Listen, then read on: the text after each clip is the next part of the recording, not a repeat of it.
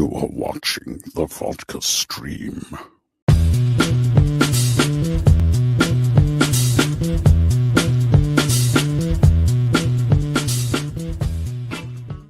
What is happening, everybody? What is going on? It is Friday. Let's turn on that. Is that on? Yeah, it's on. All right, we're good. Cheers, everybody. We've made it to 2024. Oh my God. Look at that. I know it's already like almost halfway through the first month, but naturally last week, of course, I was fighting off that sickness that I had. I was down with the sickness, so did not do a vodka stream last Friday, even though I was like, yeah, maybe I could, because I was feeling better. But then I went, nah, better not. And that was weird. It was a weird Friday last Friday because it felt like a Tuesday, because I ended up recording some videos, and I was in bed. I was in bed by like 11 o'clock. It was very odd. It was a very odd Friday evening. It just was like, wait a minute, what day is it? I don't even know what day it is. It doesn't even make sense what was happening last week, but it's what happens sometimes. Start off the new year with a sickness. That's what happens. But yeah, I'm good now. Still have a little bit of a cough, but not too bad. It's not that bad at all. But anyways, cheers, guys. Got the vodka. So of course, naturally, start asking some questions here. Start asking some questions, and we'll get right into it. All right. Get right into it. You want to just do that and start asking whatever you want to ask, and let's see who's out there. Of course, we got Phil right here. Supergirl, I know, right? We'll be talking about Supergirl for sure tonight. Yes. And let's see, I don't know what you're trying to say there, Ian, but hey, we got Jason right here. Good to see you. Fear Jason saying hello to everybody. We got Eleanor right here. What's up? A bit late, but all the best. Yeah, that's right. Let's see here. Did I retweet the freaking thing? Yeah. All right. Yeah. Hold on a sec. All right. Yeah, I think we're good. We're good. It's the first one of the year, so it's not gonna be that many not many things that are gonna be happening. All right. What's going on, Mr. Axel? Good to see you. What I'm trying to think, like, what is WSG? Sometimes I don't know. Oh, what's good? Okay, what's good? I think maybe Ian, you already been drinking, possibly. Who knows? What's going on, Stephanie T? Good to see you. Good to see you. Yes, indeed. Thank you. Yes, I'm feeling good. It was a normal week. So Naval, yes. Hey, nice to see a drink in your hand. Exactly, man. So definitely gonna be drinking. What's up, Adrian? All right, cool. Good to see you. So that's what that means. What's good? But before we like I said, start asking your questions. But just wanted to talk on the first off, there's I was just thinking about like some of the things that have already like happened in the past couple of days when it comes to at least the movie world and whatnot. But I know like one of the biggest things that that people were talking about was the whole Maya Goth thing. And am I the only one that didn't know that she had a baby with Shia LaBeouf? When did that happen? I'm totally out of the loop on that. When they're together? I mean, what's happening when it comes to that? Am I hearing this right? Like they have a baby together? What the hell? But I know that was like the thing that came out like a few hours ago, was the fact that some background actor. Yeah, I know. Right. I'm totally, Phil, same thing. I'm like, they have a baby together. And I was like, because I saw somebody comment about that. And then I went, what the hell? And then I saw Shia LaBeouf was also trending after this news came out. And then there was like a picture of him somewhere where he had a child on his back, like in one of those carrying things, like on his back. And I went, wait a minute. They're what? I had no idea. So yeah, apparently that's like a whole big thing. But yeah, there's like a lawsuit that's coming out on her. She's being sued for allegedly kicking a background actor on the set of Maxine. So and she basically taunted and mocked and belittled him, daring him to do anything about it. So I don't know if she's just like doing some method acting stuff or just letting that inner psycho out, because let's face it, she has let that inner psycho out when it comes to some of the roles that I haven't really got into the whole X movies and whatnot, but I did see Infinity Pool, and I could totally see why people would want her as Harley Quinn. But yeah, I mean, I had no idea that her and were like actually a thing. I can never spell his name correctly, but I was like totally just like, huh? Wait, no. Yeah. Shia LaBeouf, they're married, apparently. Because I was just looking up, it says page 6 right here. Shia LaBeouf's wife, my Goth, sued by Movie Extra. So I'm like, holy crap, this is insane. And this is the video, like, yeah, he was, this is their, I'm like, when the hell did this happen, man? This is totally weird. Look at this. That's their kid right there. That is their kid right there at Universal Studios, apparently. It's like, what the, like, I don't even know when this happened. And I know, like, Shia LaBeouf, like, all of a sudden he's like now like a man of God trying to be like a preacher or a priest or some shit like that. I mean, they're both looking pretty Looney Tunes, but what the hell? I just had no idea. It was like all news to me. It was just pretty damn crazy right there. Just pretty damn crazy. But hey, you know, what can you do? Nothing wrong with that. But so there you go. If anybody didn't know that, I mean, I know some people didn't, but yeah, you know, it's just pretty nuts. All right, hold on. Let's start off with Skate right here. Skate and Geek Out. What time period would you like to see for the next Prey Predator? Good question. I know a lot of people have been wondering about like the sequel to Prey, which Prey was absolutely amazing, and I think a lot of us really dug the concept of, you know, the time period that they chose with there, very primitive. So obviously we have to get a little less primitive, maybe like the Revolutionary War type, you know, maybe more medieval, like where they have knights and swords and all that stuff. Maybe they could have like the next one be in like the medieval times a little bit there. That could be pretty cool, especially if there's like stories of, you know, mythical creatures and whatnot, and the Predator can be one of those mythical creatures. I don't know. They could do something like that. Maybe something like that when it comes to medieval times. I think that would be pretty sweet. I think that'd be pretty cool. Nothing movie related, but have you ever dealt with a nosy neighbor? Yes, I have. I'm dealing with that now, and I want to tear my hair out. I wonder, okay, what exactly is happening with this noisy neighbor? My neighbor currently, well, I mean, I've had some noisy neighbors, but nothing like too bad where I wanted to tear my hair out. My neighbor now, she's a little cuckoo cachoo, I should say. And I don't want to say it too loud because, you know, thin walls and everything. So, but she would every now and again just like open the door and start yelling, just yelling, just yelling.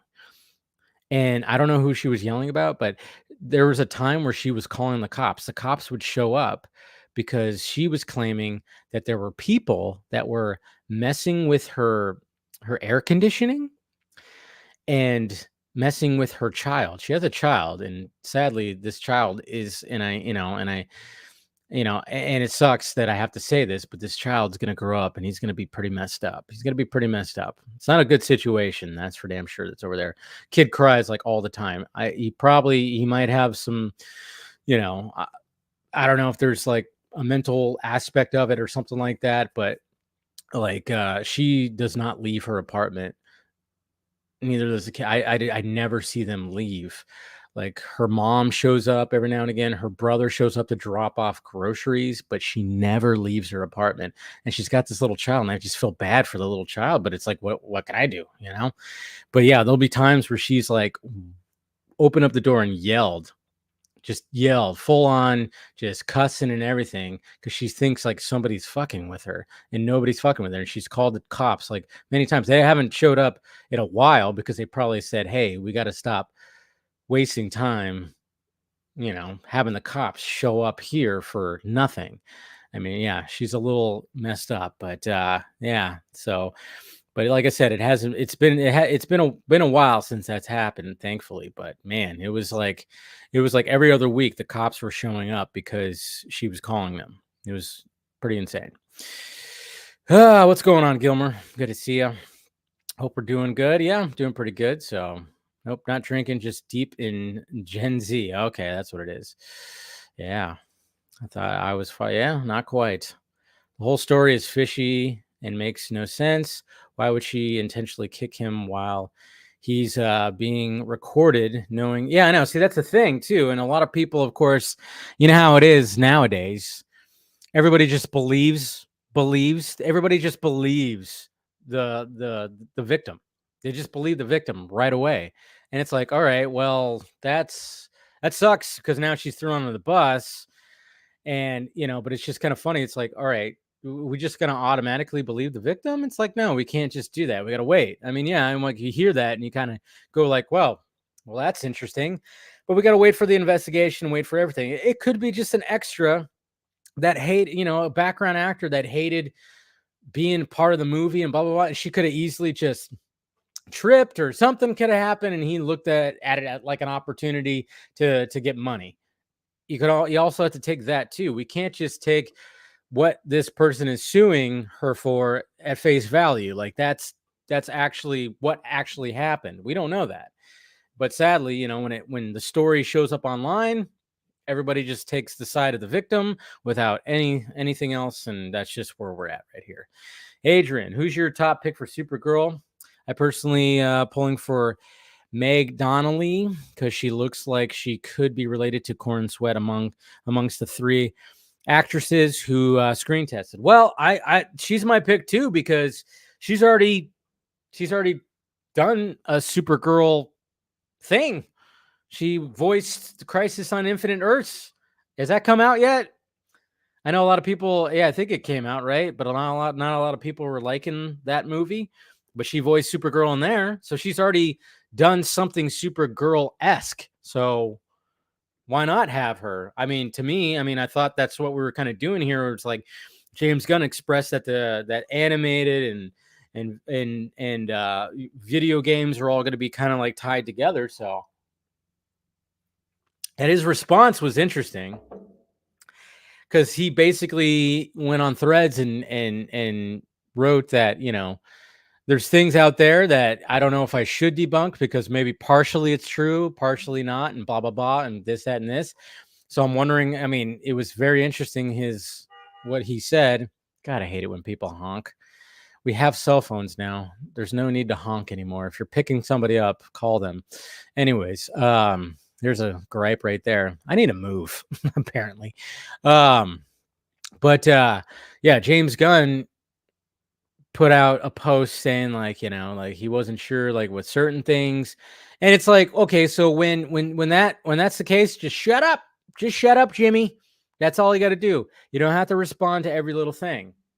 And I think he's going to start realizing that. And I think one of the things, like when Superman Legacy does go into production, he's just going to totally not answer a lot of things, which I know some of it's good, but some of it's bad. But it's like, and depending on how you feel about the dude, you want him to either shut up or keep talking. Me, I like it when he debunked the scoops, but he doesn't need to respond to like everyone. That's the thing.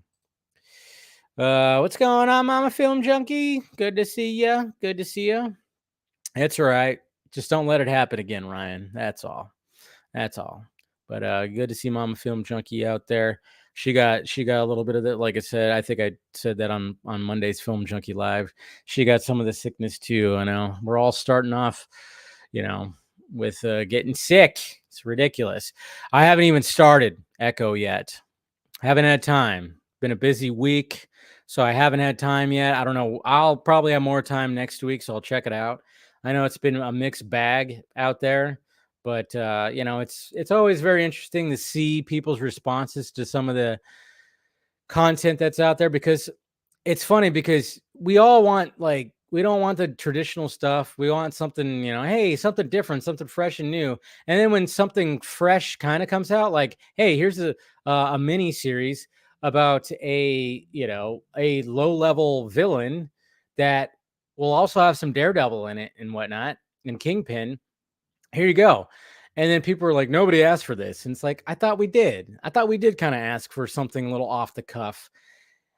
It's like, okay, do we want just like the big spectacle, or do we want some, some of this right here? So, I mean, some of the stuff that I saw looked kind of cool, but I know it's not going to be perfect, but I don't know. There's just like, it just seems like there's always people that are like, man, Marvel needs to break the mold. They need to stop like, doing like these TV series or movies that just lead into the next movie. And then I'll see somebody post, well, that was a waste of time. It's like, all right.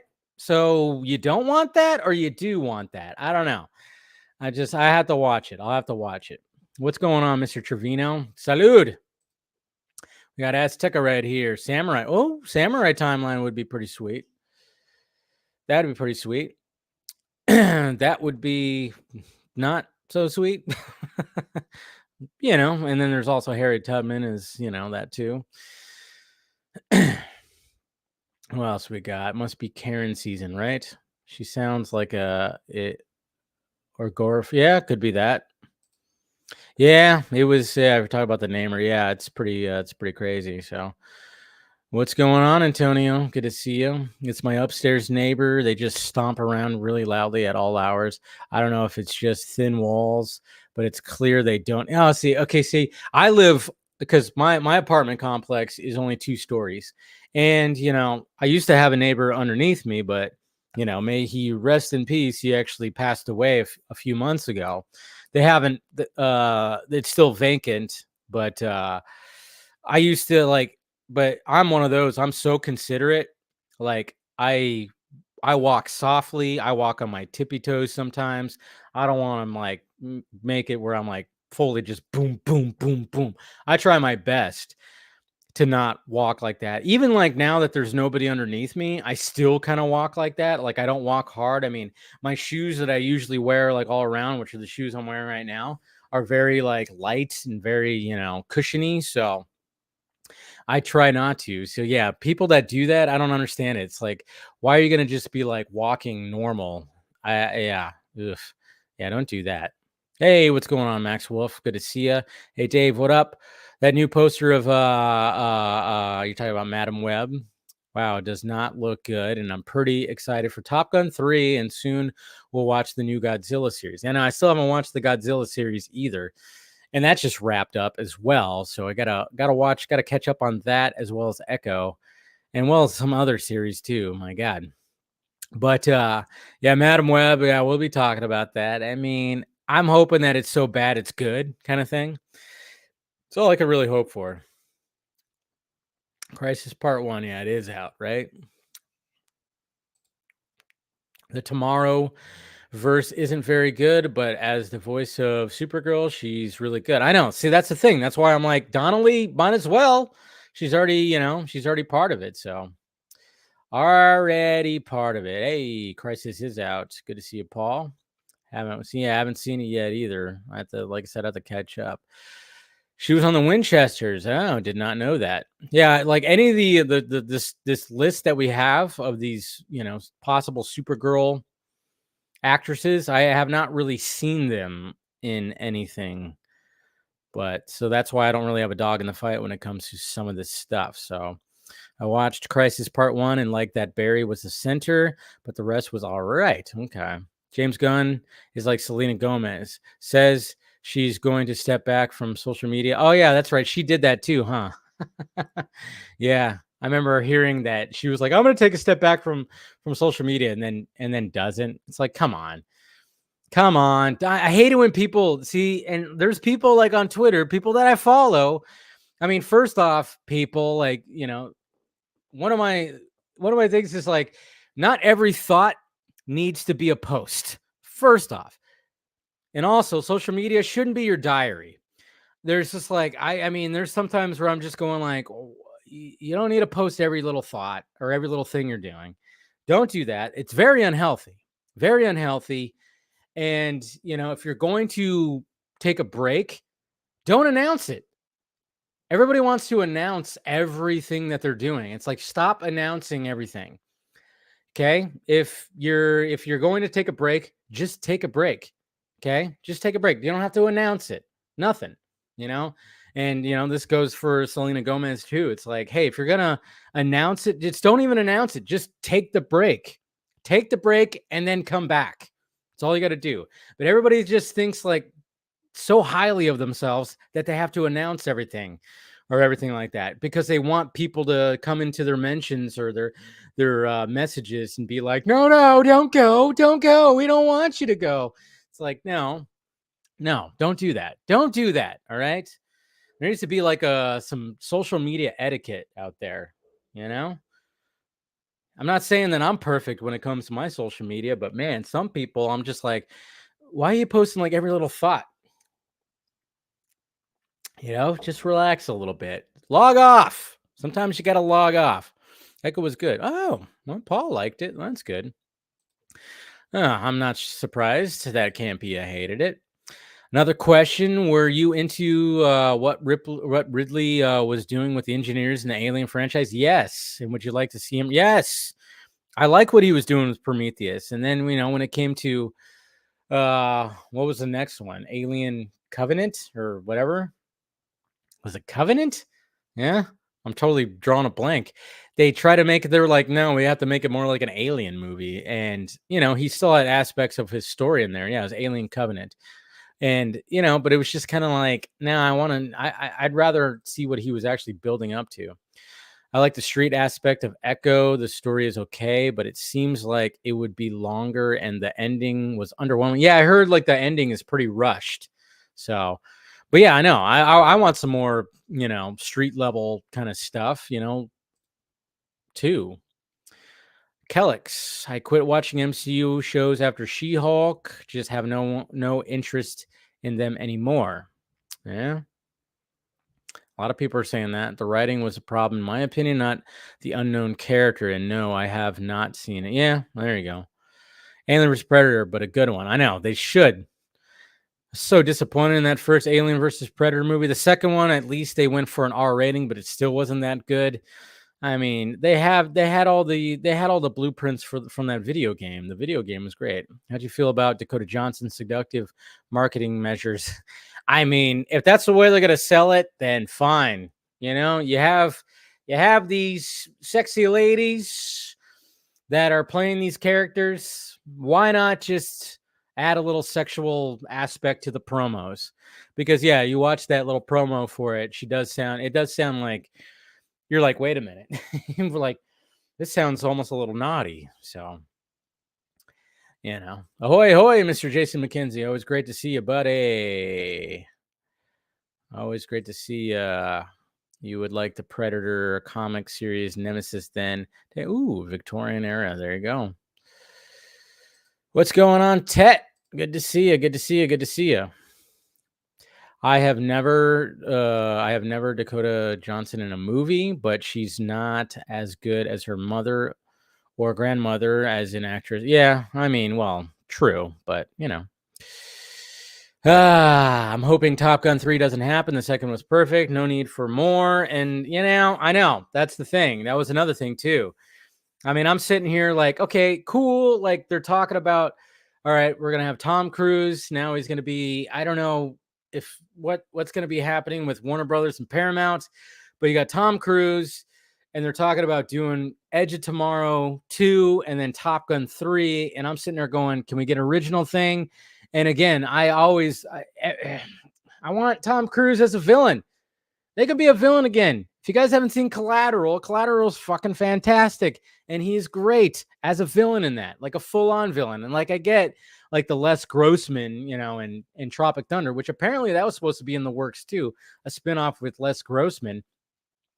But, and I get he was kind of like the villain in that too, but that was comedic. I want like an actual Tom. I mean, and of course, he like Interview with the Vampire. I mean, he was a villain in there too.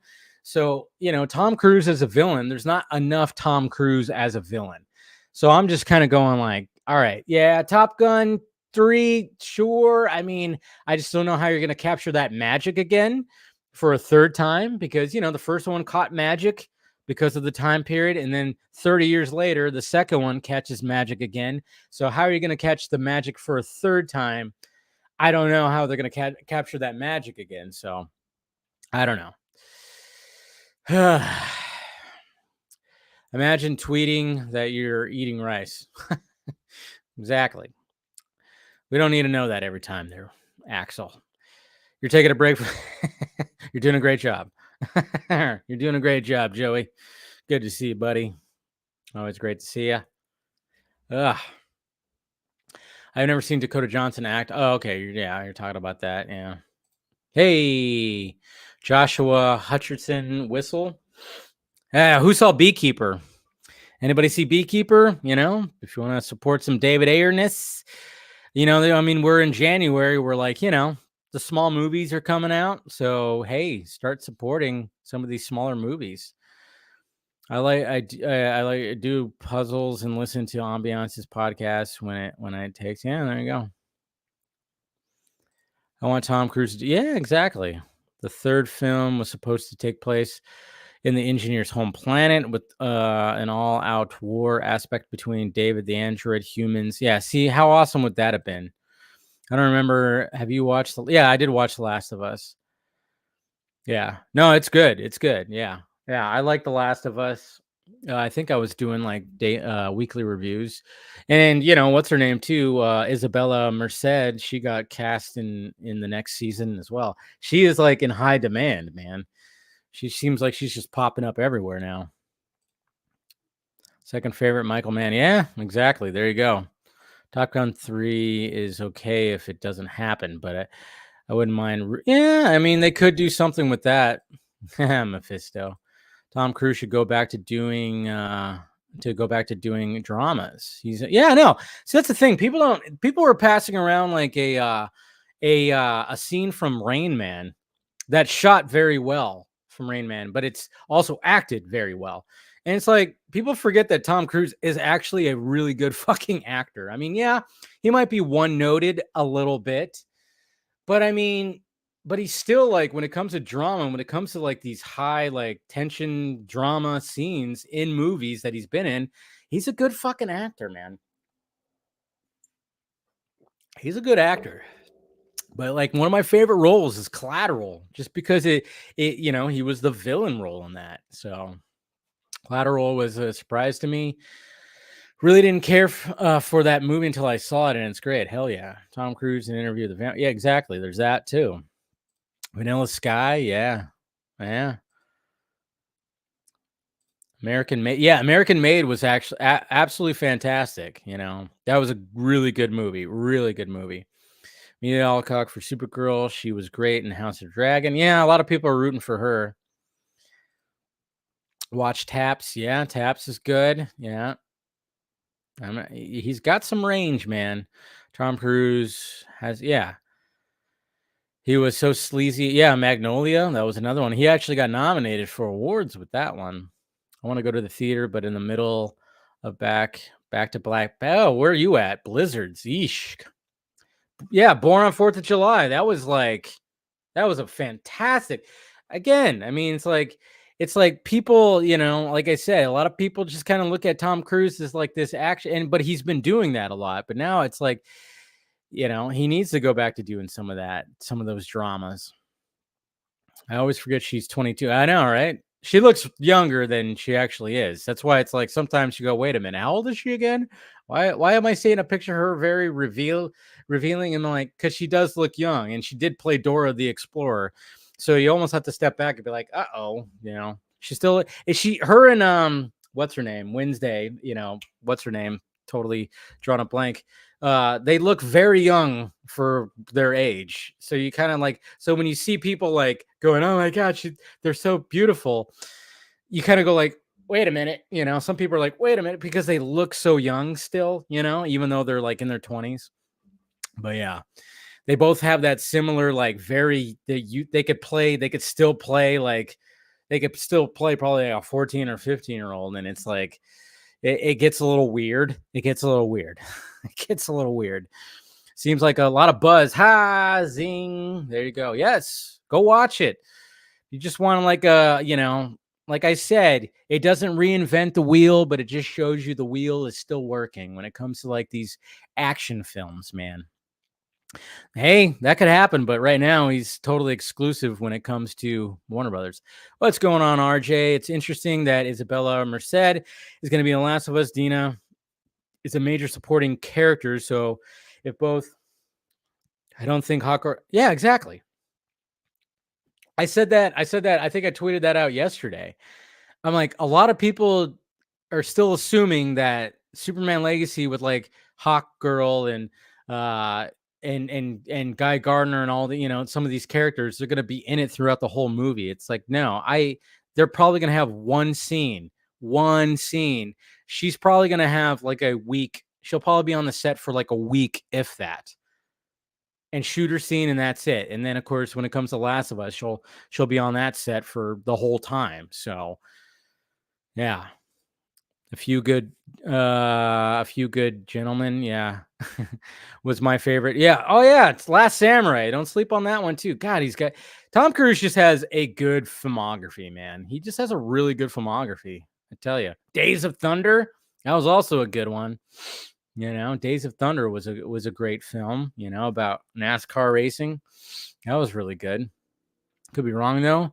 They're both, yeah, but I don't see her being in it that much. Top Gun 3 should be a family film with Jennifer Connelly and her daughter while teaching. Yeah, they could do something like that. Ah, you're in Iowa, yeah, up north. Yeah. Jenna Ortega, there you go. I know, I just totally Jenna Ortega, yeah. I just totally blanked on her. But like her and Isabella, it just looked really young, but they're like in their 20s. And it always just like shocks, like, oh yeah, I forget. Legacy is filming March and July. Yeah. But like I said, she's not gonna be in it that much.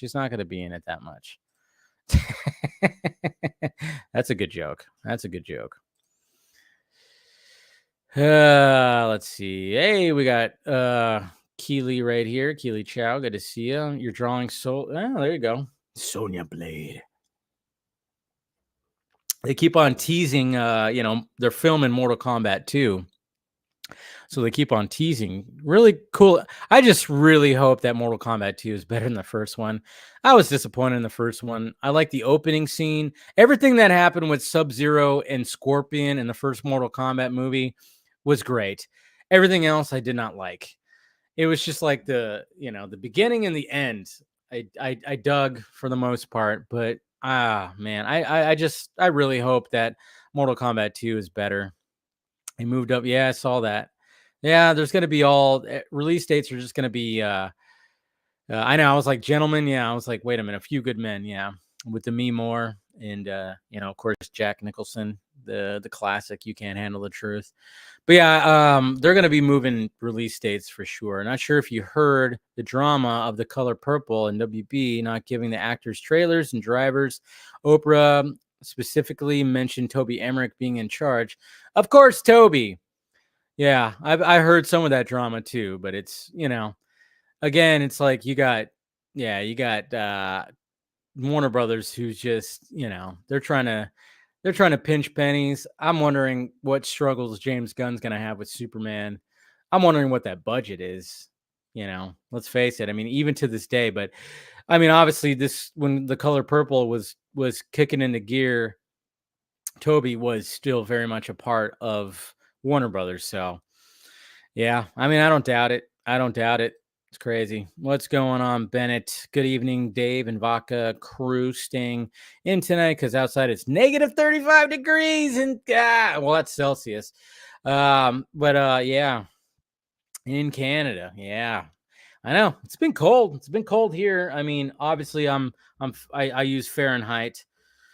But you know, it's when it comes to Fahrenheit right now, it is 50 degrees out, but it's got like there's just like a chill. There's like a chilly, like, you know, little breeze that's right there. So Defenders is canon, baby. Yeah, everything's canon. Scorpion was barely in it. Yeah, but I mean, like he was the best part of the whole fucking thing. Monarch season finale is really good. Yeah, I keep hearing about that. Carl Urban as Johnny Cage. Yeah, I'm still I still have to be convinced about that. As much as I love Carl Urban, I just don't know him as Johnny Cage. I just don't see it. But I like him, so I guess we'll see. Really wish they would make another Dread. I know. Dread is so good. Dread is so freaking good, man. I tell you. And Alex Garland had a hand in that too, by the way. Woof. Drinking that vodka. Ay. So he was in control. Oh, yeah, he was still in control. Speaking of the cold, have you seen Society of the Snow yet? No, I have not. Such a great movie. Oh, yeah, I've heard about that. Yeah, I've heard about that. It's on Netflix, right? That's another one that's on the list, right? For MK2, they need to hire a combat director. Yeah, I know, right? Yeah, they need to get somebody from Asia in there. They need to get some Asian cinema is what I was gonna say. They need to get somebody in there, man. Like, Jesus Christ. I just worry that Mortal Kombat 2 is just not it's gonna be, underwhelming. I'm not saying that everything was bad when it came to the first Mortal Kombat movie that came out, but I would say about 20-25% of the movie I enjoyed, and the rest of it I was like, Tom did Night and Day. That was also a good movie. Again, it's hard for me to even think. I'm like trying to think, what's a bad Tom Cruise movie? Has he had a bad movie? I'm trying to think of like what's a bad Tom Cruise movie. I love all the Mission Impossibles, even Mission Impossible 2, which I will defend all the time. And if Stephen Colbert was here, he would be right there with me. We love that movie. All the Mission Impossibles are good. I mean, I'm trying to think of like what's a bad Tom Cruise movie. What is a bad Tom Cruise movie? Jack Reacher? Even that worked for me. The fight scenes were good. I know he didn't fit the character, but Glenn Powell could probably pull off. Yeah. Oh, I like that, Ian. I think he would.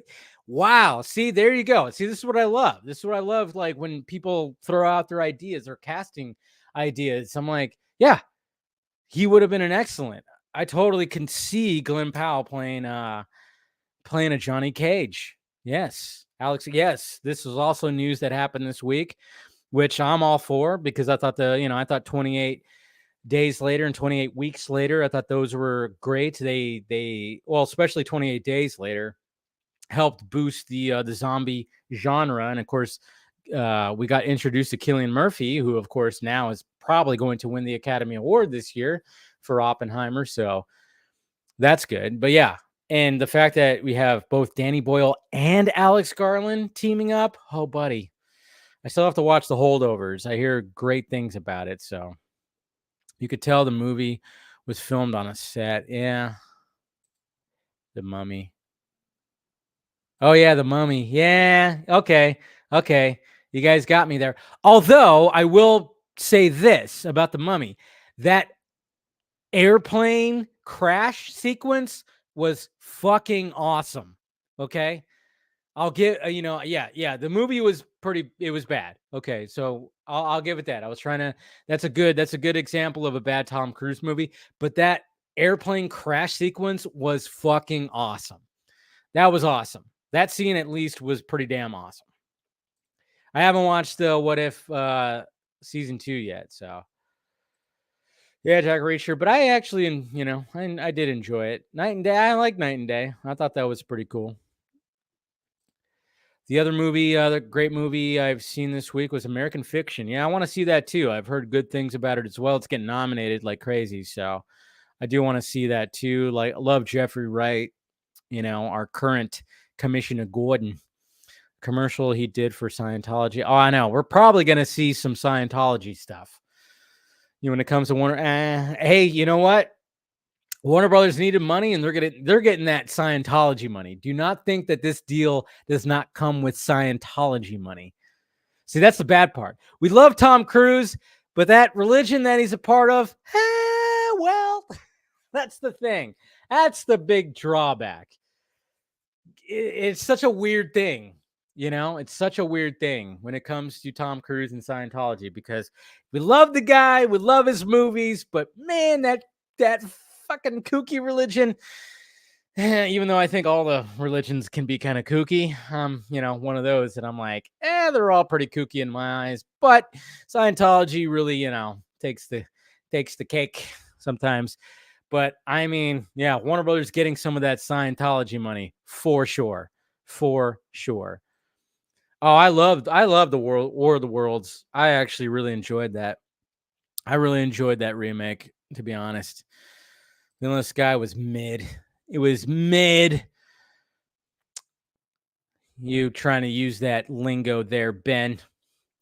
I mean, I thought it was more than mid, I guess you could say. What If season 2 was okay? Yeah. Yes, The Mummy was pretty bad. It was pretty bad. Antonio Baker, yeah, you're talking to him. Did you see the Dolph Lundgren interview, being disappointed in Aquaman 2 and how they reduced his role? Oh, yeah. Yeah, I mean, they reduced his role. I mean, that's the thing. Okay, here's a little tea right here. I'll give you guys a little tea just because why the fuck not? Usually I do this on the members only stream, but since, there's not going to be a members only stream until next Wednesday, but here's a little tea. Here's a little vodka. Here's a little vodka for you. Aquaman 2 was such a mess when it came to the reshoots. And I've told you guys time and time again that James Wan was not part of most of the reshoots. Like, he might have been part of like maybe the first round, but I don't know if he was around for the second round and then the third round. And it was Peter Safran and Jason Momoa that was mainly in charge of the reshoots. I know all the James Gunn haters always want to say that it was James Gunn. It's like, no, I think James Gunn maybe gave some notes, and who knows if that even went through. But I know there's like always those people that just always want to immediately blame James Gunn because they hate the guy so much. But I always had to be like, no, Peter Safran. It's Peter Safran's movie, and it was Jason Momoa. I actually heard that it caused some conflict between Momoa and Wan, to the point where I don't think James Wan's ever going to work with Jason Momoa again, kind of thing. I don't know. Like I said, take that with a grain of salt. But yeah, I mean, I could see Lundgren saying that for sure. I could totally see that. So, but they reduced like everybody's scenes in that, Tom is an asshole. He hasn't seen his daughter in like a decade because, there's that whole thing too. It's like, the daughter that he had with Katie Holmes, right? See, that's the thing. It's like, it's such a weird thing where you have to, a lot of us just kind of separate the artist from the person kind of thing. It's like, I enjoy his movies, but in real life, I'm like, this guy, what is going on with this guy? Yeesh. Say what you want about the man, but the movie star, that's the thing. It's like one of those things. Yeah. Tom Cruise it's interesting. Yeah, I mean, apparently what people were saying was like they actually did intend it to be a two-parter, but I'm like, I like the first one just as a one-off. Lundgren definitely had a bigger role. Yeah. Yeah, and it was funny too because even watching Dolph Lundgren in there, when he was moving around in his armor, he looks so awkward. It looks so freaking awkward, man. Yeah, and Manta was the best part of the freaking movie. Yaya was the best part of Aquaman 2. I think Edge of Tomorrow 2 is a great one-off. Yeah, see, I'm right there with you. I'm totally right there with you. So, counting down the days when Momoa and Gunn say he's Lobo, might have heard something about that too. But who knows? It's one of those heard from somebody, and apparently, like, that if that does happen, it's not going to happen for a long time. Did you read the new Wolverine versus Predator series? I did not. I didn't know that was actually a thing. It would make a great movie. Interesting. Okay. Yeah, I mean, who knows? I mean, I'm not trying to say Momoa. I'm trying to throw him under the bus. Like I said, I mean, take it with a grain of salt. Who knows if it's all true? It's not. Nothing's ever 100% true of things that I hear from my buddy that's like in that world. But I mean, but I've been saying that like, and you could see it.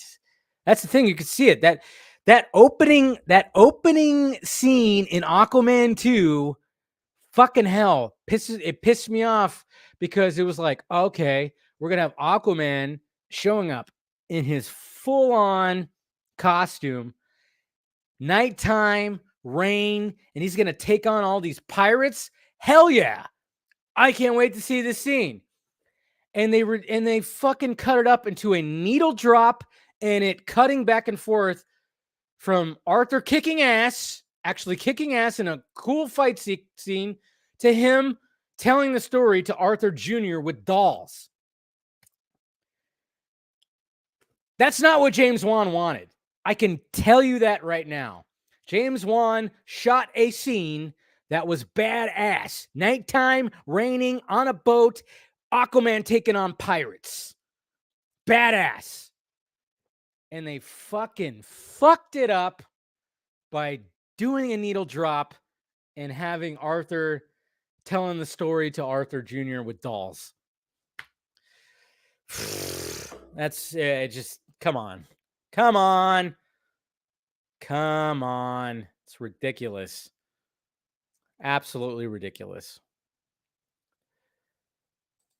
Dude, the guy's like 75 years old.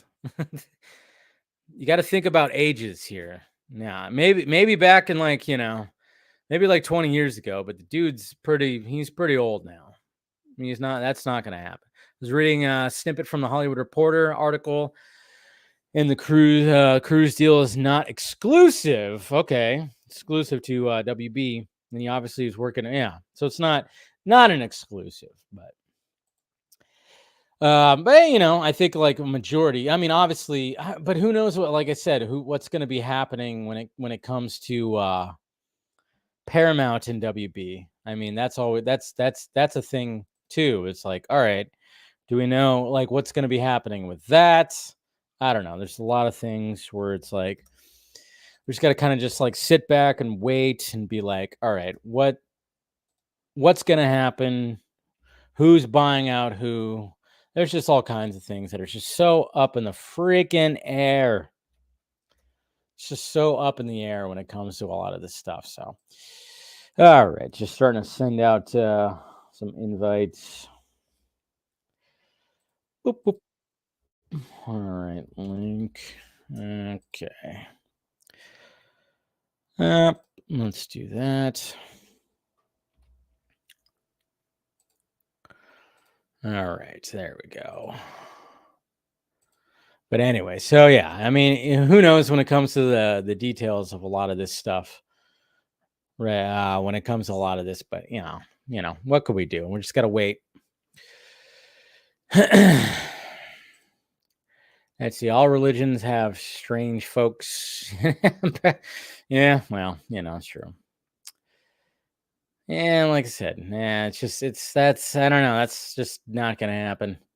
I've never realized reshoots with some rando director happen all the time. It's not so much that it's the rando director. I mean, this happened with Birds of Prey. I mean, Birds of Prey. Margot Robbie was also kind of like, she was heading some of those reshoots as well. And it's funny because that's like a big no-no, because if you're not part of the Directors Guild, you're not supposed to be doing something like that. I don't know. It's, again, who knows when it comes to a lot of this stuff. But, it's just, I mean, I could totally understand why James Wan didn't want to keep on doing it. He probably was. I mean, he runs a production company. He's got like 2 or 3 movies that are lined up after this whole thing. I mean, I would not be surprised if James Wan decides to not do one of these big blockbusters again, because he's done 3 now. He did Furious 7, which was, he handled the whole Paul Walker thing well. I mean, that had to be like totally stressful and totally just, how do you how do you send off Paul Walker during all that? So he handled that well. And then of course the first Aquaman probably was easier. And then when it came to the second Aquaman, who God knows what he just, I hate to even say it, but I kind of, yeah, I mean, that's the thing. It's like, I'm kind of with you. Like, I'm nothing against you, Jason Momoa, but I'm kind of like, just like, what are you going to do next now, pal? Is it going to be Lobo? I mean, what's going to be happening? What's going to be happening? What's going on, Kenneth? Hey, Davey. Very excited to see who will play Supergirl. The DCU, Melissa Benoist will always be my favorite Supergirl in live action. She embodied the character. Yeah, I mean, I didn't really get into the Supergirl show, but for the most part, I mean, the things that I did see her in, I thought she was pretty great. So can't wait to hear James Wan's. I know. That's what I want to see. Yeah, I mean, nothing wrong with avoiding it. Nothing wrong with avoiding it. It wasn't terrible, but it wasn't also, good either. WB is apparently just now 35. Yeah, I mean, that's why they're getting some of that Scientology money from Tom Cruise. Juan is going over to Universal to make, yes, I know. And I'm sure James Wan's like, oh God, I can't wait to get back to just what I know what to do, and nobody's gonna fuck with me. I mean, that's the thing.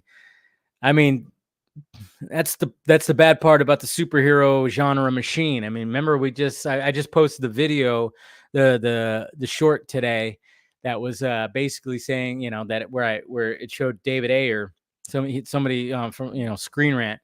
They were interviewing him, and they were asking, like, what would you give like filmmakers now when it comes to the superhero genre? And the fact that he started off by saying run, as a joke. I mean, let's face it. The superhero genre like got so big. The machine got so big, and it got to the point where it's like, they're not allowed. And this is what I'm hoping that James Gunn is going to do when it comes to DC Studios. And of course, that's what he's promising, is just the fact that it's like, let these filmmakers do their movies. Let them do the movies. And, so Jeff Schneider just tweeted, Foggy and Karen are back. Yeah, I wouldn't be surprised now that everything's canon. Even though I can't stand Jeff Snyder, he has me blocked on Twitter for a reason, because I made fun of him big time when he like lost his mind. One of the many times he's lost his mind. How is that guy even still, anything? Did James Wan do press? I don't remember. Yeah, he did some before the strike ended. Valkyrie and Cruz. Yeah. Oh yeah. Valkyrie. Yeah. I don't think I saw that, to be honest. Yeah, it's making the rounds via breaking news. Yeah, as they should, and just shows you that the MCU are, hey, they're listening to the people, which is good. They're making all that shit canon. Make it all canon. Tony movie Chappie D9 Neil Blomkamp fan. What's happening? Yeah. Speaking of Neil Blomkamp, I thought he did a good job with Gran Turismo. I was very pleasantly surprised by that movie. Oh, okay. And then the last thing, this will be the last one. Thoughts on Nathan Fillion as an actor? I don't mind him. I think he's fine. I never like looked at him and been like, I can't stand that Nathan Fillion. I think he'll be all right as Guy Gardner. Trying to think of like, I mean, obviously he's had like numerous like just like little character roles. I think the first thing I saw him, wasn't he in Two Guys, a Girl, in a Pizza Place with Ryan Reynolds back in like the early 2000s? Was he in that? I think he was in that. I think he showed up. It was like the first time I saw him in that, but I don't have a problem with the guy. I really don't. So, anyways, all right. Well, here's the last of my vodka. Yummies. All right. So let's go ahead and start bringing some peeps in here. All right. Let's see. Make sure I got that on. Display names. All right. Andy. Paul. Hey, guys. What's going on? How you guys doing today? Doing good. Doing good. Yeah. Okay. Andy, is that a hat or a do-rag, Andy? It's like a headband. Okay, Looking more of a headband. headband. All right. Well, I like it. It's nice. Thank you. It's fitting. I mean, I wore the we're rocking the S today. I wish I could say it was because I wanted to be on brand, but it was just because I'm like, oh fuck, my hair is a mess. So just that was one the closest to me. But I'm like, yeah, it's why not? Why not? Yeah. Why not? Well, happy New Year's, gentlemen. Did you guys have a good Thank New Year's? Yeah. Relatively. Yeah, no, it was good. I had a small party at the house, but nothing too crazy. No wild antics. No news reports or anything. So Yeah, no cops being called. yeah, exactly. That's good. That's good. Yeah, I mean, it was a pretty relaxing New Year's for me too. To be honest, me and the lady just stayed home. We watched Barbie. She wanted to watch it. She was like, "I got to see what the hype's about," and then she was like, "All right, I don't need to watch that again." I was like, "There you go." You know what? I liked Barbie. It's not like in my top 10, but Yeah. I recommend the movie to anyone who asks. And friends who I know aren't gonna like the movie, I tell them to like avoid it if I know that's not gonna be their cup of tea. But like other than that, like yeah, I thought it was solid. Well, you know what? I mean, the first time I watched it was during the day on a Friday where I went to the movie theaters by myself. Not exactly the best, way to watch it at first. So watching it with her, I actually enjoyed it more, to be honest. Yeah. Because, I was like, there were some jokes I forgot about. And like I said, I mean, obviously Ryan Gosling steals the scene anytime he's in a scene. So we were laughing mainly at him, like him in the way that he was. So like I said, it's not a terrible movie, but I think she wanted to see what the hype's about. And I told her, I'm like, yeah, I don't even know why it's like, everybody's like, it's the best thing ever. And I'm like, yeah. So I'm like that too, where it's like, I don't hate it, but I get it. Okay, people were like excited about it, but it just didn't hit me the way that it hit some people. It's a solid comedy. I think that's what kind of unites, the boyfriends and girlfriends going to see it together. And it's just perfect casting. Whoever did the casting for it did a really good job. I mean, obviously Margot Robbie, but like Ryan Gosling as Ken, even like the smaller roles, like the daughter of like I forget the name of the America Ferrera's character. Yes, thank you. Even she was really good, and then I guess later she was also Ahsoka in the flashbacks. Yeah, she was like the young. She was also young Gamora. That's right. Look at her. Yeah, right? she's killing it. Like it was just kind of funny because I remember when I was watching Ahsoka and when it came to was Barbie came first, and I was like, remember going like, why do I recognize that face? That face looks so familiar. And then when I looked at her IMDb, I was like, oh yeah, she was young Gamora in Infinity War. I was like, yeah. So yeah, she's been killing it, getting these big roles. We're playing young versions of characters, and then of course just being a character in Barbie. Now, she's a young talent. She's gonna be. For anyone who wants to feel old, it's been 10 years ago since her first Guardians movie came out when she first appeared. Happy New Year. There you go. But I mean, so yeah, we did that, and then we watched Gran Turismo, which I didn't catch when it first came out, and we really enjoyed that one. Fuck, Neil Blomkamp, I'm a fan. Anything that he makes, I'm all for it. So, I watched. I mean, I haven't seen Gran Turismo, but I do want to check it out because I also love. I always forget his name, but great actor, the guy who plays Jim Hopper in Stranger Things. Yeah. I know it's gonna. I hate David that. Harbour. David Harbour. Thank you. Great actor, and it looks fun. It looks like a good movie. But I like Neil Blomkamp, and like obviously District 9, but like even Elysium, which has a lot of problems. Like I've never forgotten that movie because it's a visually stunning movie. Like there's so many good themes that are done in it, like the whole idea of like the rich being like in a floating thing above Earth while Earth has just gone to shit. Like it's just like that never left my brain. So like so Neil isn't that what's happening right now? Yeah, exactly. It's aged very well. So yeah, it's essentially where we're headed. No, but I mean even Chappie was a little bit there was Chappie, and for the most part, it's like it was, it wasn't like it was kind of like, there's things I didn't really like about it, but there's things I really did. He has a unique voice and style to him. So yeah, when it comes to Blomkamp, and then anytime that I hear anything about sci-fi, I'm like, or like, oh, like if if they were going to make a cyborg movie, I'm like, oh, Neil Blomkamp would nail that shit. Mm. Or like, you know, if remember he had plans to do an alien movie, like Aliens, like to do a follow-up to Aliens, like they were going to do that whole thing, like we're like, hey, forget about Alien 3 and Alien Resurrection, let's continue like a different way. And of course there was like concept art that came out and it looked great, and I'm going, god damn, this would be freaking awesome. But that just, you know, of course. And then Fox chose Alien Covenant, and then Fox got bought up by Disney, so that shows you what happened with that studio. Damn but it. And what can you do? We got some more people coming in. We got Chris. Happy New Year. And we got Rebecca. Hey, guys. Hey. I missed the memo. I should have worn a super shirt. I know, right? I know. Everybody's like wearing our hope, the hope right now. So I've got Joker underneath, so I don't know. I used to have that shirt. That shirt. Wow. I think I found it at Target recently. So yeah. Wow, that's out. I've had that shirt like a while ago. I don't know what happened to it, but yeah, that's cool. But thank you guys for joining. How you guys doing today? Good. Happy it's the end of the week. Yeah, same here. Yeah, doing pretty well. Yeah, good.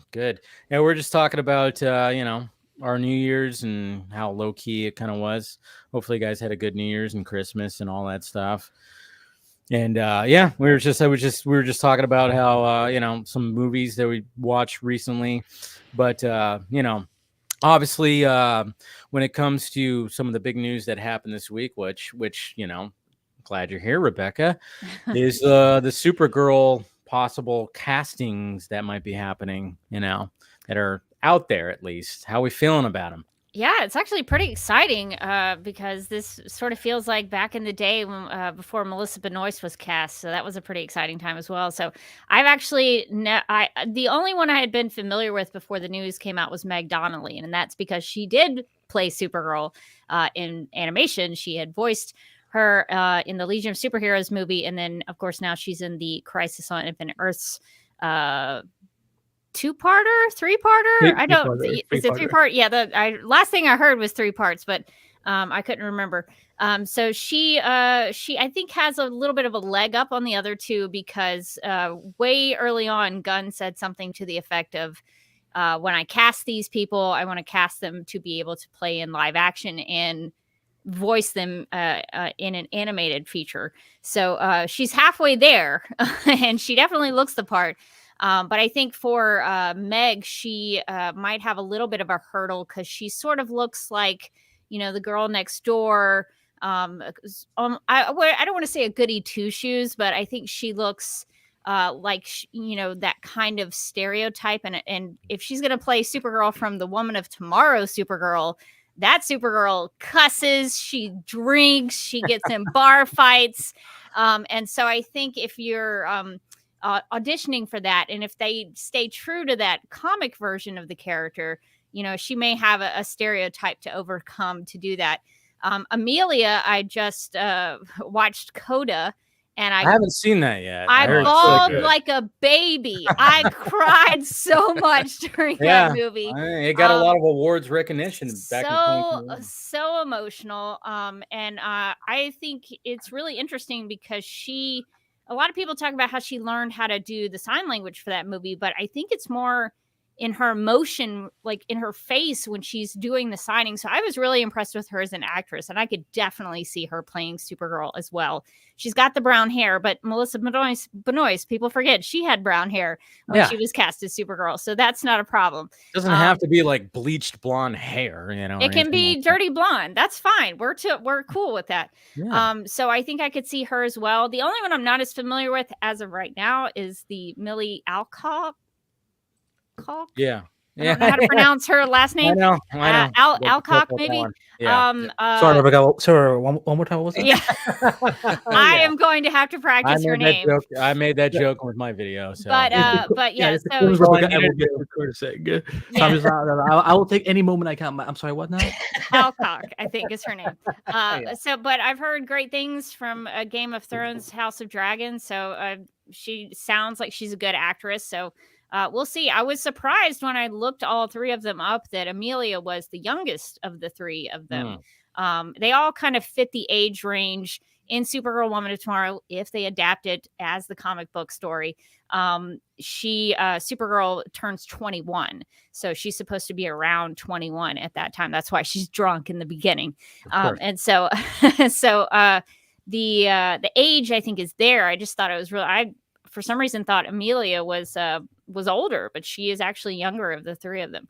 So I'm excited. I think I would be happy with either three of them, but I think because I got so emotionally invested in Coda, that has really pushed Amelia up to the top of my pick. But I think Meg probably already has a lot of Supergirl fans behind her because of her animated work, because she does do a good job voice acting Kara in those movies. So that was my first thought. I mean, like I said, I haven't seen really much of these ladies when it comes to previous, but I do want to watch Coda. I do want to like go back and watch some of that. But yeah, I thought, since she already was voiced, it's like, and then one of the things that James Gunn said, and we're gonna, of course, hey, we got Jordan right here joining up. Don't do that. Do not do Why? that. I like it. I like it when I do that. Okay. Oh. I want to see you jump like you did.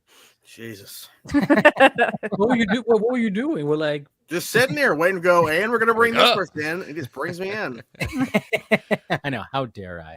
I know. How dare I? Yeah, but we're just talking about some Supergirl stuff. But James Gunn did post this yesterday where he said it's difficult to debunk stories that are fake, but with some element of truth.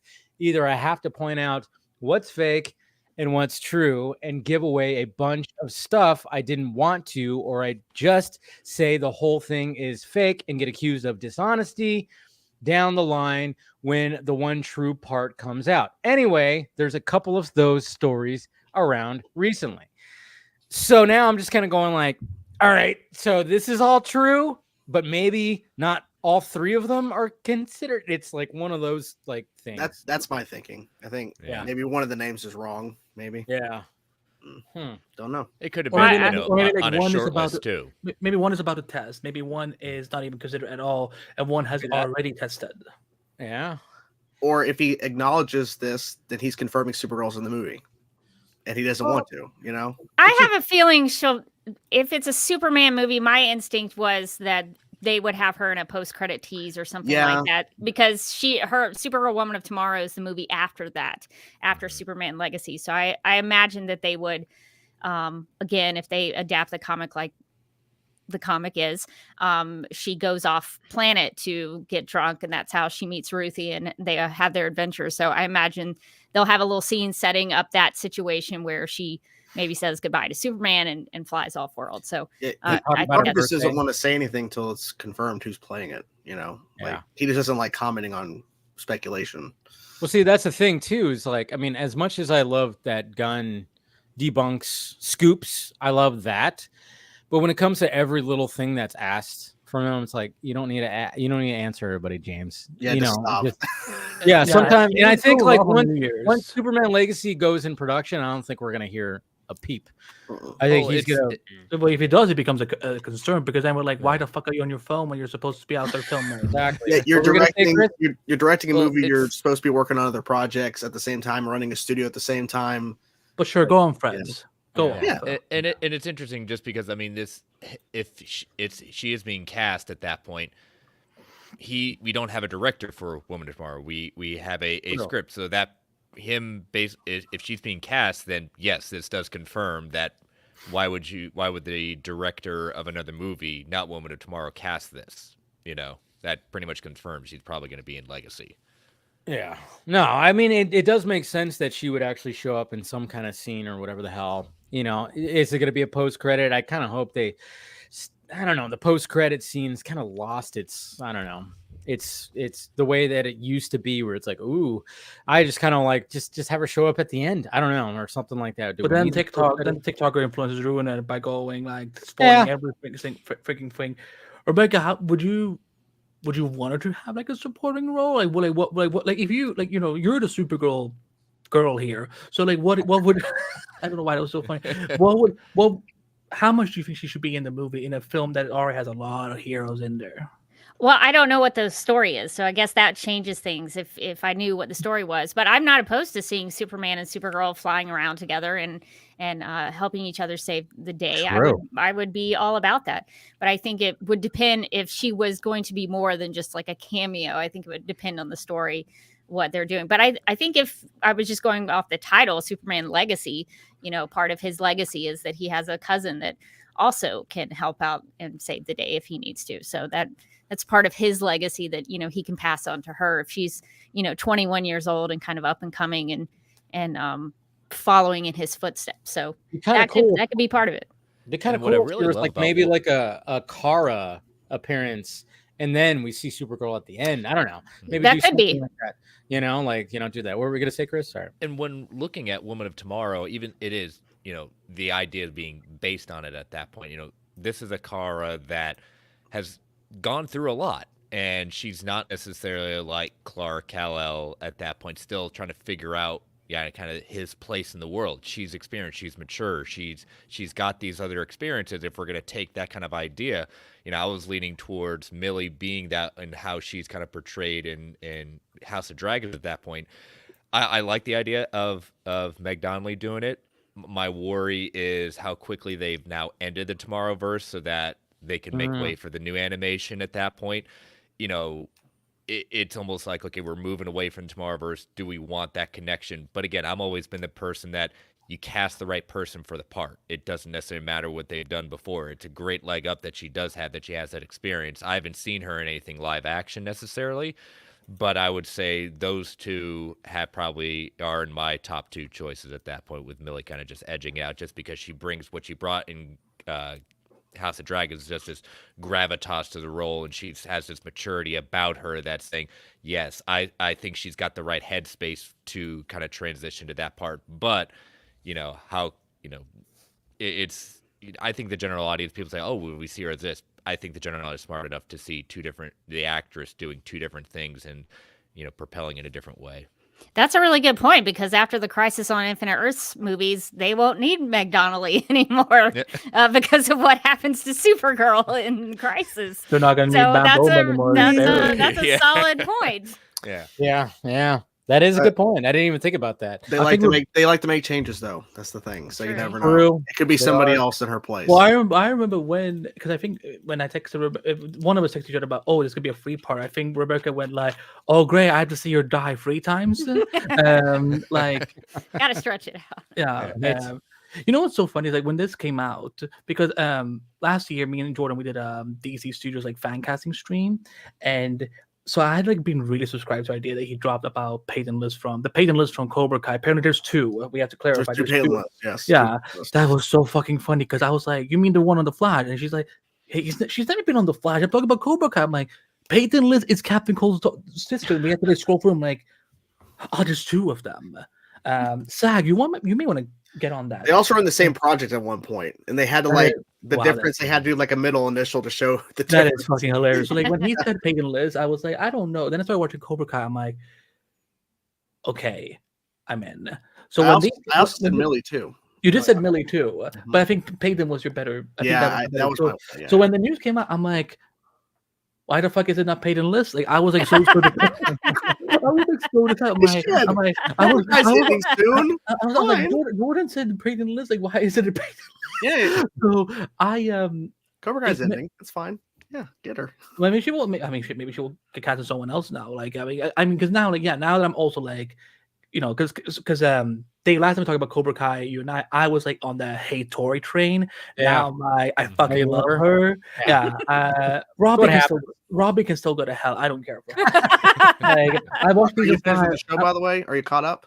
I'm caught up, and I'm just sitting like, oh, I love that show. Yeah, I'm like, oh, we're season 5. No, I was just, I'm like Miguel, you're letting Robbie get off so easily. He only tried to kill you, but fine. They're shooting season 6 right now. I know. So it's like it's 6, not 5. Yeah. Mm-hmm. So I'm personally hoping it's Meg. I've seen her a little bit on the Winchesters, and I mean she looks the part, and I think that it would be kind of fun to see for the first time someone who's voiced them in animation then get to play them in live action, and then whatever anime projects they would do with the DCU. So I haven't seen the 2 other ones. I know one is Game of Thrones type of person. Millie, I don't Millie. Yeah, I haven't really gotten her eyes kind of scare me. I'm not gonna lie. So she has a very like that kind of face where it's like, whoa. But I'm sure she's a great actor. I'm sure she's a great actor. She's great. Like look has nothing to do with it. I was just like me. I'm like, it looks a little cold, but yeah, a little cold. But we got Travis joining in right now. I think Travis is like Supergirl with that hair that he's growing right there. That's the thing. I'm the fourth name. No one knows that I'm going real You're taking hard. A whole different direction. You're really the among the mix. You're in the mix too. That's the name that Gunn didn't want to say. He's like, oh, there's names, not on here. That's but why he didn't want to respond. Yeah. He's like, uh-oh. Yeah, no, I'm the same as well. First of all, happy Friday, everyone. Have good weekend and stuff like that. Good, nice to be here for the first Vodka stream of the new year. So it's always a good time. But no, I'm in Chris's thinking where just because this is Supergirl that's been through some shit, I think Millie is like the obvious choice, and I also think it's the Warner Brothers choice because I think if they don't get her, another big company's gonna. Because after House of Dragon, she was on everyone's hit list of, oh, we got to put her in this role, whether it's Sony, Marvel, MCU, or Star Wars. Like I think she's a young enough actress that has a profile. Plus, she already has like a semi-relationship. It's over already because she's out of House of Dragons, but still, I just feel like they want to lock her.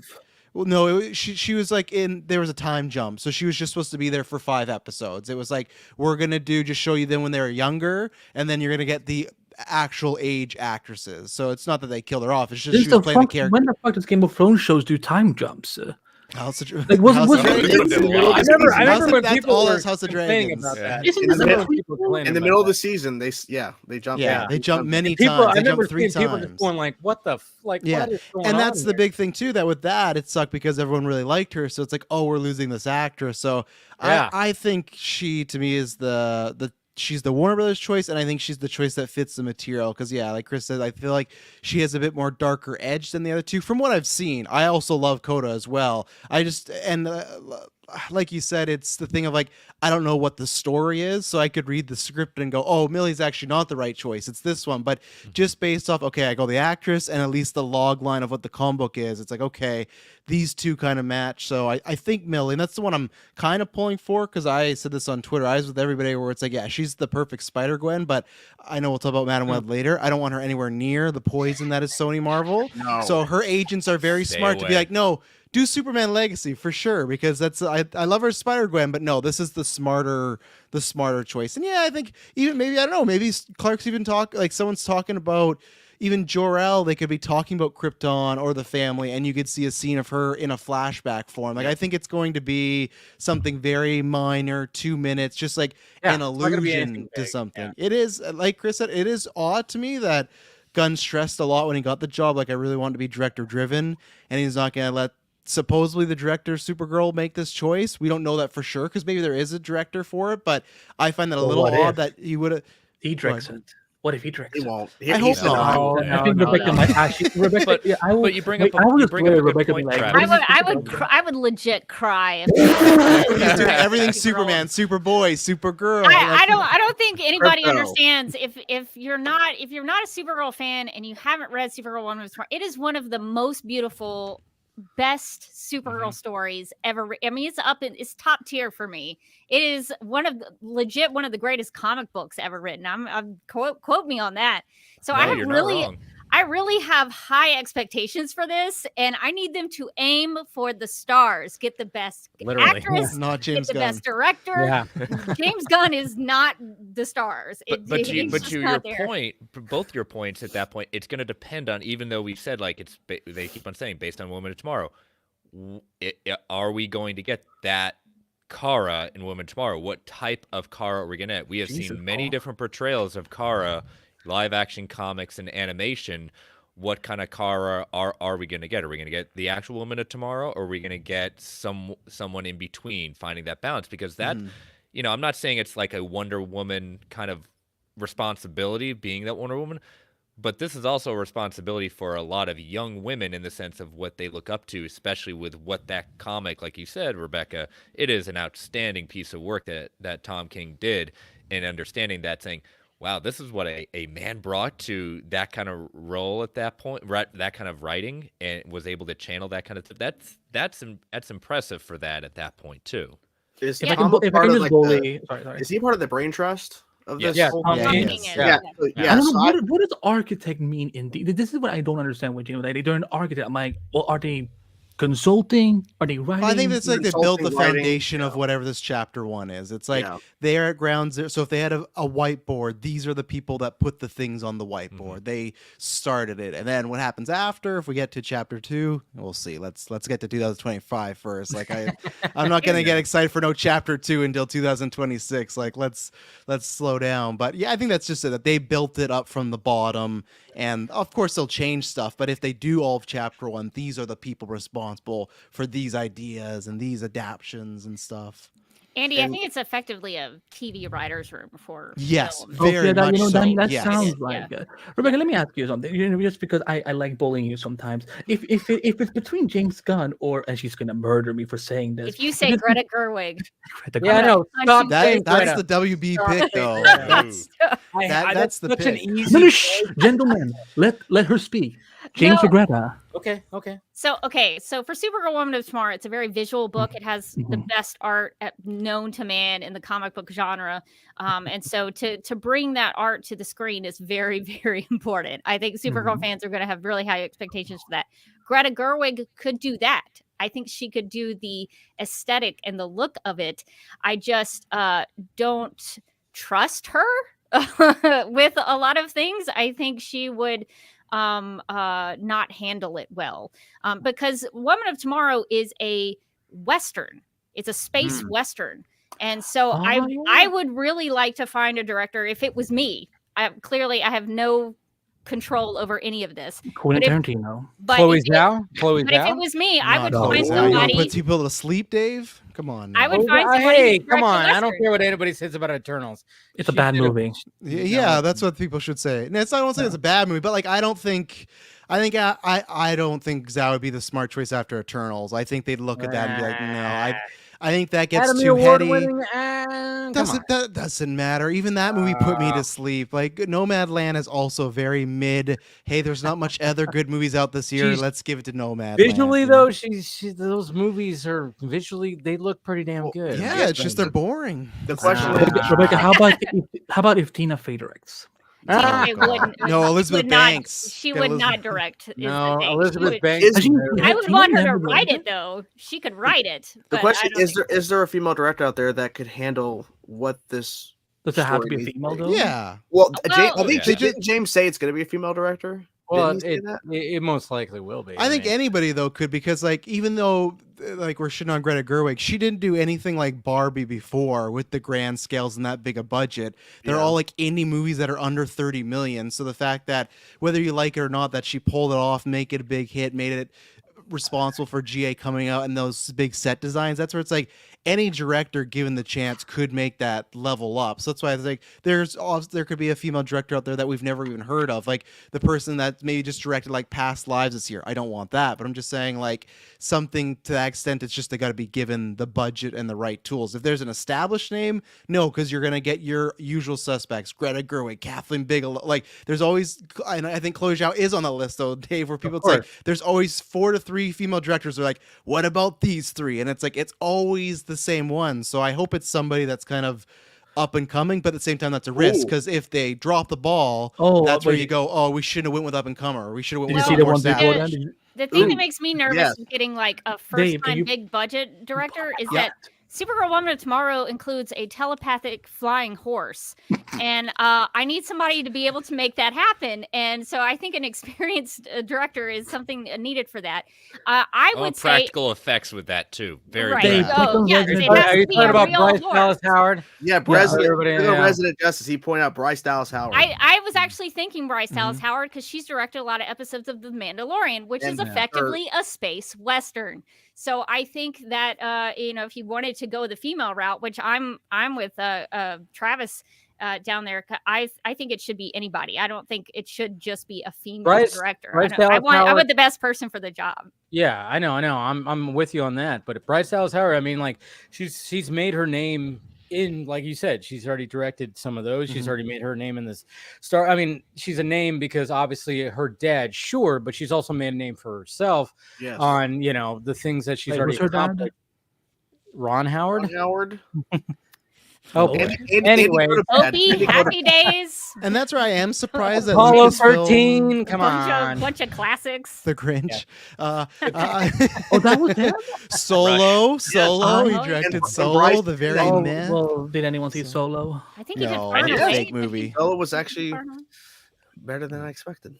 Yeah. No. I beg your actual fucking too much pardon. hate. I'm sorry, Jordan. What was that? Yeah. You think that was a good movie? It's not a good movie. It's a mess. Solo was so bad that it scared Lucasfilm away from the Star Wars story movies. Like, we can't do this ever again. Look at this mess, We can't use the word anthology anymore. Yeah. No, with her, I'm just surprised that Lucasfilm hasn't given her a series or a movie to direct yet.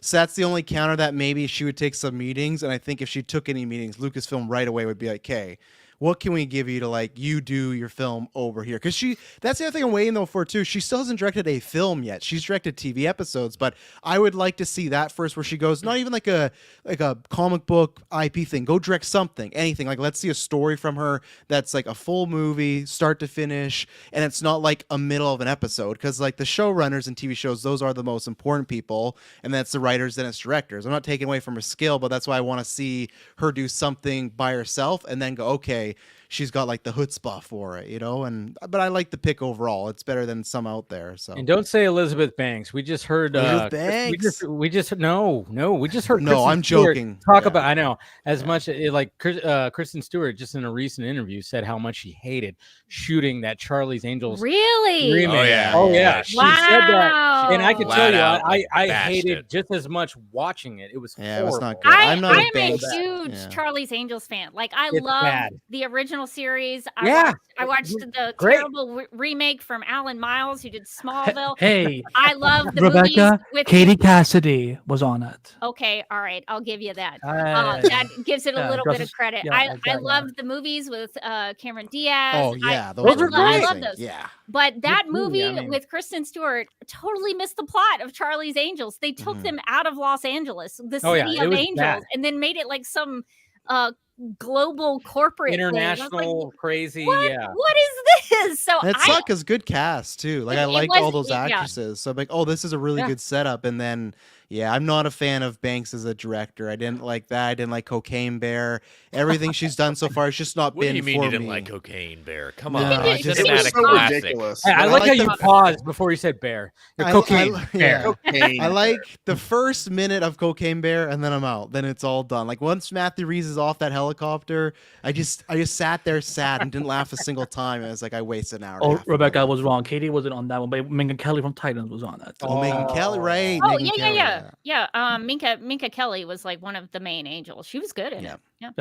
Yeah, the girl who played like Laurel's only friend in Arrow was she was one of the angels too. It all goes back to the. Remember the that other lawyer? Oh yes, I The did. only- Yes, I'm Like when putting that when, together when now. all the people in Star Trek didn't give shits about Laurel, but she did. Like That was everyone. Yeah. And it was very upsetting. No, but it needs to be somebody like you said, Rebecca, is the fact that they, this is a very important story for the character, and it's got to be somebody who just is in love with this story and really wants to bring it to life. I mean, obviously it's not going to be, there's going to be some shortcuts that are going to be taken. It's not going to be a direct adaptation, but but the fact that they've already sold it as this is the story we're doing, there's going to be a lot of elements. I mean, they have to at least have like 75% of the elements of the story in the movie. So yeah, they definitely need to have somebody who just who really loves this story and just knows exactly. I mean, it's gonna be difficult. But, Or somebody that will just fall in line and do it. That's the other thing too. Like, that's why I'm also waiting to see, because I remember the first year was all like, Gunn's not going to be like Foggy. It's going to be completely different. And like, as we more go along, it's like, and I'm fine with that, because MCU from phase 1 to 4, I had no issues with. I had issues, but not big issues. So I was fine with, okay, if you need to have some guy that's going to be the figurehead that the buck stops with him, I'm fine with that. But it's like, that's why I think we're going to get a newer director for Supergirl, because they're not casting Supergirl. And if it is you have to hit X, Y, and Z, I think it will be a newcomer that is like a yes sir, and if it's big, I get to be a big hit. Because I just feel like with Swamp Thing, I feel like James Gunn is fine to go Mangold. Like, yeah, do whatever you want with Swamp Thing, you know. But like, who else other than Mangold? We don't have any. And Machete, Muschietti, yeah. Let's see if he ends up directing it. I'm still holding my tongue on that one. I think there's a chance that could change. Like officially announced that he's. No, it was. I mean, it wasn't officially announced. Yeah, the weekend after Flash. Gunn. I know. I mean, I get it was the day the Flash came out. Yeah, Gunn confirmed it. He said, "Oh, we're so happy with Andy." Okay, so he did confirm it. Gunn did. No, Gunn. There's a whole article. Yeah, no. I just feel like there could be oh, he's busy and we're busy. I don't know. Like it's scheduling conflicts. Yeah, it's just. It's been so quiet, and we'll see how it goes. But like at least Muschietti too, same thing. They like trust, and that's like Brave and the Bold. So I just feel like with Supergirl, you're gonna get an up and comer or someone newer that will kind of fall in line and do what they kind of want. Which I just hope somebody fights for Comet the Super Horse, because if they remove Comet, that is going to be so sad. 6 seasons, I will agree. Never gave it to her. They're like, no, that puts us over 200 million. We can't do the horse. Oh my gosh! You get 175. He has a really big moment in the story. It's very impactful. So I think. Well, okay, if it's between Crypto or Comet, then they're picking Crypto. Yeah, they're picking Crypto. Crypto also has a big moment in the story too. Yeah, Crypto's pretty big. Is Crypto in Superman Legacy? I think he is. Yeah. Well, they did. Yeah, there's been played by Chris Pratt's voicing him. So. Yeah, exactly. No. I thought Gunn's confirmed Crypto as well too. I swear, because in a way. Yeah. I kind of clarified on Michael Rosenbaum's podcast where he's like, well, I said Crypto as like, it sounded like you said it as a joke, and then it became a news story in itself. So now he's kind of like, I don't really know if he's in it. He was always going to do like Rebecca was saying in Superman Legacy, you want to have the legacy within it, right? So Crypto is a part of that, right? So, totally, yeah, he's gonna be in it. But I mean, like, what's good about at least Gunn, we know that he can handle like characters in the cosmos that are out there. So at least like when it comes to whatever happens with this Supergirl story, is like. Yeah, I mean, even if it's like a new director that's probably like, oh my god, I'm directing this crazy big movie, like he can, be like, well, okay, I'm gonna help you out, with this because I've done this shit before. I'm not gonna like be like, oh, hopefully he doesn't be like, I'm gonna take over and be like, whatever the hell. Ghost direct it. Yeah, exactly. But at least he does have the expertise, at least to be like, and that's not a bad thing. Like people treat that as a bad thing. Like that's how Filoni learns from Favreau when he was directing. The same thing, right? Yeah. The bad thing is for me, it's like when you get like Rogue One, where it's like, oh yeah, Gilroy came in here and reshot it. Like it's just like Evan's hanging out. Like I'm happy to be here. Like you want like a collaboration going on, and I think Gunn can do that. And who knows, he might even pick someone that he has like a relationship with already, right? Like friendly, and that makes it easier. It's gonna be his wife. She's oh my god, I would not want to be on the internet that day. That would be. I kind of want to be on the internet that day. Just want watching engulf in flames. Yeah, that would be something. Just like yeah. What else can we do to tick him off right now? Well, why not do her Supergirl? Oh no, don't do that.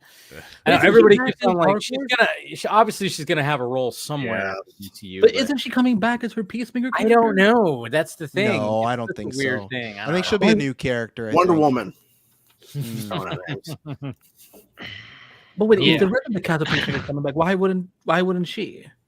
Yeah, I guess you could. And I forgot. I always forget about Peacemaker. I know. See, that's the thing. I'm still one of those. I'm like, I don't need a Peacemaker season 2, to be honest. I'm like, focus on the new shit. He loves that. I enjoyed the first season too, but I was like, I don't need. It's losing momentum the longer it goes on. Like, feels like it absolutely, is. Yeah.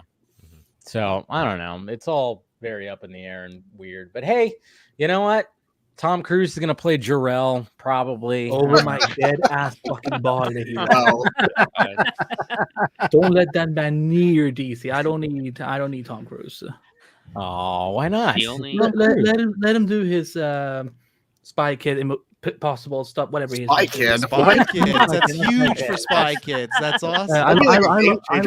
That's the new part 2 of Dead Reckoning Part 2. They said Mission Impossible. No, that's Mission Spy Impossible Kids. 9 when they reboot it. That's going to be the Spy That's what I meant. I'm still surprised the mission they've not pulled the You Got a Kid, right? Because they finally did that with Bond in No Time to Die. Like, how long did it take for them to be like, oh, and he has a kid? Like, I'm waiting one day for some villain or youngster to pop up like, oh, Ethan, this is your son. And it's like, oh my God. Don't give them like, ideas. But no, It's too easy. Luckily, I think this is going to be the last Mission Impossible, if not for a while. But I think Well, it's supposed to be. It was always meant to be like this. It was was. Yeah, but I then know. Cruise was like, but I could still do like 3 more movies. So you're like, it was so weird. They market the part 1 and 2 as the end, and then in the press tour for part 1, they're like, oh, we have ideas for more movies. So it's like, well, it's kind of like Fast and Furious. We're like, oh, this is the end, and then like, well, it's end of part 1, but I do think this will be the last one just because the box office. I think people are kind of, I won't say done, but I think it's on its way out. They have enough. Remember, Adventures. Travis, it was even dating before even Dead Reckoning with Jeremy Renner supposedly going to be the replacement for Ethan. He was also supposed to be a Jason Bourne replacement too. Poor Renner keeps getting passed around. Renner. And then he's Hawkeye. Snowmobile. It's like, come on, Jesus Christ! But he's back on set this week. So I know he is. active. No, that's good. That's good. What's he shooting? Yeah, I think that Kingstown Mayor show of he has? Kingstown. Yeah. Oh, okay, cool. Paramount or whatever it is. I know they were. I hear that's a good series. I hear that's. I heard it. It's too, intense. Yeah. It's my wife and I watch it, and we have to like take a break between a couple of episodes because it gets pretty deep. Yeah.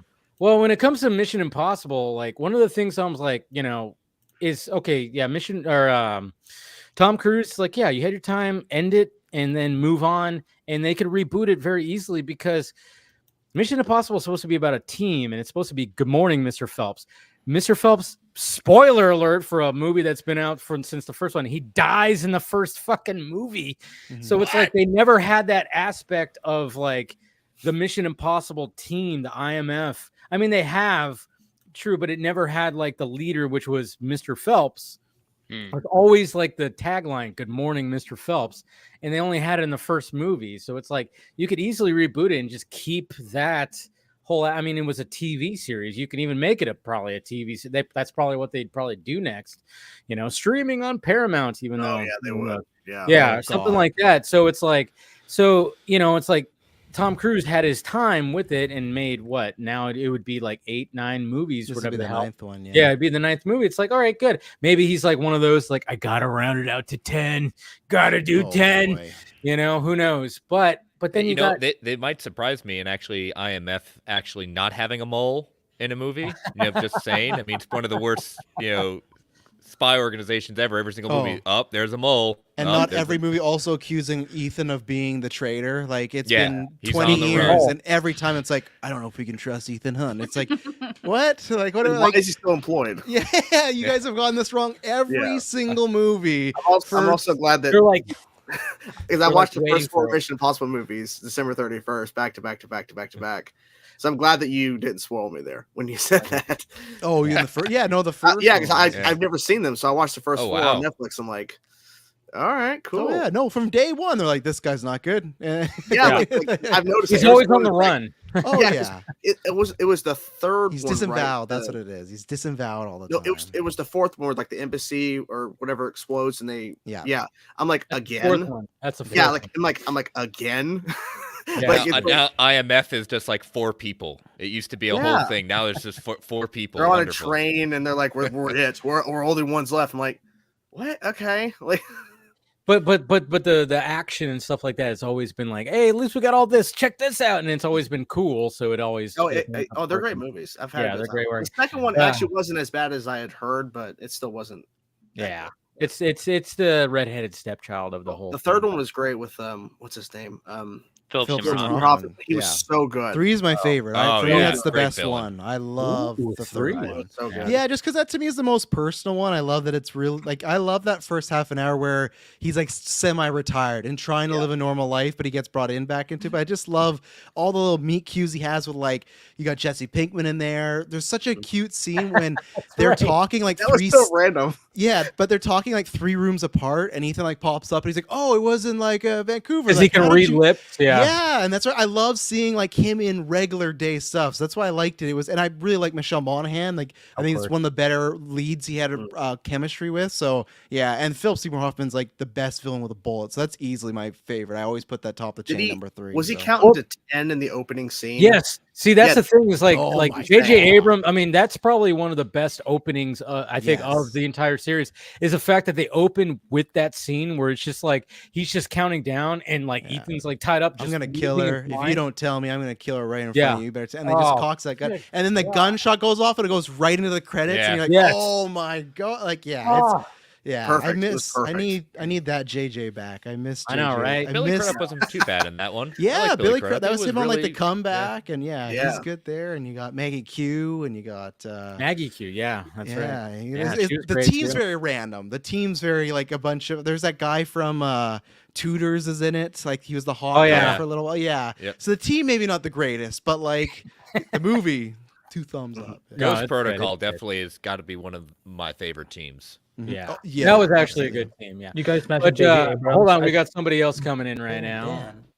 Hey. Yeah. Oh, he's Nice. coming from the Hall of Justice over there. Yeah, look at Yes. that. Look at the I background. forgot you to guys change the are painting. background. Are you directing Supergirl, Ben? No. Oh, okay. And yeah, I was time. actually that's when I jumped in when you guys were talking about who was gonna be directing. Hmm. I don't have a dog in this fight, but I don't think it should be a new director. That's the only thing. I agree that because I remember I think it was the Emancipation of One Harley Quinn was by done by up and coming director who who was that again? Kathy Yan. That's right. And she did a great job, Who- Ben. She did amazing before that film, That's right. and I know I know some people love that movie, but I felt that she didn't understand a lot of the characters. No. Yeah, like so- Huntress, like Cat. Yes, Kendrick like Kane. Kendrick Kane. Huntress, Let's not forget Christina Hudson. pretty much every was character. also responsible for that. you know that character who's known for being mute in the comics. Let's have her talk a lot. A lot. Yeah. A lot. Like So, what? Louis. Yeah, I wouldn't mind somebody who has some direct. She didn't I don't write care if that, it's though, a that female movie. or Just gonna throw it out there. True. You know. She didn't write it. yeah. I'm with Rebecca. I want the best person for the job, but I'm not too interested on, we need to get a female director because of this character. One thing is that not too many people are talking about who should be cast as Ruthie, because like, to me, every time I read that comic book just recently, and it felt like the story is about her. It's very much Supergirl story, but it is so much about her as well that I'm thinking they need to get a good actress to play that jaded, angry, just drawn into her vengeance, that type of Ruthie. I think that's to me that's the most important character that they need to cast for that film to work. That's a great point, Ben, because the story is basically Ruthie and Supergirl. It is. It's like they have their main relationship in there. And I was actually surprised. I kind of figured that maybe Supergirl would have a cameo in Superman Legacy, but I would rather the Supergirl get picked in terms of a screen, like a chemistry read with a Ruthie to make sure that we have that correct. Because what if you pick a great Supergirl, but then she doesn't jive with that Ruthie that you want? What if Millie plays Ruthie? Well, they could. I think Ruthie is supposed to be a little younger. Yeah. So I don't. You might be able. Well, what is her age in the comics? Ruthie. I can't remember if they say explicitly, You but said I always Supergirl read it as 21 like or a 22? teenager. Yeah, 21. Yeah. She's Yeah. 21. Rebecca, nobody in Hollywood, no actual teenager plays teenager these I was days. saying It's Millie like, still looks look, like she could be a teenager. Look at the so they Stranger could. Things Yeah. cast, I mean, you look know? at all Can't the go by teen- the actual age. If Yeah. you watch any teen movies in the 90s, you know that all those teenagers were in their fucking watch 20s Riverdale. and You will 30s. see 7 seasons of people in their 20s. Well, playing remember teen- Grease? They were all freaking Euphoria 35. standpoint. They were 30 in the 30s. I love how we just came back for that and then just ran away. Yeah, I know, Yeah. He had to get that in there. Have you seen the Stranger Things cast? How old are they now, and whether they're trying to play? You They're know, about to Yeah. retire now. They're on Yeah. their They're second gonna- mortgage now. they're gonna need a time jump for this last season. I think make it so, yeah. 1989. Yeah, I think they I said they that they're will. actually going to do a time jump because they have to. I mean, Yeah. I mean, Yeah.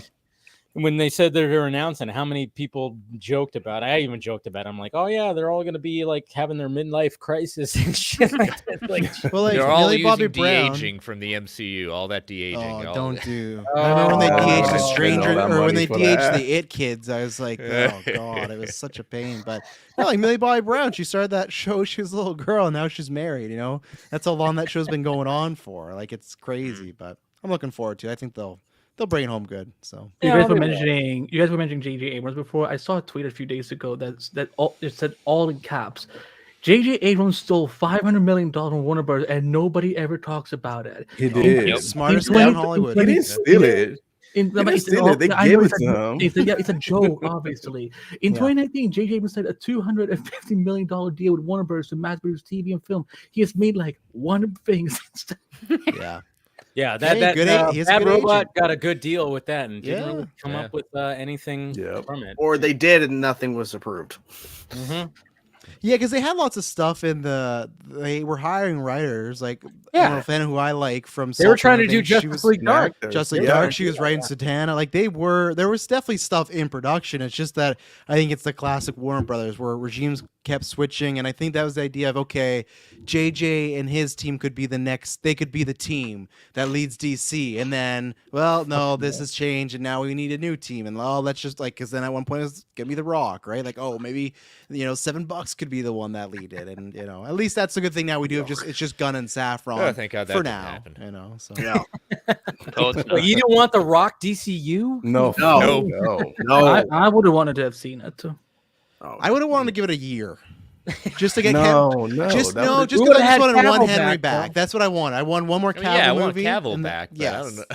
That's why I said a year, Chris. So we get the Cavill movie and then we kill it. That's Instead, was we the had to guy end who- Man on. of Steel People. 2 and that. Instead, we No, had to yeah, end no, it because on. that- You give him a Yeah, the happy whole ending with thing that- Lois. Yeah. there you Instead, go. we had to end Rock's it got to on. win. Rock's got to win every single fight. Oh It's yeah, in just my like- pitch we don't get to that point. We just Oh, we we do don't? yeah, we do Superman 2 and then before we get to that, no, we done, but Like, I Superman would've 2 wished rock that- bottom.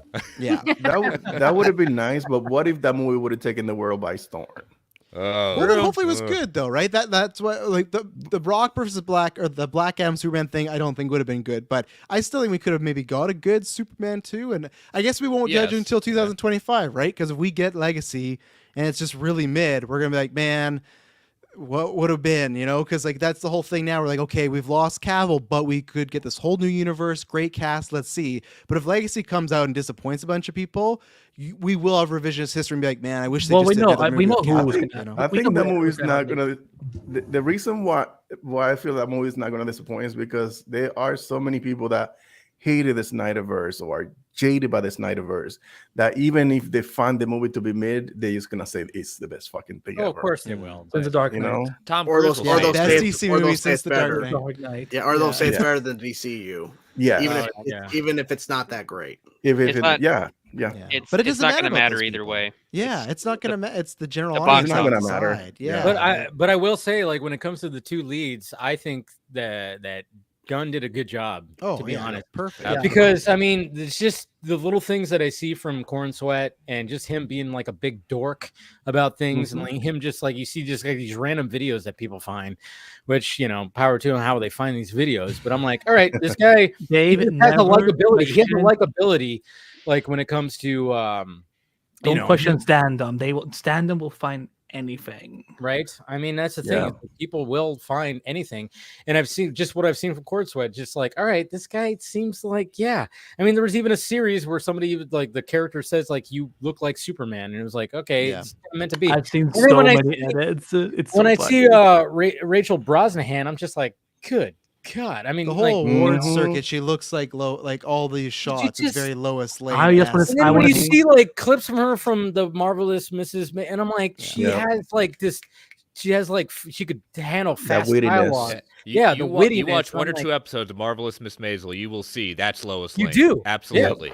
Yes. So I'm Yeah. like, all right, the casting for those two are fucking. I mean, I'm just saying, like, I there's think gonna the be a cast all likability. perfect except for just the one brother thing, but the rest of them that all works. Wait, Who, what? Maxwell Lord? Yeah, I'm not. But Wait, why I not? Let me like ask Sean- you I like why Sean not? Gunn. What's wrong with him? Because I have to wait and see, because when with the whole Supergirl conversation, we're talking about like, oh, you got to find someone like that comic book, right?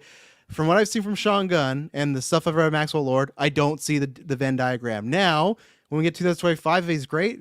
That's awesome, fantastic. But it's just like that's what the only one where it's like, this feels like a little like throwing your brother kind of a bone for a character that's gonna pop up a bunch of places, be around. But like I said, I'll wait till that time. It's just all the other ones. I'm like, they have the look, and most of them I can't speak on Corns, what I've seen one thing, but the other actors all like Holt's perfect, Rachel's perfect. Whoever got, I always forget his name for what's his name Tyler. for Jimmy's. From what I've seen, they're all perfect. Where Sean Gunn, I go, okay, I haven't seen anything in this realm. I know even Scott is like, oh, he's done some more serious stuff, but that's why it's just a wait and see for What me. does Maxwell Lord really have? Like I think it's because Maxwell Lord is kind of cancel each other. Maxwell Lord and Lex Luthor, they kind of cancel each other out a little bit. So you couldn't get somebody who was either on that age range or was too similar to that guy. And I'm like you. I was not too thrilled. I'm not too thrilled with that casting. I want to wait into what Like it a looks lot of like. us kind of went like, oh, Well, really? they never had like the thing like Maxwell Lord doesn't have like a distinct look. I mean, like that's on Supergirl, we had like a freaking Twilight actor play Maxwell Lord. Didn't see anybody freak about that. He was great. He loved trains, Andy. That was his big thing. Okay. I wasn't criticizing. Forget it. I mean, again, don't be ridiculous. Everyone loves trains. And then we had. Sorry, go ahead, Andy. So you go ahead first. Well, I was just going to say, I think the reason my speculation why Maxwell Lord is even in Superman Legacy is because Maxwell Lord in the comics is like associated with WGBS. So I wonder if Clark and Say that Lois, 5 times fast. WGBS, the Galaxy Broadcasting System. So I wonder if Rebecca Johnson with the full name there. Well, I wonder if they will have Clark and Lois, because at one point Clark and Lois were anchors on television. And so it could be that, which is stupid for Superman. Why would you be on television? Putting your face there. If you're concerned about a secret identity, being an Like anchor you're on hiding a it from white people. Glasses. so stupid. He's good. That's a thing they chose to do in the comics at one point. But so I wonder if he'll be related to GBS. So I don't know if that'll change. Well, if we, that would be a perfect spin-off for Tina Fey to do, and that's how we get Tracy and Jenna back. This is just for me and Rebecca. Like, I don't care about the rest of y'all, but like, this is just us. We just need Tina Fey to be in the DC. I just started watching 30 Rock, and I've been like harassing Rebecca every day. Like every day for 2 weeks. I'm like, this person was on, this person was on, this person was on. So like, and then I was like, the other day, I'm like, Tina Fey should play Cat, and then Rebecca, no, you know who should? And we both went at the same time, Jenna. Yeah, Jen Krakowski could definitely play Cat Grant for sure. Yeah, but I mean, just like those two are, I think like he did good when it came to that, and like I said, it seems like the cast is just but I think all the women are terrific. I think that's really cool because also I feel bad for him in X-Men First Class. Yeah, you're gonna play the mutant who never dies, but also in Scene 3 you die. Oh, at the beginning of the fucking film. Everybody talks about that all the time. Like, remember when the guy who wasn't supposed to die died? Kevin Bacon's great. Yeah. What could he do? And this is Mercedes Hawkgirl. That's gonna be fun. Again, her agent, good on her. Fucking agent's killing it right now. Yeah, it's killing it. Madam Web, Last of Us, Legacy, like good on her. Romulus. Yeah, Alien, whoever she's with, she's repped with. Good. A lot of Last of Us casting this week. They're about to film, I think, in like starting in February. I was on the phone with Jordan a couple of days ago, and like something broke in the middle. I'm just like, Jesus. And then he was like, "Oh, Andy, we're not getting until 2025." I'm like, what do you mean you're not getting Last of Us season until 2025? He was like, the strike. Yeah. It's taking a while. It is what it is. Because like Pedro's supposed to film in March, and I think everyone else is filming in February. So that's why we're getting it, because everyone's just going to be on set, so it would come out anyways. So Speaking of Pedro, that guy's going to be busy. Oh yeah, Jesus Christ. I mean, obviously, when it comes to the Mandalorian and Grogu movie that they announced, I mean, that's a weird thing because obviously there was always like the rumor about the drama when it came to that, and then of course he doesn't need to be, obviously he's got a stunt or a stand-in stunt guy, whatever the fuck that has his strut.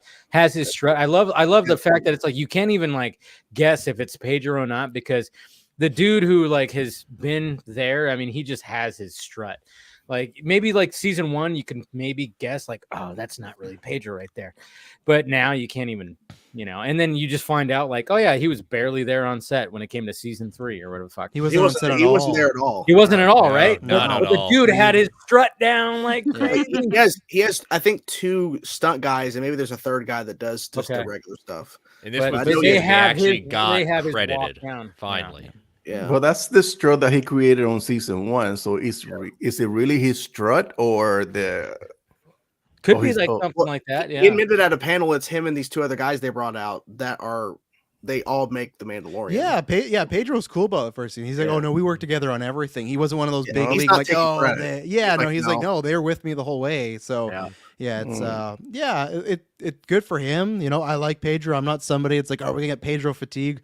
I won't because the guy's a good actor. It's like until he becomes a bad actor. Pedro fatigue. Yeah, until he becomes a bad actor, I won't get it. So no, I'm excited. I hope he's actually in the Mando movie and not just the voice. I think they have some star power. Yeah, they need that. They got it. That was fun for Jordan had to explain to me how, because I haven't watched Mandalorian, so I'm just like, why wouldn't it be on set? He's like, well, and there's this whole thing where like they're not supposed to take off the helmet. His particular character doesn't take his helmet off. I bet in the 3rd act it will fall off and he has to fight and he has I agree. And I bet end of Act 2 it gets destroyed. The last season, they destroy it. The unification of all the different Mandalorian clans, like they've changed it so that isn't a thing. That's not that doesn't have to be a thing anymore. So and maybe this movie like solidifies it where he doesn't have to wear the helmet anymore, but that means Pedro has to be on set all the time if they continue. So so we got that, and then we got Fantastic Four, which is like oh good lord, can this film just fucking happen already? I know this not till summer. San Diego it's not filming till summer. Yeah. So he's pretty much the only one that's confirmed. Even though, like, like confirmed by the trade, but not confirmed by Marvel. Exactly. Yeah, true. You're not going to get that till. And they're saying Vanessa Kirby is Sue.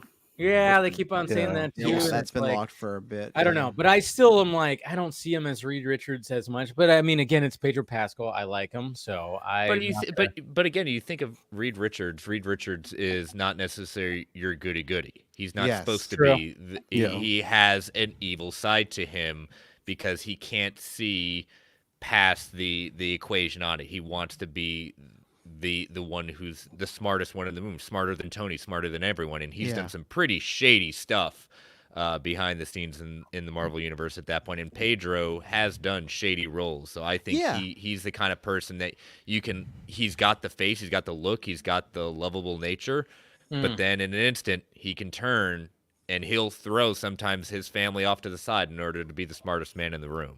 I thought it was because Feige didn't want 4 white people playing the role. Who here has read John Hickman's Fantastic Four run? Long Chris. Go. Okay. Go at it. Okay. Other than Chris, obviously, who here knows what the Council of Reeds is? Oh, I've heard that. Yeah. Okay. Have you heard the Council of Ricks or the Council of the Kangs? Yeah. Council of the Reeds. So in that story, Reed comes across the multiverse versions of himself who have formed a council. They go around and they fix planets. They do all of these amazing things, and they want to induct him into the council.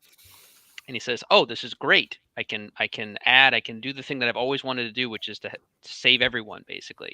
Because that's what Reed's always thinking about in his head." And then the twist, the splash page happens, and they say, "Okay, well, you can join our council. Now you have to abandon your family." Because all of the Reeds have abandoned their families to pursue, for the greater good. Mm-hmm. And Reed, of course, doesn't do that, and he has to fight them essentially. And we're talking about Reeds that like one of the head Reeds has the Infinity Gauntlet from his universe. So it's like, it's a great run. I recommend. I wonder if they do something like that in the movie, not like Council of Reeds, but do something where he has to make a choice, like sacrifice the team, his family. What? Yeah. What did I do? No. The Flash did something.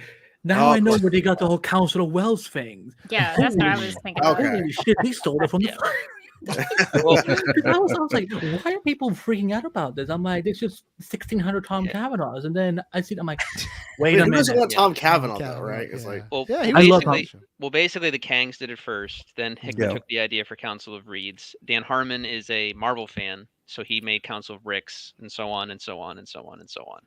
Yeah, At least I think that's how it goes. You're not seeing the Council of Kangs again. I'll tell you that much. That's No. not Well, we actor. kind of saw it though. We'll see what new actor though. We kind of saw it already. Oh, that's. I mean, like that'll be the last. Like That'll be the last time we see it. My theory is if we hear about it, it'll just be like they got killed off screen, like the same. Like everyone forgets.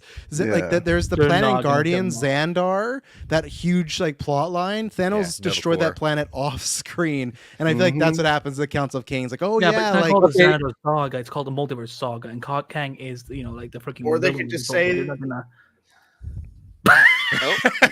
You're saying, Jordan, you cut out there. You cut out there. Yeah, I froze. I was just saying that's the fine.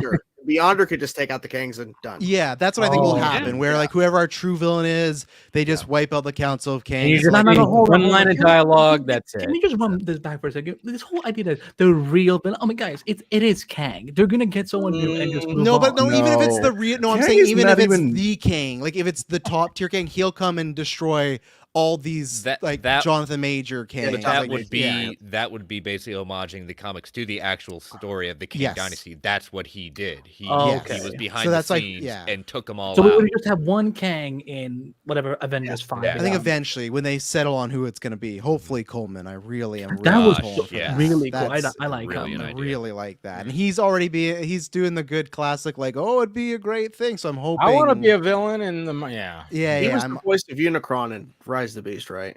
Or am I thinking about? I think he is in there. No, that's him. I don't remember. Yeah, okay, that's that's One thing I was before, so that's why I know. Yeah, he'd be good. awesome. Yeah. But would they also have to show other Kangs just to kind of verify that there could be? I mean, there could be a whole sequence where they, maybe they have to pay Jonathan Majors for like his likeness rights or something. Like he'll still get paid, but not in the way of like him being. Oh, in I'm the sure movie, they had a and you morality do- clause already. Maybe I don't know. I don't know. I think it's to all what off extent. screen. It's all We're off talking screen. about There one will scene be- Ant-Man 3. Like how many Kangs do we actually have to replace? It's maybe like 5 most that we see up It'll close. either happen off screen, or there will be a sequence, or there will be a person telling the story of like the other Kangs coming in to defeat the other Kangs, and then now I'd this say Kang is make the it big a la Kang, or whatever. Godfather. When Michael's taking the stuff, let's have them all start taking out people. do One by that. one. Yeah.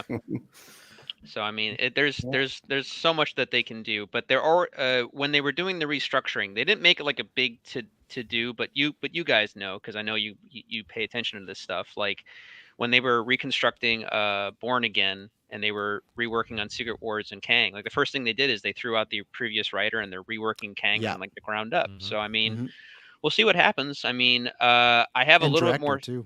Yeah, I think they even switched out the director. Yes. So I mean, I have a little faith at this point. I think whenever you guys want to talk about it tonight, but I think Echo is a step in the right direction. Yes.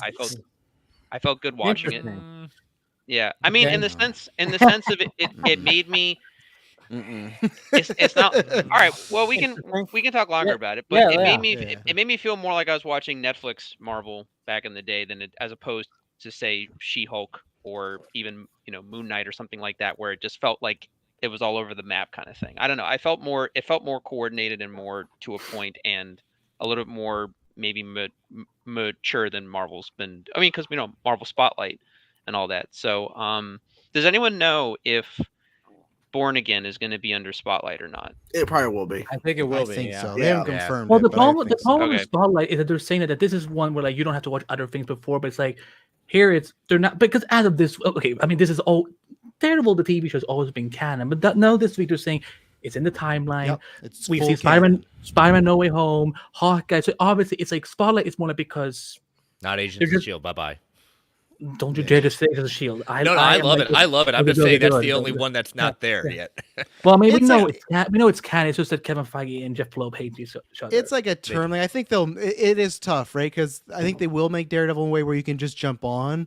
But the second they confirm that's canon, it's like, well, now there's 3 seasons and a spin-off show that happened before this. So yeah, I think they'll try and do their best to be like do the Bond route where like things have happened, but you could just jump here. I think the Spotlight tagline is just kind of it's just that. It just is like something like We want to curse and show blood, which they barely did in Echo. They showed some blood. There was no swear. To me, that's where I was the opposite. Where this felt like to me like copy my homework Netflix. Like it did not feel like nowhere near that level of grittiness or maturity, and just like especially the other thing that I hated. They said, "Oh, Spotlight's going to be very character driven." I did not feel the show was character driven at all. It's just so hacked up. We can also go by the Secret Invasion we want to. But oh god, that's God. Oh my God. Let's pretend that didn't happen. But see, like that's maybe that's where I'm coming from. Like, I'll admit it's not as bloody or gory as season 1 Daredevil, like without a doubt. But after experiencing Secret Invasion, Echo is a breath of fresh air to me. That's fair. I mean, as like as an MCU person, I mean, we can debate and talk about Across the Spider-Verse or Logan or Legion in comparison to Echo, but like in terms of the MCU. Yeah, I'm gonna say Echo was it was more what I was wanting from like what they're doing. But again, finally, someone that's seen Legion. No one I talked to has seen Legion. I know. I still haven't watched such a good show. I started season 1. It was really like I always put that and Daredevil's the best Marvel shows. Like they're tied to me because Legion is just that gets deep and there's some twisted stuff in there. Great X-Men lore. Like it's fantastic. My roommate and I we binge like Fargo. And Noah's just such a talented guy. And then I think there was even a time where Noah was attached to a Doom project. I don't know if that's He was writing a Dr. Doom movie. He was writing a Dr. Doom movie, so Okay, So, and again, I don't know what the status with that is. But that's dead. He confirmed it that it got killed in an interview. He said that just because the buyout and stuff, but he was really excited. So I hope he connects back with them one day because I love Noah Hawley as well. I'm surprised he hasn't been brought back already. Rebecca, have you watched any of the? I know you love Loki, but like, have you watched any of the recent MCU stuff? Not any of the most recent stuff. I kind of know about them, but I haven't watched. I watched Loki season 1. I haven't watched season 2 yet, but that was but I did like Loki. Yeah. Yeah, you'll love season 2. Like, I think it's better than season 1, to be honest. I agree. Cool. Yeah. I think, and remind me, I might be off here, but I believe the Loki writers, like some of them have done. They're the ones working on Kang, right? Kang Dynasty. Waldron from season also 3, and also did Doctor Strange too. Yeah. Okay. Cool. Wait. No, the Loki writers, they're on Kang, and then Waldron's on Secret Wars. I think they're two separate. No, he's doing both. Right. Is he doing Kang now? Because he wasn't before. Wasn't he doing Kang? He wasn't Dynasty? doing Kang before. Yeah. The guy who was Jeff Loveness, who did Ant-Man Quantumania, was doing Kang. And thank God that is no longer happening. Because I don't care, because I know some people don't like Multiverse of Madness. At least he still did WandaVision, or he did Loki season 1. Like, I'll take Waldron over Loveness any day of the week for writing an Avengers movie. So, Didn't he like go on social media and kind of like criticize like people like criticizing Quantumania or something? I don't know. I remember him like just kind of going off there and it was like, it had the most beautiful acting by Cassie Lang I've ever seen. right, Jordan? 10 out of 10. 10 out of 10. Yeah, 10 out of 10. Perfect. Good God, she had no emotion at all. And can people stop? I'm scared. I'm happy. The girl from Endgame. Why didn't she get a shot? Stupid. They should let her do it. Very true. I don't know. I'm just ready for X-Men 97. I'm ready for Deadpool, and I'm ready to be out of this fucking slump. I'm ready. I'm ready to stop getting this very mediocre. I pulled it up because I wrote about it back in November. Waldron had already been set. This is from Deadline. Waldron had already been set to write Avengers: Secret Wars, the installment that would follow Avengers: The Kang Dynasty, and will now write both Avengers sequels. Okay, so he's writing both. They're looking for consistency at this point. Yes, I'm not great Randall. I don't lie. But I'll with Paul, what you're saying with Echo, and we talked about this last night on Marvel Alliance, is that this idea of canon at that point with the idea of the Netflix shows coming in, we're gonna have to give them some grace because there's some things that they're bending the whole thing. We're gonna the hardcore fans are gonna have to like accept the fact that they're gonna be bending and retconning a few things here or there just to do it. They've always retconned there, even though movies. But even like Alcock, great job, excellent at that point. Yep. We do not get an Echo show under this current regime going on right now. The change is going on. It just does not happen. We'll get maybe Echo character, but you're not getting an Echo show. I love the idea of what they brought in the culture. I'm a little concerned about what's going on with the villains in the MCU in the sense of these big bad villains of these huge that having some issues with sometimes winning. Yeah, and it's just not happening. And I'm just like, I'm not feeling that. It's straight like it's how to say what Chris is saying. It's just I feel like if you had an issue with how they handled Kang and Quantumania, you might have that same issue with Kingpin here. I don't think it's as bad for some people because I don't even hate that, but I think they just still don't set him up in the best way to be like the street level bad guy. Like I need in Daredevil Born Again, Kingpin needs to get a win, like a big. Isn't he going to be mayor or something? Yeah, but even if he's not enough, win can you get? You want him to be president? I don't know. No, I want him to actually be one of the win a battle with the good guys. Okay. I want to talk about this real quick. I want to talk about this because first off, I don't mind Vincent D'Onofrio's performance. He's great. The second thing is as far as like. And granted, I'm more a DC guy, but in terms of Marvel, like Doom and Kingpin are my like two favorite villains. Yeah. And here's the thing. Yes, Kingpin. If we're going into spoiler territory, Kingpin loses to Echo at the end of the show. Twice. Yeah, but it again doesn't shock me because it's Marvel. What if Chris is celebrated him losing twice? No. It's fine. It's fine. Showing up. That was Vincent D'Onofrio in the check cash. Yeah. You know. The thing is, or at least with this iteration of Kingpin, like he is both vulnerable and like Maya to him. He cares for Maya, but he cares for her in a way that like Kingpin cares for her. You know what I mean? Like he doesn't understand that his way of caring for her is wrong. Abusive even though relationship in a way. Right, exactly. Yeah. He like I called him a colonizer last night. He's a colonizer. It's He's the using same her for control.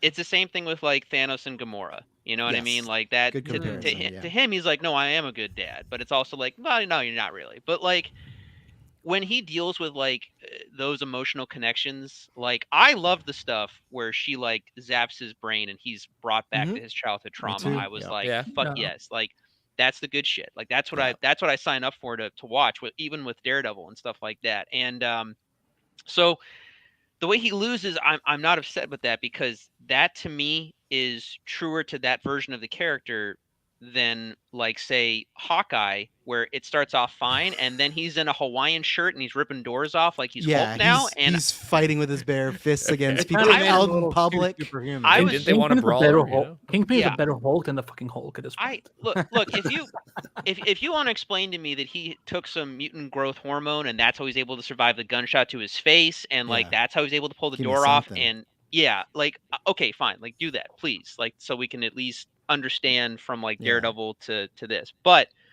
like when it comes to his emotions and comes to people who are close to him, people he cares about, that's when he's most vulnerable. Like it's not about it's not necessarily about just let's fight Daredevil. It's like, you know, he believes in his mind in Daredevil, or like he's protecting Vanessa. He's changing New York for like the better, which again is going to bleed into the mayor stuff. That for me like resonates. I like that and that works for me.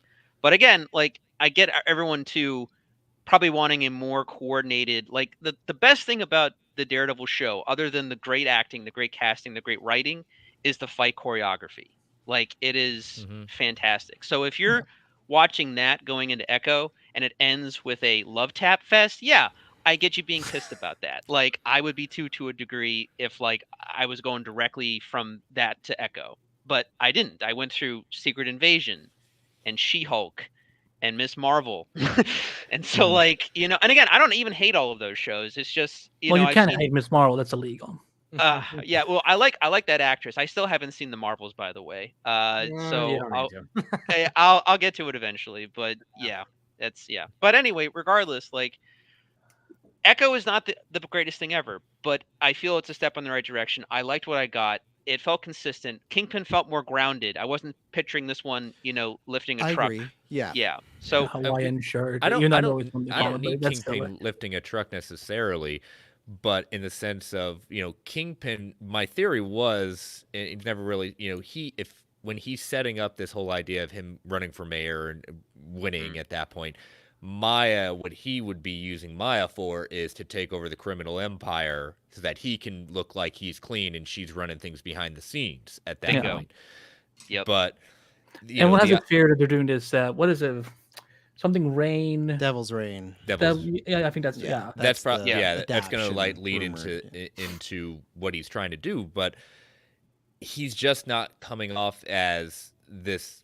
I'm not fearing Kingpin as I did in the Daredevil show. In the Daredevil show, to me, it was always like whenever he was around, it's like, how are they going to beat him? And the writers were smart enough, found a way. But I just feel like with both Hawkeye and Echo, he's a pretty easy foe where I would not believe that Daredevil, Spider-Man, Echo, all these people would have to team up. It's like if Echo was a little bit meaner, Fisk would be dead. You know, it's not like they don't even do the classic thing where like, oh, a bunch of goons show up and Fisk just manages to sneak away. It's just kind of like, now get out of here. And Fisk is like, oh, okay. You know, like that's where like I just wish, and I hope with Daredevil they do that where I need some why is he so opposing to everybody now? Because they keep talking about how opposing he is, but in the MCU, and that's why maybe they did make those shows canon, because you could say, oh, well, he did this at Netflix, he did this here, but I just think in the MCU that I agree with you, Paul, I like the character more here. It's just the imposing factor. I need that brought up if he's going to be the guy that unites, like I said, Daredevil. Like if he's going to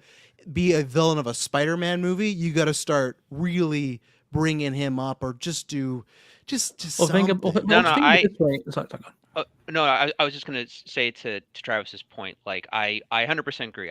And Kingpin always needs to be imposing. Now, if we're relating to the comic books, Kingpin gets beaten quite frequently by Punisher, by Spider-Man, by Daredevil. So I mean, really, but he's always there. He's always the threat. He's always, running New York, regardless. Like no matter how hard you try, like Kingpin is just he's a roach. You can't beat him as much as you want. I mean, I don't know exactly in terms of like this long form storytelling within the live action stuff. What I see happening is I see that he learns from his mistakes. Maya is kind of like one of his weaknesses because he wants to utilize Maya as an asset. He doesn't want to destroy Maya, and Maya lets him go because of their past, basically. But again, the mayor stuff I think is intriguing to me. I see that being built up. I think it would be a mistake if they rush to say like the Devil's Reign stuff. If you guys don't know, that's gonna be a long play. I think that's gonna lead into Spider-Man 4. Honestly, they might do like one or two, because they have two. I was gonna ask next, like, is anything indicating that Spider-Man 4 is gonna be like part of this? Those are the rumors. Yeah, but they're all like the C tier, like not trade rumors. Yeah, they did say the rumor, like Spider-Man 4 is gonna be more street level MCU. Where you have Daredevil, Spider-Man, Daredevil. Oh yeah, what happened with that, by the way? Because there was this whole thing floating around when they announced that Cox was going to come back in the show like that. Like, he's looking for a former ally. He did not. Well, I think that was cut. Yeah. Probably cut. But what I was going to say about Kingpin is that the fact that someone like him, because Kingpin has since I was like 5 years old, he's been one of my absolute favorite characters of all time. Because one, it's cool seeing like he is what we would consider a plus size character in today's no, but like no, it's not funny because I'm a big dude myself. So for me, like he's a big dude. Like I love seeing a big dude being in power. So, but the thing is, like you can only do so much with him being a brawler and being physically imposing. I think the reason why so many people are opposed by him is because of the political and society structure power that he has. That because he is like the whole reason season 1 of Daredevil why he had support to begin with is because he was like one of those people who went through shit in their neighborhood and whatnot. I think that's the thing. I never looked at him as what Kingpin is to the MCU is what I think Bane is to Batman. Is that we get it. They're big, they're fake, they're strong, whatever. But what I also look at them is that they are intellectually fucking dangerous. Yeah. Like you can even like the Rock would manipulative. Very manipulative. And that's where to clarify, I don't need Fisk to win when I'm talking about fights, I don't need him to beat Daredevil in a fight.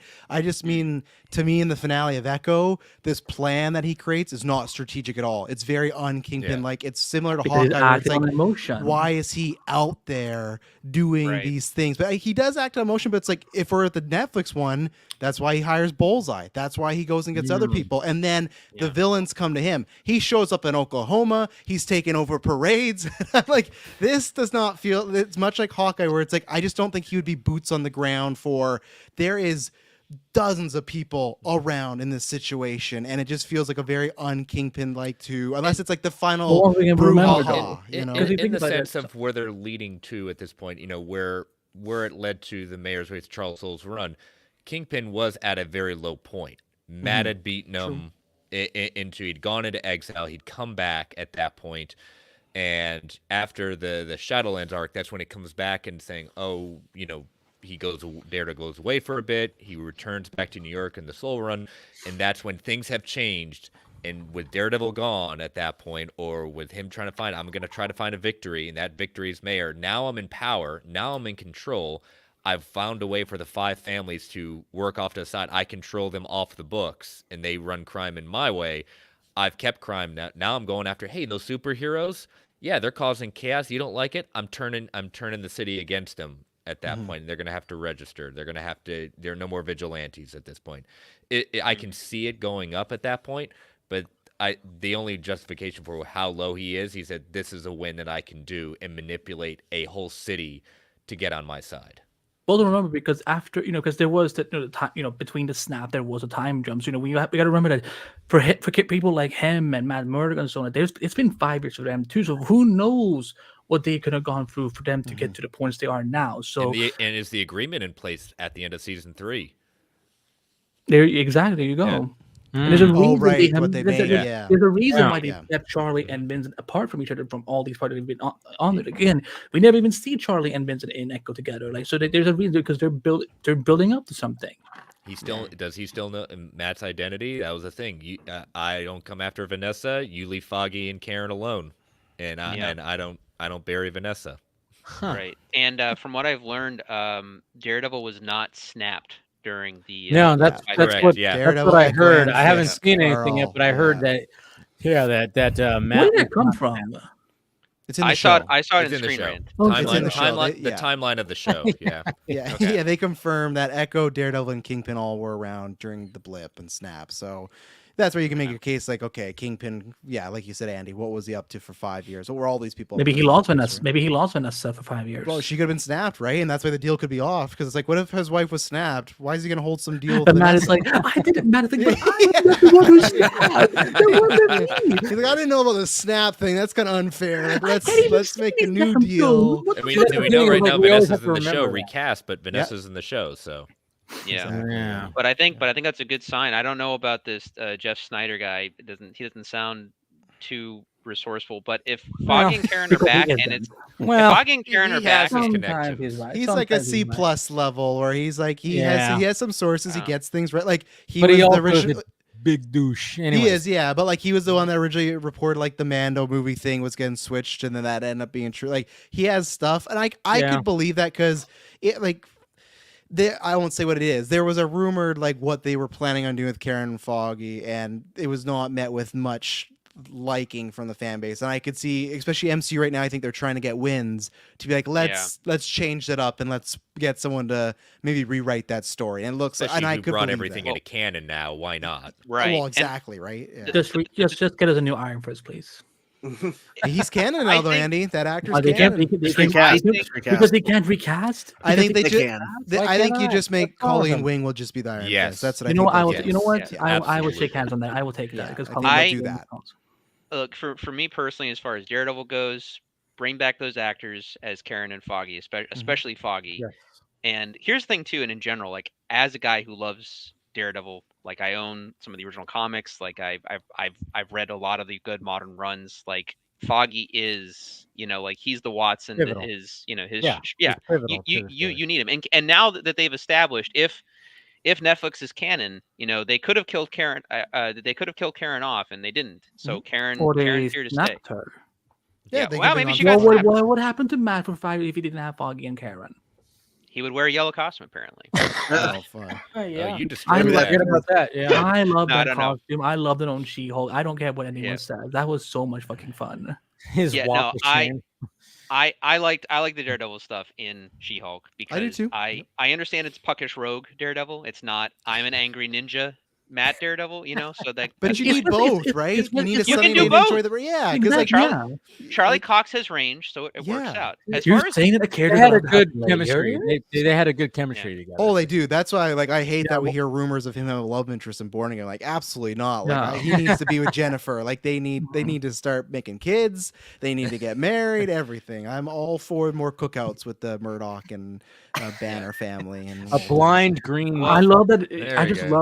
I just love to be Rebecca right now and just hear all of these things. And she's like, I'm learning so much. She's like, what the fuck have they been smoking like over these last couple of seasons? That's one thing that's so annoying in the MCU is in comics, so many superheroes date each other. In the MCU, it's just this sexless, like no one touches each other universe. It's just like, let's start having some of these characters. That's what I loved about Daredevil and She-Hulk. That's not even in the comics. The comics is completely the opposite. Yeah, and it's just like they're flirting, they're having a good time, they're just having a one-night stand, like cool. And then they go back. Like, I wish more characters swapped around, but they don't. They meet their one person, they kiss each other every hour. Yeah, fuck around, whatever. I hope with X-Men it happens. X-Men, I want to see a lot of going on in these movies. That's gonna be an orgy. That's gonna be an orgy of mutant prude. Yeah, like Kitty Pryde, Star-Lord, get them together. The Netflix crew understood that Daredevil could not be sexless. Like Daredevil has not been that way for a very long time. Like that's kind of like that's a big womanizer. Yeah. Oh yeah, but I mean, you say womanizer, but it's not like a Tony Stark thing. Like the women come to him.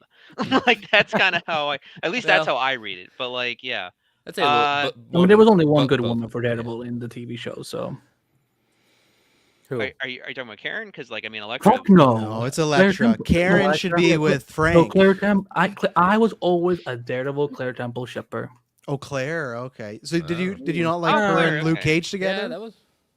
I was okay with it because it was Rosario Dawson. But I was kind of like, no, at some point he's gonna go back to Jessica. Like it's gonna happen. Like, this is what happens when you watch so many fucking CW shows for a decade, and you have to put up with the shippers of the world. There's some good shippers out there. Don't cancel me, but there's some that like their mentality eventually goes to your head, and I'm just like, it doesn't. You know what? Claire and Luke are just temporary. It's just a fling. But next season he's gonna be fucking Jessica all over. Oh, I was pulling for Jessica and Matt. They never pulled that trigger. I was really... There was no romantic chemistry. No, but I was waiting for a very vicious, brutal one-night stand between the two. They would just beat each other up. I'm pretty sure. They were flirting Defenders. They need to leave that open because her and Luke are married in the books, and they have a kid named Danielle after Danny Rand. Like, I mean, that's where they're going. I mean, I'd be surprised if they don't do that. In some of the scenes that we saw when it came to Luke and Jessica, I mean, come on, I'm like, I don't know if Matt could handle that. Matt could not. Yeah, she's very strong. Luke Cage is very strong. Daredevil, he's got. But he's all about the technique. That guy, has to be skilled. His hands. Think about how much Braille he's reading. I'd spend a night with Matt Murdock with how he's good with his hands. I would too if he was a Charlie Cox. Charlie Cox. He's a babe. I think. I mean, they don't say it, but I can assume that he handled both Jennifer Walters and She-Hulk in the same night. I think he'd be okay with Jessica, for being honest. But regardless, as far as as far as the Luke Cage and Iron Fist stuff goes, I mean, if you're smart, you're leading them to heroes for hire. Yes. So you can keep that guy as Iron Fist because now he's going to be like actually under MCU banner. They're probably going to be like, you need to actually practice your fight moves for the love of God, like if you want to keep this job, and then like let him do his thing. But to be fair, I remember he had good chemistry with the guy that plays Luke Cage. He did have good chemistry with him. Yeah. They were actually from when he came when Finn came over to Luke Cage in season 2. Season 2, when he actually felt like Danny Rand. Yeah, like Danny Rand. Yeah. It was good. Yeah. And you still keep Misty, you still keep Colleen, and you just have that be extensions of heroes for hire because that's what it is in the books too. Daughters of the Dragon. Daughters of the Dragon. And the fact they were actually, I think one of the actors that came out a few months ago was like, "Oh yeah, we were gonna do Daughters of the Dragon." I'm like, "Are you fucking kidding me?" That was the actress who plays Colleen. Yeah. Okay. Rebecca, did you ever watch any of the Marvel Netflix shows? I didn't. Everyone I ever talked to who wanted me to watch those shows always told me that I would like Daredevil. Yeah, you would. You actually would. So I think that would be the one that I would probably watch. Oh yeah. Will you do it? Yeah, check it out. Check that out. I will do it eventually. Yeah. No. Daredevil is the most consistent. The only thing I mean, it's good to check out most of the Netflix stuff. Except Iron Fist. You don't need Iron Fist, Rebecca. Don't listen. Don't listen to what anyone says. You don't need Iron Fist. I have to agree on that. But like, yeah, if you're watching just straight through Daredevil, you're probably gonna want to take a break between seasons 2 and 3 and watch The Defenders, which isn't bad. It's not terrible. Defenders was actually good. I enjoyed it. Yeah, it was fun. I think it took a little too long to get there. So no, it did. It's a solid show. It's a solid show. But yeah, I also love Jessica Jones season 1. I like both seasons. The Punisher. Punisher. Yeah. Oh my goodness. Punisher's. I thought it was cool when they did the Metallica song in the trailer. Hell yeah. Yeah. In my opinion, from what I remember going through at that time and seeing the shows, is I feel like something around the time of like the transitioning into the later stuff, with the exception of maybe Daredevil season 3, like Netflix was getting word that Disney was going to just merge everything at some point, or they were going to, so because like both Jessica Jones season 2 and 3, Luke Cage season 2, I mean, I all of Iron Fist pretty much, and even Defenders kind of a little bit. Like all of it was kind of like lackluster in comparison to like, season 1 of Jessica Jones had its flaws, but it was solid. All of Daredevil was good. Luke Cage season 1 was great. And then it all kind of just fell off a little bit. So I feel like that's what basically happened. But like I said, Punisher season 1, great. Punisher season 2, okay. Yeah. It's there. It's there. it's there. Yeah, that's. I was never in favor of a Punisher show. I love John Bernthal, but I'm like, but you know what he did? He made me tolerate Karen. Yeah, Karen was more. Yeah. I would argue that Karen was almost more useful in later seasons of Daredevil and in season 1 of Punisher. Yeah, like more so. She should have moved over, I think, to Punisher season 1. I agree. Yeah. I mean, it feels like they were trying. It feels like maybe it was probably talked about in the writers' room that they were probably trying to set her up with Frank to some degree. But then, of course, if you know Punisher, who love, I guess, over at Marvel. Well, I don't know, but the thing is too, if you know Frank and you know Punisher, like the Punisher, I mean, this version of Punisher, they definitely were trying to play around with Frank Castle as much as they were Punisher. But like Punisher as he exists in the comic books, he's a one-track mind. He's not like Frank Castle kind of doesn't really exist anymore, Well, and if you look at it, he's actually rarely Punisher in the Netflix shows because he's True. Punisher at the end of Daredevil, and then in the first 5 minutes of Punisher season 1, he gives up the vest, and it's all about he's gonna be Punisher, and then in season 2 he gives it up again, and the finale is him with the vest. So that's what my problem always was with Frank Castle in that show. That I think because they didn't want to just. I think you're right, Paul. It's tough to do just a Punisher show, so they needed Frank Castle. So that's why this man was always getting a can of gasoline and burning his vest up, like I'm never gonna do this again. Right. And then he'd go through a bunch of killing, and then the vest was back on. So I think that in the MCU, I think he is probably best just to be a supporting character. As much as I love Punisher, and I think it's probably safer for them too to do that. Also, with the political climate right now being the way it is. Remember when Punisher was about to premiere, and then that word we can't say on YouTube, but like. Yeah, but okay, so like as far as the comic books go, and I totally understand what Travis is saying, and I don't disagree with it. I think too the way that the MCU or the Netflix, whatever you want to refer to it as, or the John Bernthal version of the character is a much more, I would say, maybe a somewhat more modern version of the character. I haven't read a lot more modern Punisher. I mean, my take in reading Punisher is the Garth Ennis stuff, and if you guys are familiar with that, that's some of the best Punisher. But Garth, when he writes Punisher is not the main character in those books. The Punisher, the way that he's written in those books, he is a force of nature. The Punisher comic revolves around everyone reacting to him, whether it's him going through a thing and like taking out a whole, mob unit or whatever, and then everyone kind of, surviving that and trying to discuss who Frank Castle is and what the Punisher is kind of. And I can't explain it, but like Garth was able to write it for a very long time and make it always still interesting and always just like on the edge of your seat, like what's going to happen next. And yeah, unfortunately, it's kind of harder to write that, I guess, in like a TV show where, John Bernthal is clearly like an actor's actor. He wants to know like the crux. And so, Frank Castle and his version, I feel kind of needs to exist a little bit more. If you're looking at more the comic, you're probably going to look closer to Thomas Jane. That's the Punisher, like, or as most people think of the Punisher in the comic books, where this horrible thing happened in Tampa Bay. Well, the location aside, the whole him, taking out gangsters, being very, Sorry. Oh, I was gonna say I feel like they got close to the end of stuff in Warzone though, because I feel like you had Julie Benz who was playing that mom, and I feel like Jigsaw Ray gets Stevenson, as man. much Rest he in gets peace. as much screen time as Punisher, and there's lots of like him with the surgery, him with his family. I think there's definitely some more Frank Castle than usual, but it's a lot of the mob reacting of how we're gonna take him down, and okay, I'm a single mom that's hanging out in his basement. Should I trust this guy? You know, and yeah, I loved Stevenson in the role. By the way, that's a really underrated movie for me. For people, just because I liked, because I recently actually rewatched it. Go watch Jordan's trailer reactions to Punisher when they played the Metallica song, because his face is you glowed so hard, Jordan. I was like, oh no, this is like it was a good day. It was a good day. Yeah. It was a good thing, but I know, Jordan, you have to take off. I've been waiting for 10 minutes. Yes, I know. I have to go. Yeah, we've been talking about. My wife literally just texted me, and I'm like, I'm trying to get out right now. I'm sorry. Yes, but I didn't want to stop people from talking, but I'm like, okay, just keep them talking. I guess I'll just no. Yeah, that was a good send off by but yeah, it was good. Oh, by the way, I've been watching a lot of movies recently, Dave. And I've watched Fury for the first time today. Nice. And I watched 2012's Dread and Sicario back to back. You watched Dread too? All right, good. Sicario, good. All right. Watching all good movies. All three good movies. Great movies. Well, I've seen some other movies not so great, but I've been seeing a variety of stuff. So yeah, that's good, man. Yeah. Thanks for having me on, man. Appreciate it. Always. Yeah. All right. Chainsaw Reacts. All right. Take it easy, man. Yeah, but I mean, yeah, when it comes to it's funny because, like, going back to the Thomas Jane Punisher, it's not terrible, but it's also not great.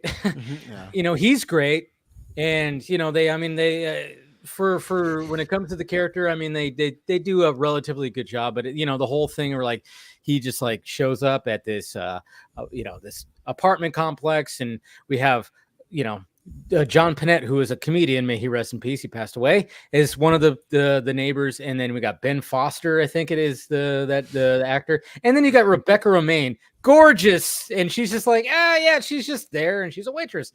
It's all and it's in Tampa, so it kind of like but for the most part, it was kind of funny because when you watch that first Punisher movie, it almost seems like the filmmakers were like, this is going to be PG-13, PG-13, PG-13. And when it got to the final act, they went, you know what? Fuck it.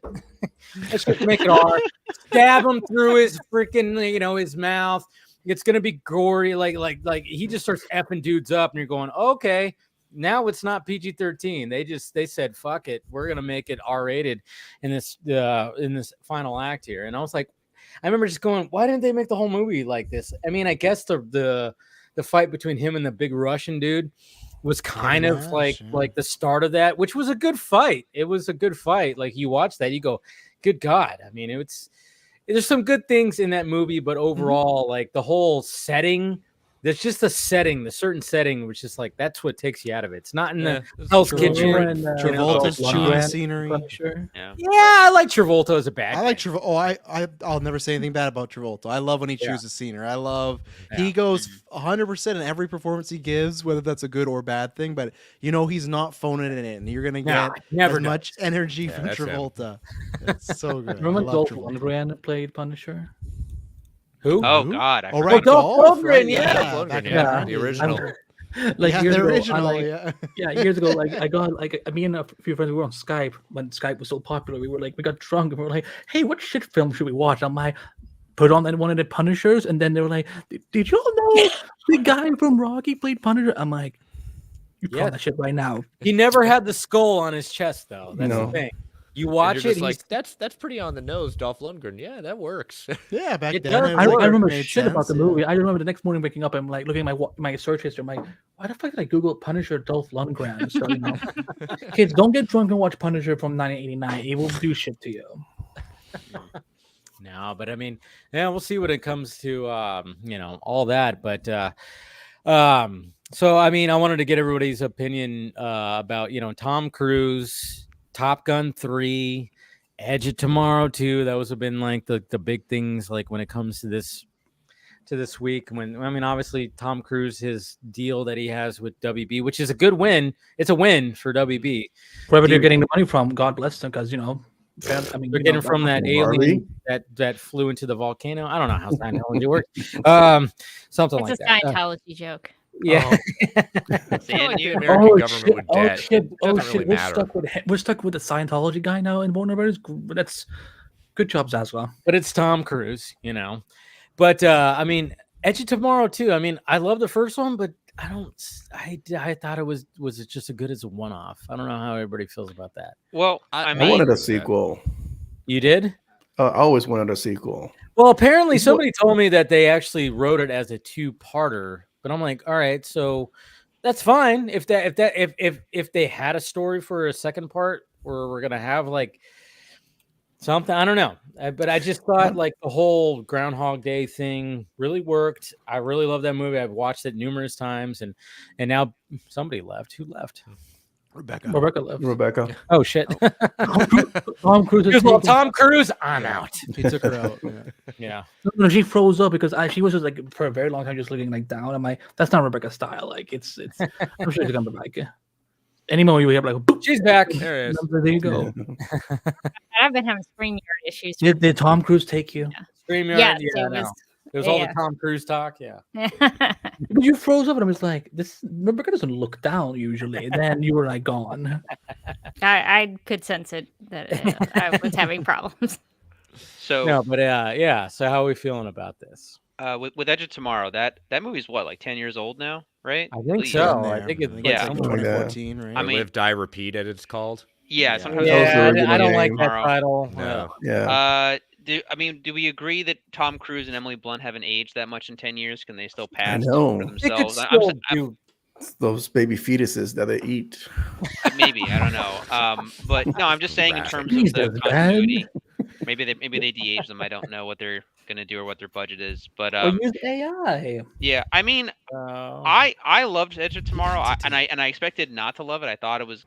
The trailers look generic as fuck, so I was just like, okay, whatever. And then I watched the movie like a year or two later, and I was like, oh, this is actually solid. But it kind of ends somewhat ambiguous, but not really like enough where you're just like, okay, like I see where this is going. He's gonna save her, like he's gonna do this, and like you kind of, it's kind of like those things of like where you're just like, no, I know this is like gonna work out. Like I don't know if you needed like a movie to, go into that. So Well, that's the thing about films, because it felt like it was resolved at the end, but now that he kind of figured out how to do the whole time looping thing, I feel like something else can be thrown into the whole operation that can kind of derail what he thinks that he got to handle. Well, like I said, I mean, if they come up with something, I'm totally down. Yeah, but I mean, like with this whole deal, and then when it comes to, everybody was like, oh yeah, Warner Brothers, and I think there was even post that said Warner Brothers wants Edge Tomorrow too. They want that in development. They want to be one of the first things. And I was like, cool. And then all of a sudden we get the Top Gun 3 news, and I'm like, can we get something original? And I just want Tom Cruise to be a villain again. I don't know about. I've been waiting for him to be a villain. I just want him to when act was he a again. villain? Collateral. That's Oh, his that's best true. role. Amazing Collateral. movie. And he was Yeah, awesome. Jamie Foxx. Yeah, that was a good movie. That's Yeah. true. So He's freaking good. fantastic. I'm like, I've been waiting for Yes. Tom Cruise to be a villain. You could Again, argue Magnolia too. Like he has that Yeah. vibe of like Yeah. you can't trust this guy. Like He's one of these actors that Collateral. you're just looking saying, why haven't you won an Oscar yet? because I he know, started right? doing this stuff. Because they did Mission Impossible 4. It was a big hit. He's like, I'm gonna do this for the next 10 years. Like I was talking Fair. with I somebody. can't blame him. In 10 Okay, years, he's only done 3 original movies. All of them have been reboots or sequels, whether it's Jack Reacher, Mission Impossible, The Mummy. He did like American Made, and there's That 2 Jack other Reacher ones. movie was Fantastic. bad. And that's But what I'm it's just saying, even in the past, it's just like, really, why didn't you win an Oscar by this point? Oh, I know. And Well, he's yeah, not going for the artsy fartsy movies. He's going for the action, big spectacle movies. That's what it is. But I just wish Magnolia he was wasn't. probably one of the last ones that was artsy fartsy, kind of like Mhm. It was more fartsy than artsy.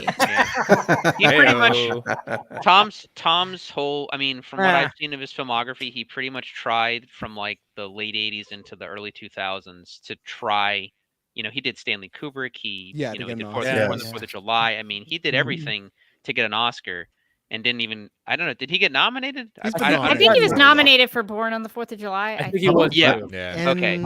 Didn't A he Few do Good Men, maybe too? Vampire? Collateral, he should have gotten Well, one. Oh Yeah, yeah, Interview I'll with the find out. Vampire. Yeah, Yeah. no. But he didn't get nominated. But that was also a villain role. The Pelican Brief. Didn't he get nominated for that? Pelican Brief. You're talking about the firm. The firm. The firm. Yes, I'm sorry. Yeah. Same author, just different. That was Denzel and Julia Roberts. He's been nominated for 4 Oscars, so he's gone quite a few. Which are the other ones for? I'm hoping my IMDb is quicker here, but Rain Man. Yeah. I don't know. So he got. I guess some of them are produced. So one of them is a producer for Top Gun. He got best actor best supportings for Magnolia, Jerry Maguire, and Born on the 4th of July. Yeah. I love how you froze. Thumbs up thing? With the thumbs up. The StreamYard sucks with all their new things. I don't know why. Yeah, I agree. Born on the 4th of July, Magnolia, and what did I say? There was the other one, Jerry Maguire. So he's been nominated 3 times. Oh, yeah. Okay. And I just miss that Tom Cruise. I like him in these roles, but I actually don't think Edge of Tomorrow 2 happens. I think that's just something they're saying because they've been saying that for years. It's going to happen, and I don't know. I think there's a good chance, like Constantine 2. Yeah, exactly. And who knows, right? Like a couple, like it was last month, we heard that Paramount and Warner Bros. Could end up being together with Warner Bros. Owning them, right? So I feel like it's odd that, okay, he's with Warner Brothers, but he's going to be doing MI9, and then he's doing Top Gun 3. So his next 2 films are not even with Warner Brothers. So I feel like there's more. Right but he also has a deal with Universal, too. He does work with Universal. He's doing that space movie or whatever. So like that's where it's whatever happened with that?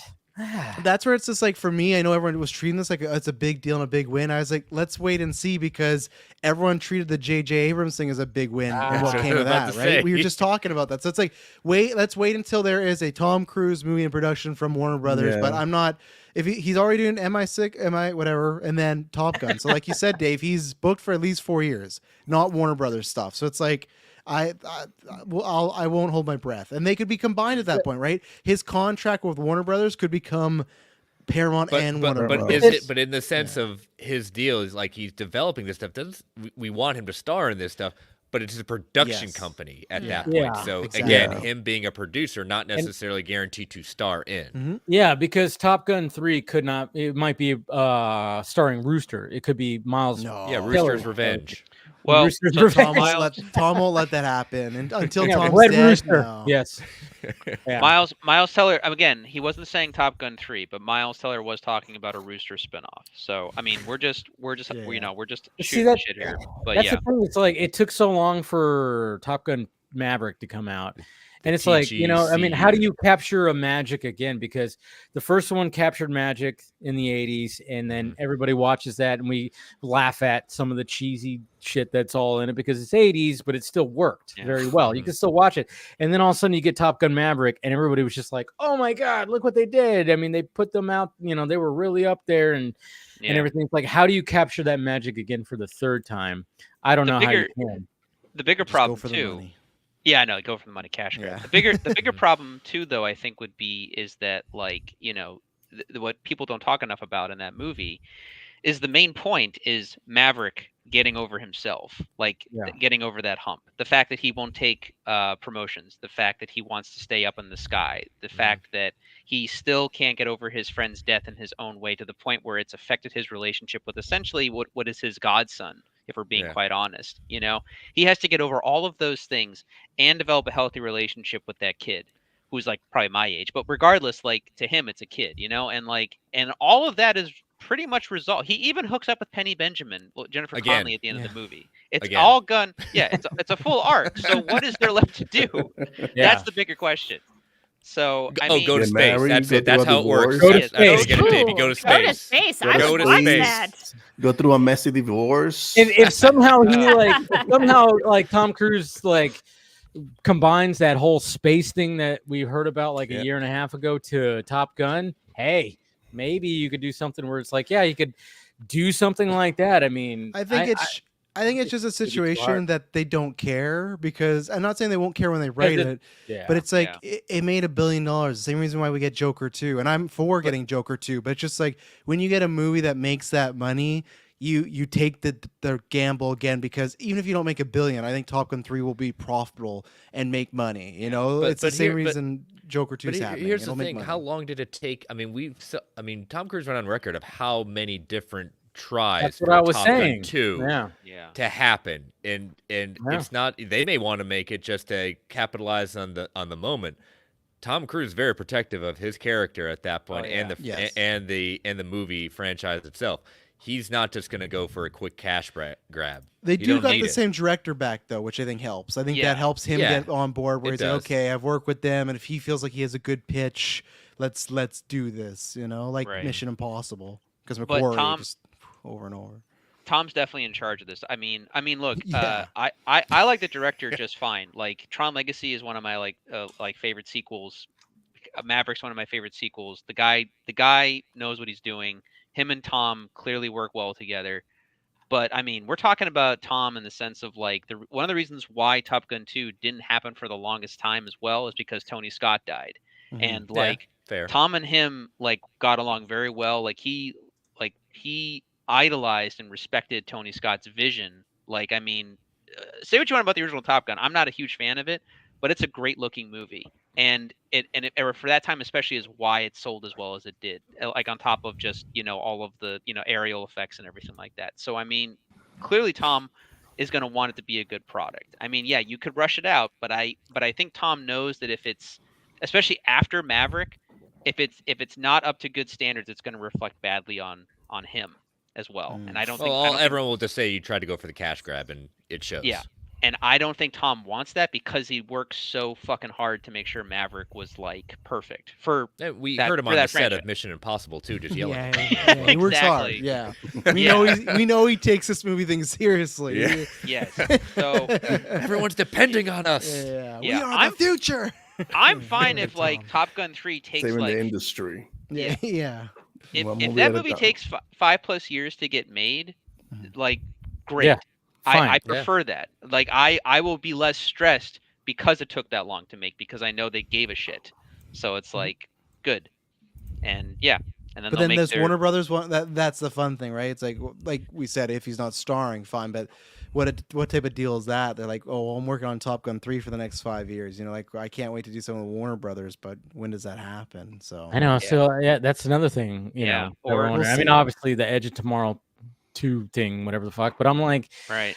They have to be thinking like, hey, we want you to do some original stuff here. If you're wrapping up Mission Impossible, you're doing that, and then all this is happening at the same time. We get this news, and he, backs it up. He posts about it on Twitter, and then all of a sudden they go Top Gun 3 in development, and everybody's coming back, and then it's like, is that Paramount reacting to this news? I think a bit, yeah. Yes. Be like, he's still our boy for a bit. Yeah. It's kind of like how when Gunn was stuck between Marvel and DC, it was kind of like a back forth. Like, here's a trailer, here's an announcement. Well, we still got this movie, So studios being a reactionary, never heard of that before. Yeah. What? Yeah, right. No. You mean studios being petty? What? But then at the same time, we had the news about, again, WBD and Paramount talking to each other. So there might be a chance where it's just all comes over here, and then it's like, oh yeah, this is a Warner Brothers, right? movie Top now. Gun 3 could turn into a Warner Brothers movie. That's what I was thinking when it came to all this. Right. It just seems like everything's just kind of boom, boom, boom, boom, boom, and then I don't know. I think that's gonna happen. I think the Paramount thing's gonna happen. If that was even what they were talking about, they could have just been doing like a freaking movie binge or something. Like old people watch stuff too. True. Like I'm sure David was like, you know what? Like, have you heard that shit about the Lord of the Rings trilogy extended cut? He's like, no, like, bro, we need to watch it tonight, and that's what they were doing. Yeah, I don't know. Everything's also just weird right now. It's just also weird. That's all. That's. I mean, we got 2024. There's a lot of good movies coming out this year. And the superhero genre is being relaxed, but I mean, obviously, we got Madam Web coming out next month. Oh man, yeah, how we feeling? I'm gonna actually go watch that film. So am I. I'm gonna watch it. Yeah, I hope it's so bad it's good. That's all I can hope for.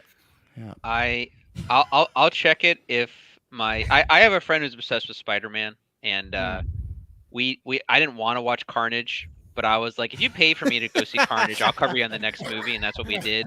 And I feel like that's what's going to happen with Madam Web. Like that's where I'm going with that. So, but yeah, I mean, it if it's so bad, it's good. Like it's enjoyable, and I'm laughing the whole time. Then great. That's what I'm, just hoping. Pretty for. confident a lot of us are going to be worse at it. than.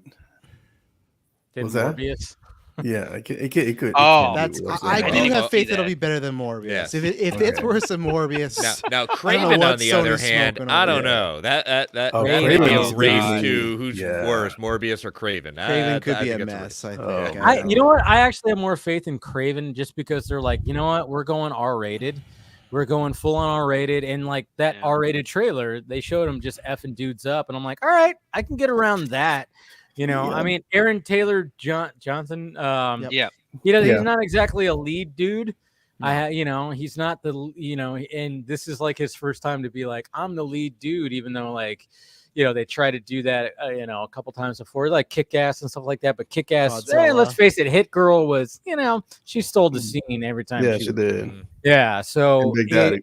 yeah, Yeah, exactly. Oh, and Nick Cage is Cage. so And, good and, in and that then in the movie, sequel, yeah. like Jim Carrey, like his character fucking Yeah. stole the scene. Yeah. Like, And in anytime they- Godzilla, everyone wishes he died instead of Cranston. Exactly. Yeah. So Aaron Taylor Johnson has had like a I record need a of like, win. I'm trying, guys. I'm He- trying. I've said this before, I So think this is on- what we're gonna do. We're gonna take the DC character Animal Man and make him Craven. So see me if you. All right. He's like one of those actors where Hollywood is trying to make it happen, but he's All right. But the I'm- best roles he should be, I've said this before in the show, is like the thing he had in Bullet Train. He's a great Yes. supporting Yes, character. actually he was absolutely. pretty good in that. Yeah, You're and right. he's good. Yeah. Yeah, he's good as the weird supporting character. Like that's yeah. that's his niche. Fucking Yeah. StreamYard with I don't want to do thumbs up. Why? These updates are stupid. Chris has balloons. I got a thumbs up. Like, God. Hold on. Your service works good, StreamYard. I don't know what it is. Like, Yeah, just stop he's like changing Jai. it. He's like Jai Courtney. He's Yes. a good role. Supporting. Side character. Yeah, supporting character. Yes, thank you. Yeah. Yes. No, Um, yeah. But yeah, I mean, I think we can all agree overall that the unless it's say like the Spider-Man movies themselves, like pretty much for the most part when it comes to Sony Marvel, we're just kind of like and They're then damaging the brand. They're seriously Yeah. damaging Yeah. the brand. Yeah. Yeah, I mean, I don't know. There's not much that Marvel can really do, and like they'll be like, okay, make your terrible movies, and we'll just keep making good Spider-Man movies, or good enough. They don't for really the have a general choice. audience. They Yeah, control yeah. Spider-Man. Yeah. Yeah, They're just the So drunken uncle that shows But up then- every Thanksgiving. Like, but- fuck, I got to put up with him because he's my uncle. You know? But it's funny Yeah. because that uncle is just going like, yeah, but we made the Spider-Verse anime. And that's what happens because they get their one. The Yeah. uncle tells one funny joke. You're like, I love my uncle. Yeah. But then the rest of the night, Exactly. it's really bad But- material. But here's the you thing. know. I've said it before in the stream. You have the whole Spider-Man universe, and Yeah. this is At your what you're disposal, doing. I yeah. get Venom. I totally get Venom. Fine. Yeah, you Venom got makes that. sense. Venom works. That Venom works. makes sense. Everything else, really, we're going Madam Web. Really, we're going Craven. Those aren't the kind of winning characters out of the Spider-Man canon. You're not even doing Spider-Man. You're And you not don't even have doing... to do Peter. You can do Spider-Gwen. You can do Yep. Spider-Woman. I'll take you it. can do They're Miguel. doing you two know- Spider-Women in this movie. No, they're not. They're That's not. the not only time you're going to see them in that costume is that quick scene. That's it. Yeah, not in the traditional way of like it's still Madam Web. Like I think they'd actually, if there was a multiverse where there is just a Spider-Woman movie starring Sydney Sweeney, I think that does better than just Yeah. this movie, especially Yes. after Anyone But You. Like that's where I'm with Chris, where it's not. I don't know how the quality would be, but it's just odd why they are just going for these villains that are. I won't say they're B-list for us, but for the mainstream audiences, they are. Oh, yeah, People don't know who Morbius and Craven and Madam Web is. Yeah, they Venom definitely makes don't know who sense. Madam Web Venom, like everyone knows. Oh, that's Black Spider-Man. I'm talking about the costume, not the skin color, right? But that's what I mean, like, What's that? that's what he was, right? What It's do like, you- oh, what are that's you the saying? Black Wow, Spider-Man. wow. But even I like, was like, Just I do about not, Miles? I'm not You're being gonna critical get to do. demonetized, Dave, on that even one. like Yeah, live that's action happening. Miles Morales, where is that? Like, there's all Well, these things they're where working you on could. it.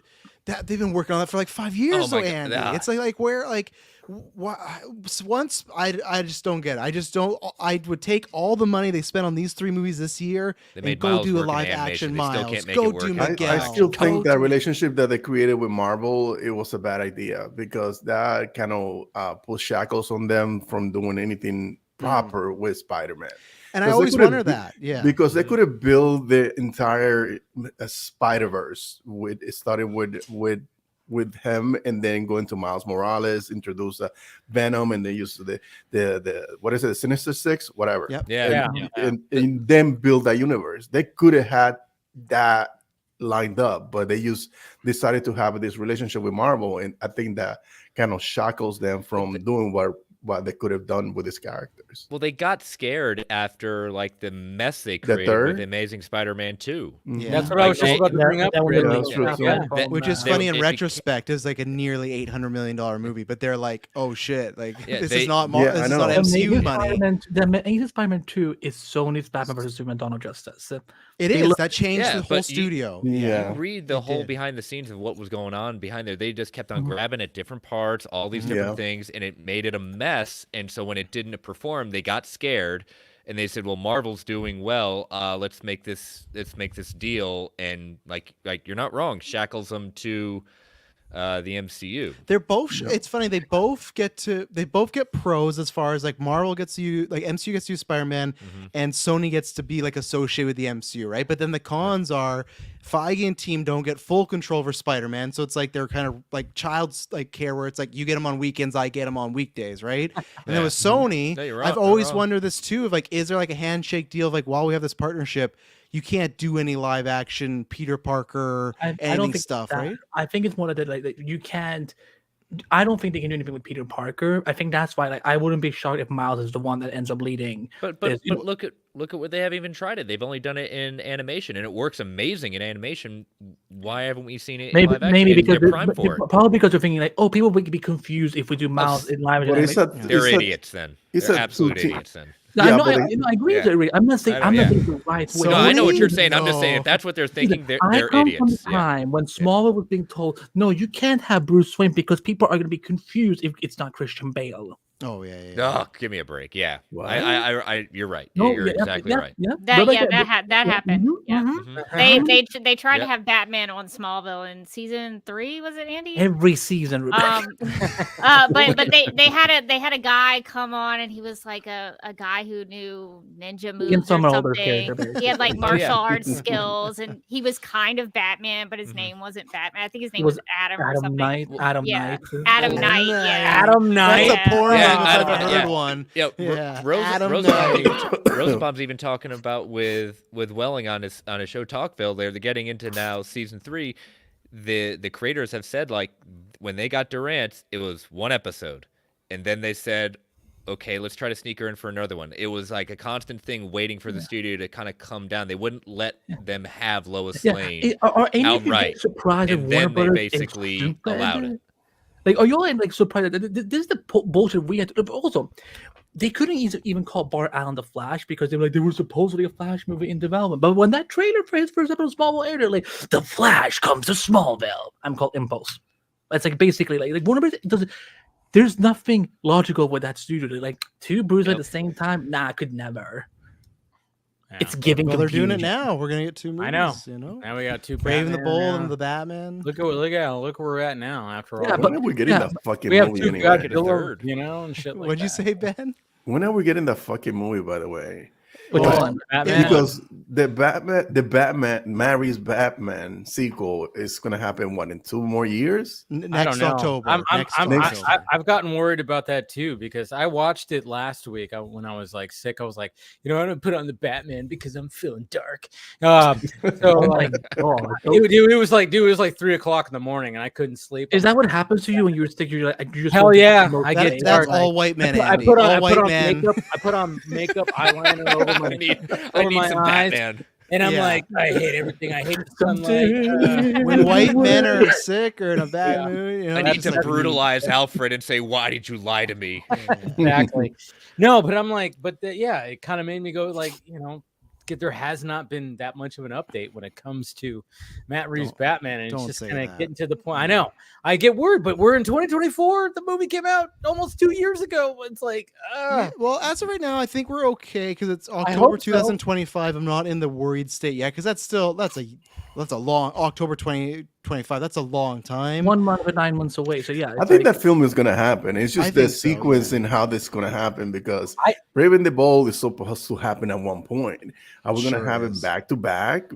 Because you need to have some time, to separate it too. You do, Yeah, like yeah. But it's also these strikes all fucked everything up. So I would, try to keep that in mind because the Batman was supposed to start filming in November last year, and but these Hollywood studios was like, nah, we're gonna drag this shit out. We're gonna drive people out of their homes. I just kind of hope that they, if Matt Reeves was like, this whole time writing the next 2 movies, that they film both back to movies, just do it back to back. So then now we can get the Batman Part 2 and then not have to wait much longer for the Batman Part 3. Would WB do that though with the current state they're in? Yeah, I don't like back-to-back films either. Yeah. They need that money for the Supergirl Woman of Tomorrow movie. I need to emphasize that this needs to happen. So please use the money for that. Yeah, that's a space opera. Well, you also now got James Gunn saying Reeves is also now involved in the DCU. Oh my god, yeah.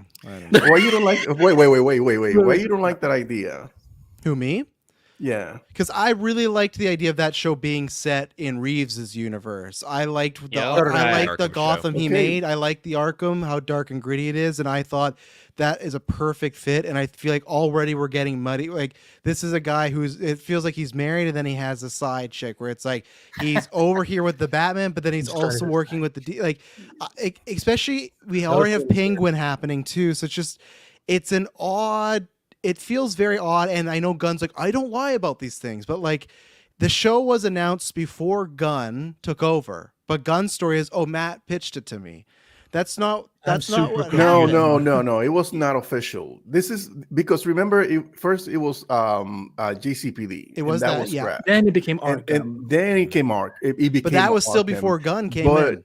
But it was not officially a thing. Yeah, true. It was not greenlit. But it's still like it was something that was in the pipeline. So after that, that's when they announced James Gunn, right? And James Gunn had a meeting with him where he said, I have that meeting with James Gunn so that way we can put our ducks in order so that way we don't overstep over each other's. So I'm sure that he said, hey, I have this idea for this Arkham show.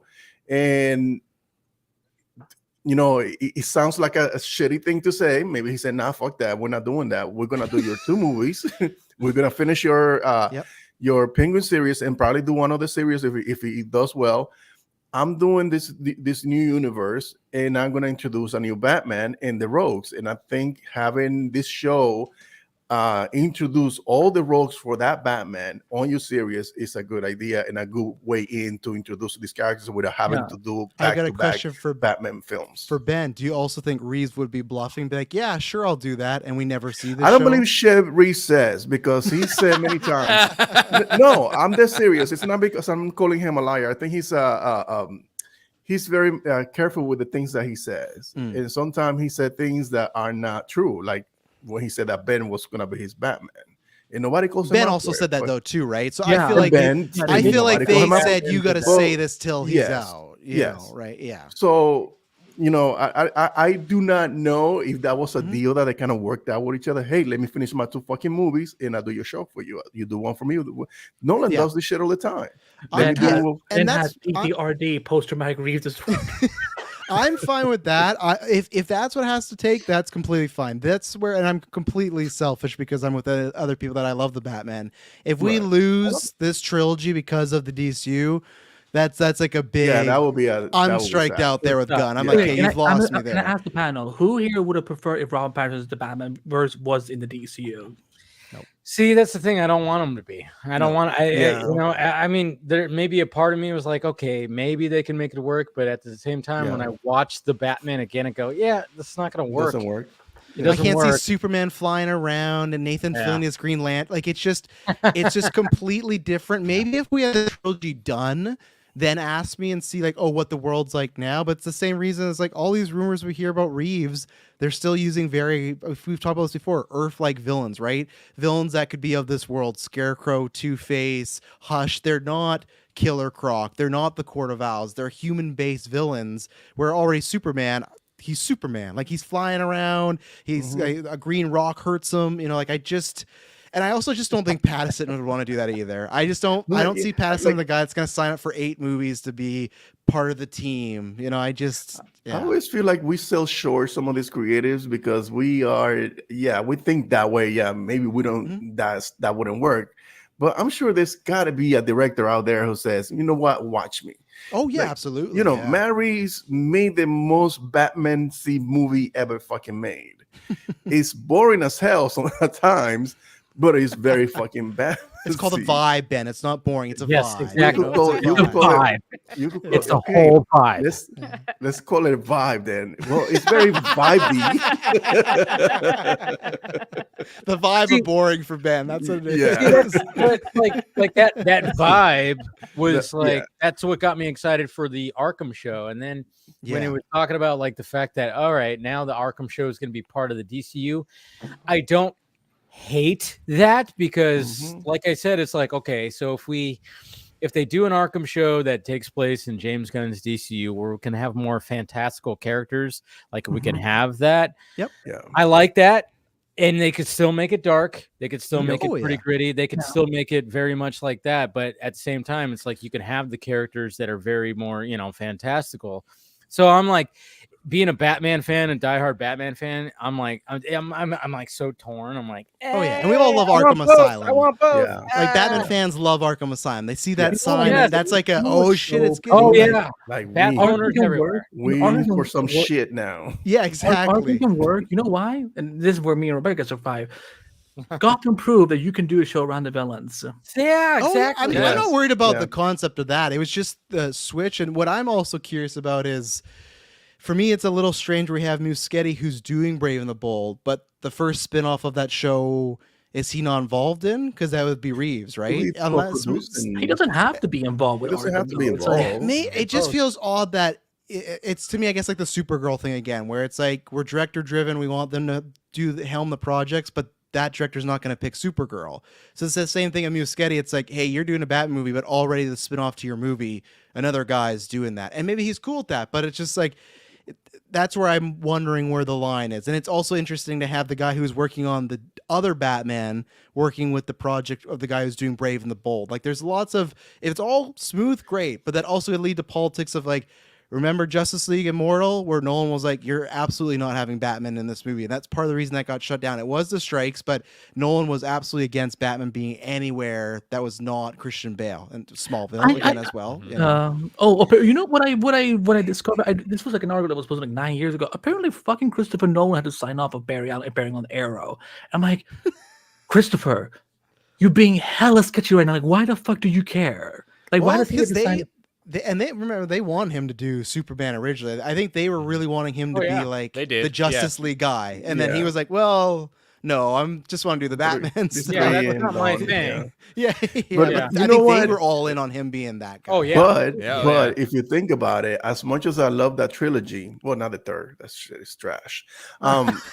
It hurt the DC universe from taken off, because if he would have played ball, or they would have created that universe with intent to create that cinematic universe, they would have been 5 or 6 years ahead of Marvel, and probably would have gotten the accolades that Marvel got. Yeah. But we wouldn't have got the Dark Knight as beautiful as it was. Yeah, that's to try to like set up like we could have. I still like the way Ben was talking about with the super, because the way I argue with Dark Knight Rises, whatever you feel about it, that's the most comic booky of the Nolan ones, and I've always argued that I could see a Superman in that universe, because that's when Nolan started being like, fuck it, like this is really like cheesy, like let's do this. So that's where like he flew a fucking bomb away into the fucking ocean, a nuclear bomb, Andy, too. A nuclear, Listen, and that's where it's got that ejector seat. Come on, it's just honoring. Oh my god, that ejector seat ran. How fast is that fucking ejector seat?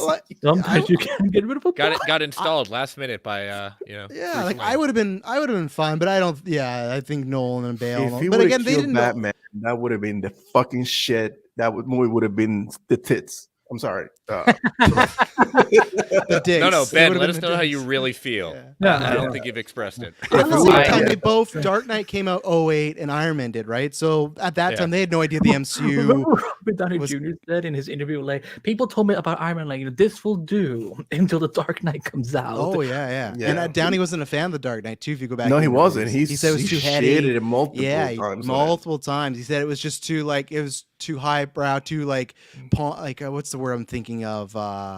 When people are like hoity-toity in film, like bougie. Yeah. no, Yeah. it's Too serious. I'll Taking come itself back is too to it. serious. So- Elite. Too elite.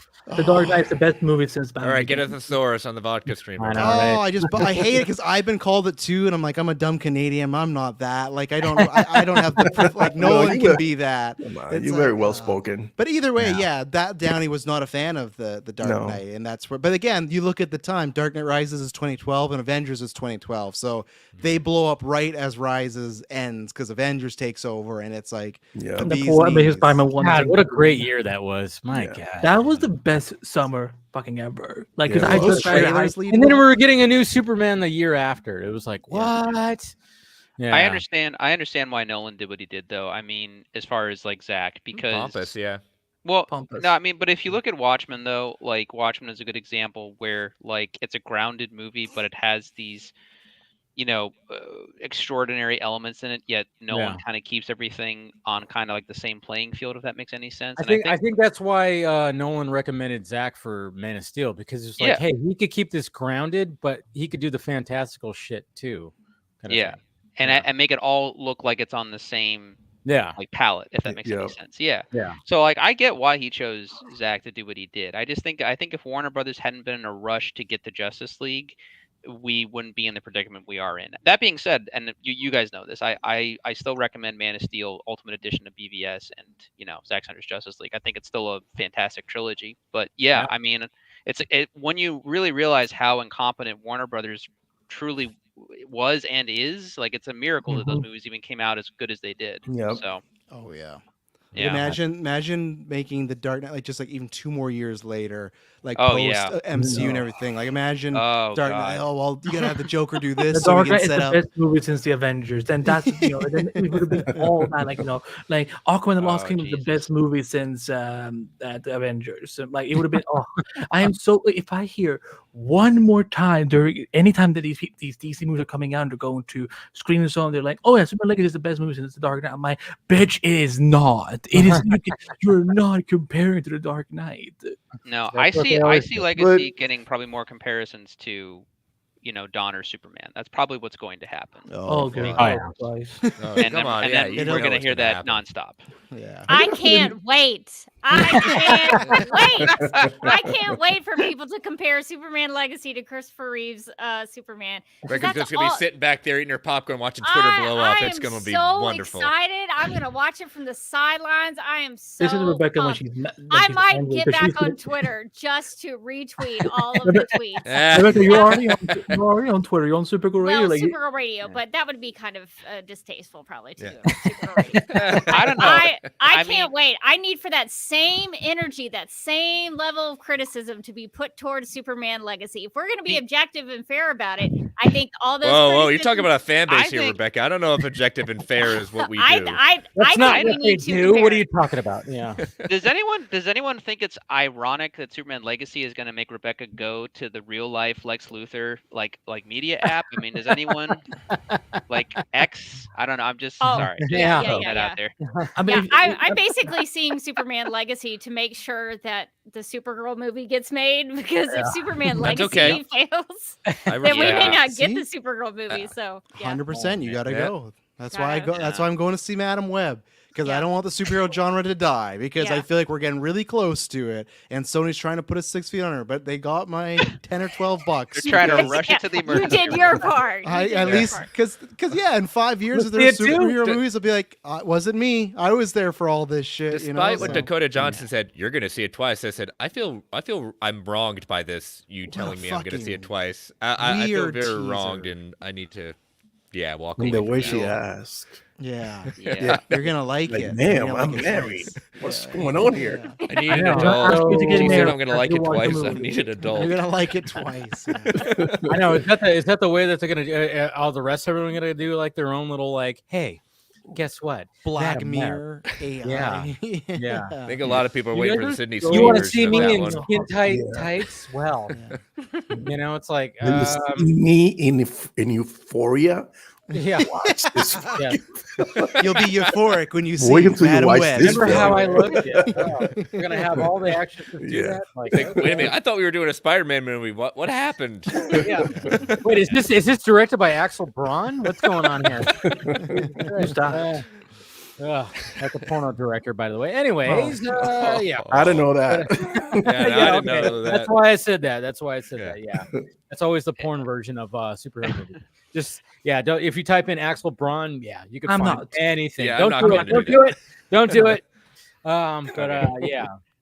No, but Speaking of R-rated Go ahead. comic book movies, has anyone heard any updates on Spawn? Every time that pops up, Oh it God. kinda It's keeps never on happening. forward. The It's Yeah, not update gonna is, trying to say he's it gonna was- do it on his own. yeah, And it's 2 weeks such ago, a Todd shame. McFarlane said if they don't go in production this year, he's gonna produce it himself. Which I'm like, good fucking luck. That's not gonna happen. This Spawn's movie never happening. No, I would say never. I love but it's I not love Todd happening. McFarlane, Yeah. but man, that guy. No, I mean, no, it he just shouldn't seems do like You know what? he's You know always- what? Have Todd produce it, and also have Robert Kirkman produce it. You There you know, go. and just see what happens. I want. 'Cause No, Robert I'll do you one Kirkman's better. been doing Don't some good stuff. don't let him produce it. Let him Direct it. Let Liefeld direct it. No, not Liefeld. Let No, McFar- no, don't bring McFarlane direct Liefeld. Oh, pardon her. No. Robert Kirkman. You know, Oh, Kirkman. Oh, gotcha. Yeah. Skybound Yeah. guy producing his Walking Dead, his Invincible show. He's getting Remember that stuff time done. when he spoiled Sentry was going to be in the movie, and then that actor left? Yeah, it's funny. Hmm. Well, actually, any rumors on that? Because there's rumors that Yeah. like a bunch of people are Austin rumored- Abrams is the rumor, right? To that broke tonight, which I'm very Okay. excited about because I really like him. Another Euphoria guy. So He's not that good. For which one? But- For what? For Spawn? for Which title? Century. Oh, Century. Century. That's right. yeah. So Yeah. yeah, I'm excited by that because I really like. He's a good actor. So Yeah, All I've always those- thought. I'm not Sorry, go excited for this fucking film at all. I No, don't- I'm not like, either. That's it's- why I'm, like, I don't really I'm a care. casual Marvel fan, Yeah. comic book reader. So I know about Century, I know about the Thunderbolts, but I'm like, who the fuck? I don't care about it about this fucking movie. Like, Century it has Kingpin, is gone it the through- concept or and is it's it already- the cast it's- that they have? It's no, because it's already a mess. They already like from the beginning. Now that movie is a mess. Like one of my favorite fucking comic book is Blade, and that shit. Like I'm not even looking forward to Right. that anymore because all the Is shit that that is movie going even through. happen? Is that movie? So even we're happen? probably gonna get a bastardized version of whatever it is that they intended to do initially, probably a PG-13 version of that. But the Thunderbolts, like, yeah, okay. I'm gonna you hold want- on. I will I- say Austin Abrams does have a good head of hair. Anyways. Yeah. Well, Yeah. he's what comic book people they wanted a white guy with long blonde hair. There's Yeah, all Austin those Abrams for Century you. Well, fans, yeah, all I of them wanna- lining up. Never been And it's, represented. I I'm wanna gonna say- I'm gonna quote Grace Randolph. It's okay to get a Oh, white God. man to. Oh, Ben, Oh, Ben, no, God. we can't have any white men anymore. Come on, I Don't do that. Don't No. do that. I would prefer No, I was Sentry to fine look. with Steve Young playing that character. thought he I would would've be been fine perfect. with Sentry looking like the comic book. I like Steven Yeun. I think he's a great actor, but I Yeah. would like Sentry to look as he does in the books, just because I like his character. I always thought that was a good run. And as far as Blade goes, I want to say something, Ben, which is, yes, I agree with you. It's a mess because they've been reworking it like a shit ton, and I feel bad for Mahershala Ali and everything that yeah. he's had to go through. But at the same time, I guarantee you right now they're waiting to see what happens with Deadpool, and I guarantee you if Deadpool is a success with its R rating, Blade might be okay. And it Not will only be. It will yeah, be. not only that, you're looking at a movie that needs to be as good or top the original previous. the Wesley Snipes classic, like Yeah. there bar none. Well, it's funny because when you compare it to the Wesley Snipes, I mean, there's a trilogy, and there's 3 different directors that directed that Yeah. trilogy. And the first one, I always forget the director of that one. Who was the director? I totally forget. Yeah, I always forget. But too. obviously that was classic, and that's the best one. And then Guillermo took on the second one, and he did a fantastic job. That's the best one, Dave. Stephen Norrington. Really, that's the best one. I mean, I like it because it's just a bit more scarier. That's yeah, what it's I like. scarier. I get it. But some of the and it has a bigger budget, rubbery. so it looks better too. Oh, and those vampires with the Steve Norrington. The vampire killers. I bet you guys could say. The beginning of the first one. Oh. Yeah. Oh, so the good. Club, yeah, the club and like all that stuff. I mean, like the first one's still my. Remember how Morbius was almost in the first one? Yeah. Oh yeah, right. He was at the top of the building. Morbius in it, yeah. But then where's that left for Trinity? We get to see Triple H. We get to see Triple H. Yeah, the metal teeth. Parker Posey was like, I'm gonna do this one, and hey, at least we got Ryan Reynolds audition for Deadpool. That's all I could say about that. Yeah. But hey, who can forget about Dominic Purcell as Dracula before he became Dracula? Yeah. I mean, it wasn't all bad. I mean, Jessica Biel was pretty badass. I mean, come on. But for the most part, that movie was, it was not the best one. You always got to give a good selling point. Say, the movie wasn't that bad. We've gone worse since then and stuff. But that's the only part I do counter on is I don't know if it has to be as good as those, because I think the same way when we're like, oh, remember how Dolph Lundgren played Punisher? How the generations now that are going to see that movie, they'll have no time. Like it'll be Wesley Snipes. I don't know that guy. It's an old Marvel. I'm not gonna watch old Marvel stuff. Like there's gonna be tons of people that of course love the Snipes version, but then there's gonna be tons of people that have never heard of it and are not gonna go back. They're not gonna care that this movie happened in the 90s or 2000s and stuff. And I think that's the only good thing is that the fact that they keep working on it. I lose faith when we lose Ali. If he ever leaves, that's when I think it's done. But I think that them working all the time, this means they at least hopefully want to try to get it right. They're not just rushing it like a few things they've done. Like Quantumania, in my opinion, is something where they literally took the effects people off of it to say, well, you guys got to go to Black Panther. Sorry. Like that's my only hope with Blade is that's why it's taking so long that it's going to work. Thunderbolts, I don't know. I like the new writers they have on it because I really liked Beef. So I hope that pays out. And Beef was so good. Hey, not to stir the pot, but I'm just going to say this because as of this week, Luke Cage is fucking, I mean, I've always considered him all canon to the MCU, but how are you going to explain Mahershala playing two characters? It's happened before. Gemma Chan's done it. Like multiverse. Nah, no one cares. Everybody has a doppelganger. Okay. Oh, okay. Yeah, they won't care. Like people have already. Black people look alike. Yeah. Are you saying that? I wasn't gonna say it, Ben. How dare you? Ben, are you saying that all black people look the same? That's what I said. Did I stutter? He did. He got there first. But for me, I have to.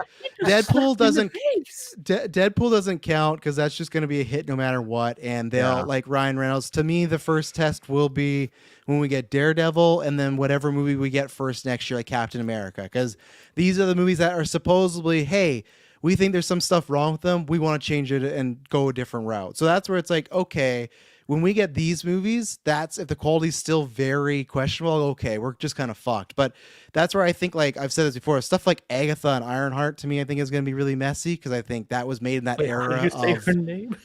What was it? Yeah. Did you say Agatha? You mean Agatha? Agatha? Whoever Catherine Hahn's playing. I worry about that. He is Canadian, all right? Come on. Yeah, exactly. We speak different down here, eh? But like, I do. I'm gonna give them the benefit out until we get to 2026. If the quality's still low, then we're just fucked, and we're gonna get to Secret Wars, and then it's over. It's over. They'll still do X-Men. I think the Marvel Cinematic Universe should be rebooted. It will be soft rebooted for sure. Yeah, it's gonna. They should have fucking rebooted right after Thanos fucking snapped the entire universe. You don't get No Way Home. You don't get WandaVision. Oh my god, not that fucking masterpiece. But for them, money wise though, $1 billion movie. Are you actually puffing your chest against No Way Home? I'm not saying Multiverse of Madness, $900 million. We could have gotten the Multiverse of Madness. Yeah. What else is there after that? No Way Home for sure. I think in the COVID times, Loki and WandaVision was huge for Disney Plus to get subscribers. And if you reboot, you don't have Tom Hiddleston anymore. You don't have Elizabeth Olsen. People, this fucking thumbs up. Oh my god! I can't make a serious point of it. But I think, Ben, that you can't put your thumb up. Yeah. And even though, Ben, I know you don't like Black Panther, that's an $800 million movie. Like they had multiple huge successes in Phase 4. And that's why if you reboot it, there's a chance you don't. You lose the people that that loved Tom Hiddleston. You lose people that loved Tom Holland, that loved Benedict Cumberbatch. You lose all those fans right away if you reboot right after. You make a very good point. But the thing is that even though there were a couple of movies that were good, No Way Home, let's agree to disagree that Black Panther was. I'm not saying good. I'm saying financially good. That's what I'm saying. Okay, financially good. Yeah. But there has to be a quality to the product. Otherwise, your entire thing is gonna suffer. Absolutely. That's why nobody gives a shit about the Transformers anymore, because they kept doing bad fucking movies. I agree. That they were making a lot of money. So if they keep doing that, then that's why we are in this comic book fatigue, because they kept giving us mediocre bad products.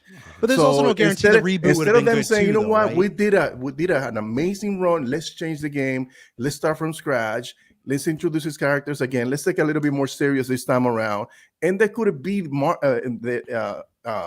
DC at their own fucking game by having this little bit more grounded version of the MCU this time around, because they had to differentiate from whatever they had before.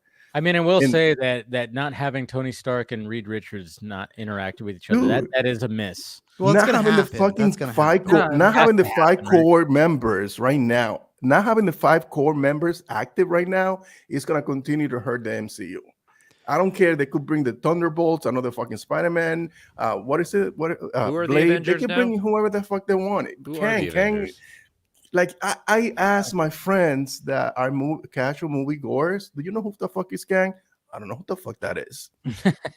But that's where you're right. That's where it comes down to, like you said, the quality, because no one knew who Thanos was when Avengers came out, right? Whoa. No one knew who Thanos was in Endgame. A lot of people did not. A lot of people. No. People were like, Thanos has been shit about Thanos. No, they did not. In 2012, when he turns in the end credit scene with Avengers, every eyes was like, "Who's this fucking guy?" Like no one knew. They all looked at the nerds in the audience and who is this? Okay, but we all here probably. Yeah, we knew, but I'm saying, you know what? You're right. The same guy you asked. And this is where I see. This has been where I do agree with you that having the core 5 has hurt, but the problem is they never came around and replaced it with another core 5. We always say this, we're like, who are the main characters? We knew that Thor, Hulk, Cap, and Tony were the main characters of the Infinity Saga. If they would have said, okay, we're gonna do Captain Marvel, Shang-Chi, Captain America, and someone else, like it's like Sam, but that's a problem. We haven't seen Sam in 19 projects since he became Captain America. Shang-Chi, everyone loved that movie. We haven't seen him again. Where Iron Man, you literally saw him 2 months later. He was an Iron Man, and then he was Incredible Hulk a couple months later. And that's where I think that, because my only argument against the reboot is, if the reboot sucked, then it would have been the other way around, where people said, oh, they should never reboot it. They had a good thing. Why break it? So that's where I think they should now, but I think it was worth trying. But I do think they've stumbled, that they should have had they should have people we're rooting for. We don't have we don't have nobody to root for. No, we don't right now. We knew it was Cap and Tony, we do, but they're just not there. Like you said, Shang-Chi, like I want to see more of that. Yeah, what the hell, man? Get some more. But we're not gonna get to see any of that until some of the best fight choreography in the MCU. He hasn't even had an end credit scene. He hasn't even had a cameo anywhere. It's just like, we have a new Captain America. He's been nowhere. He's supposed to be the leader of Avengers. He's not been in a single got a new movie coming out, but he does. But how long did it take? And that movie's in trouble too. Yeah. That movie's in shambles. Yeah, and that movie 4 years after Falcon Winter Soldier, like the Avenger movies had 3 years apart. We got 4 years since we saw Cap again. Yeah, that's been the biggest mistake. They haven't had an Avengers movie. Period. They should have done that. Yeah, they should have established who are the new six. They should have established the new Avengers long ago. Mm-hmm. And it's weird that's always been my complaint, is that they should have done one where it was like an Ultron or a Loki, a big threat, but not Thanos level. Someone that this new group of people can take down. My example is always, in the comics, there's the Masters of Evil, and that's just like a bunch of bad guys that team up. Just do that for a movie. Have the Avengers kick their ass. You see the chemistry between, and that was the other thing too. It's like, you wanted to see Avengers because like Downey and Chris Evans had good chemistry. ScarJo and Bruce Banner had good. Like, you wanted to see them together. who do we want to see together right now? Nobody, because Nobody. they don't interact. They're all like Moon Knight's jumping around on we don't pyramids. know. I think we only like Doctor Strange and Spider-Man at this point. I mean, and that's true. They already interact in the last phase too, right? So it's I know that's cheap, the thing, you know? but if we're moving forward and they're still there, it's like that's only two that we actually kind of care about. And one, those three. So come on. I just want Kamal and Spider-Man to hang out. Yeah, that would be a good. Yeah, she's so likable. I like it's the ridiculous. But that's the tough thing when you look at that from a business thing, right? Where you look at Miss Marvel, like with the Marvels, it's the lowest MCU movie ever, right? Box office. Yeah, I think it did it. Yeah, and then the Marvel show was not watched. So that's the tough thing. Where it's like film. Like what are you us talking nerds. about? People are watching Miss Marvel. It's the lowest rated show, and you know why? Because they put up against fucking Obi-Wan Kenobi at the same time. What do you think these dildos are going to do? They're going to push you fucking Star Wars over. But it doesn't matter on paper. I don't think it was just that. I don't think it was that, but on paper, that's where it's tough for these companies. Where, as much as we don't want to hear it, they probably shouldn't listen to us, because we can all say, "Oh, we love Miss Marvel," and I love Miss Marvel too. But like the two projects she's been in, the least watched stuff, and same thing with all these other ones. Like that's why you're not going to get another Ant-Man. What else? Just like I Can Survive. I don't need any more. I think you have said the smartest thing the whole fucking night, dude. Don't listen to us. Well, and that's the thing, right? It's just because we see this shiny thing and we love it, but general populace, general audience aren't going to do exactly. They don't give a fuck about this thing. People hate in the chat because I bring this up. I know you guys fucking hate Thor: Love and Thunder. I know you hate it. I fucking hate that movie. I know, but when you, if I come to you and say, hey, we're gonna make Captain Marvel 3. Lowest grossing MCU movie, or we're gonna make Thor 5. That movie is the third most successful MCU movie since Endgame. What are you gonna as executive pick? You're gonna go with Thor, even if you hate it, right? And that's where when I say don't listen to us, sure, people online are like, "Fuck, I'm done with Thor," but the general audience isn't. That's because he's like Dave pointed out with with Doctor Strange and Spider-Man. He's a leftover of that era. Like Hemsworth is one of the OGs where people go, "I still care about him." Fits with everybody too. Like look how well he fits with the Guardians of the Galaxy when he was not even supposed to be in around those guys. Yeah, and Taika's not coming back, so I think people are gonna be happy with that. And wasn't at one point when it came to Spider-Man No Way Home, wasn't Miss Marvel supposed to actually show up in there? No, it was American Chavez. It was American Chavez. That's who it was. They did go during No Way Home. They met because they were both from Atlanta, so they were. This is what I'm saying, that the DCU is just gonna fucking obliterate the MCU, because they're gonna introduce the main characters. And they're gonna stay there for the next 10 years, and Marvel needs to fucking reboot in order to compete. And we need Marvel to compete, because if they're good, Marvel is good, DC is good, people are gonna continue to watch, and they're gonna continue to make these movies. No, I think it's DC's turn. It's DC's turn, and it is DC's turn. And if they're gonna, it's like, I mean, obviously a lot is riding on Superman Legacy, and I just really hope that James Gunn gives us something. Obviously, there's still gonna be not everything can be fresh, but I hope there's fresh elements that are put in there. And I think one of the fresh elements is the fact that there's already an established universe that already has heroes in it.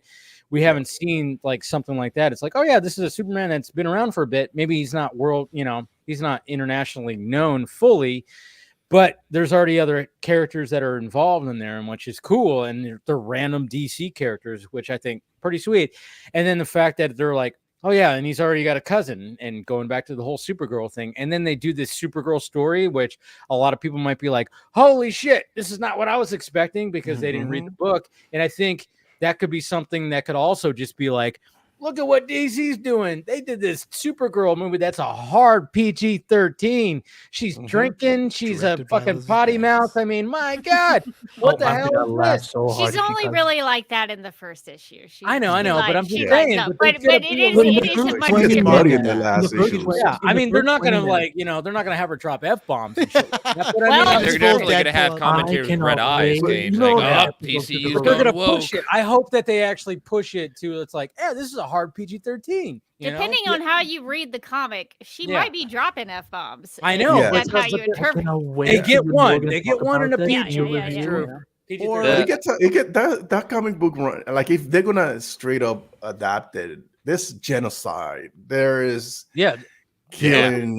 It's a dark story. It's a dark story. It's dealing with a lot of heavy stuff. a lot of heavy stuff. People doesn't like it when it comes from Zack Snyder. You know what? It's confused.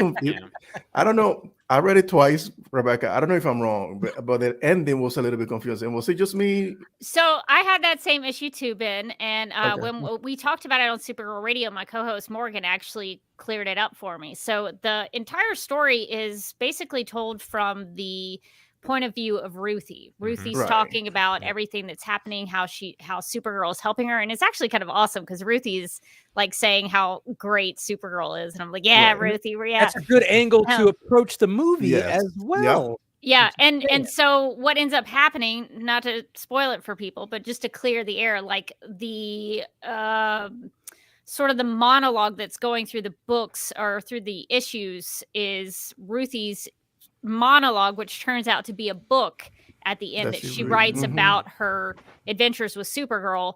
And in order to get the heat off of them from the bad guys, Ruthie writes that Supergirl kills Krim of the Yellow Hills, but she doesn't actually kill Krim of the Yellow Hills. Okay, so in the book she does kills them, but in actuality she shows her forgiveness, and that's why she shows him compassion. That's why they show him at the end, and she kicks him. Okay, all right.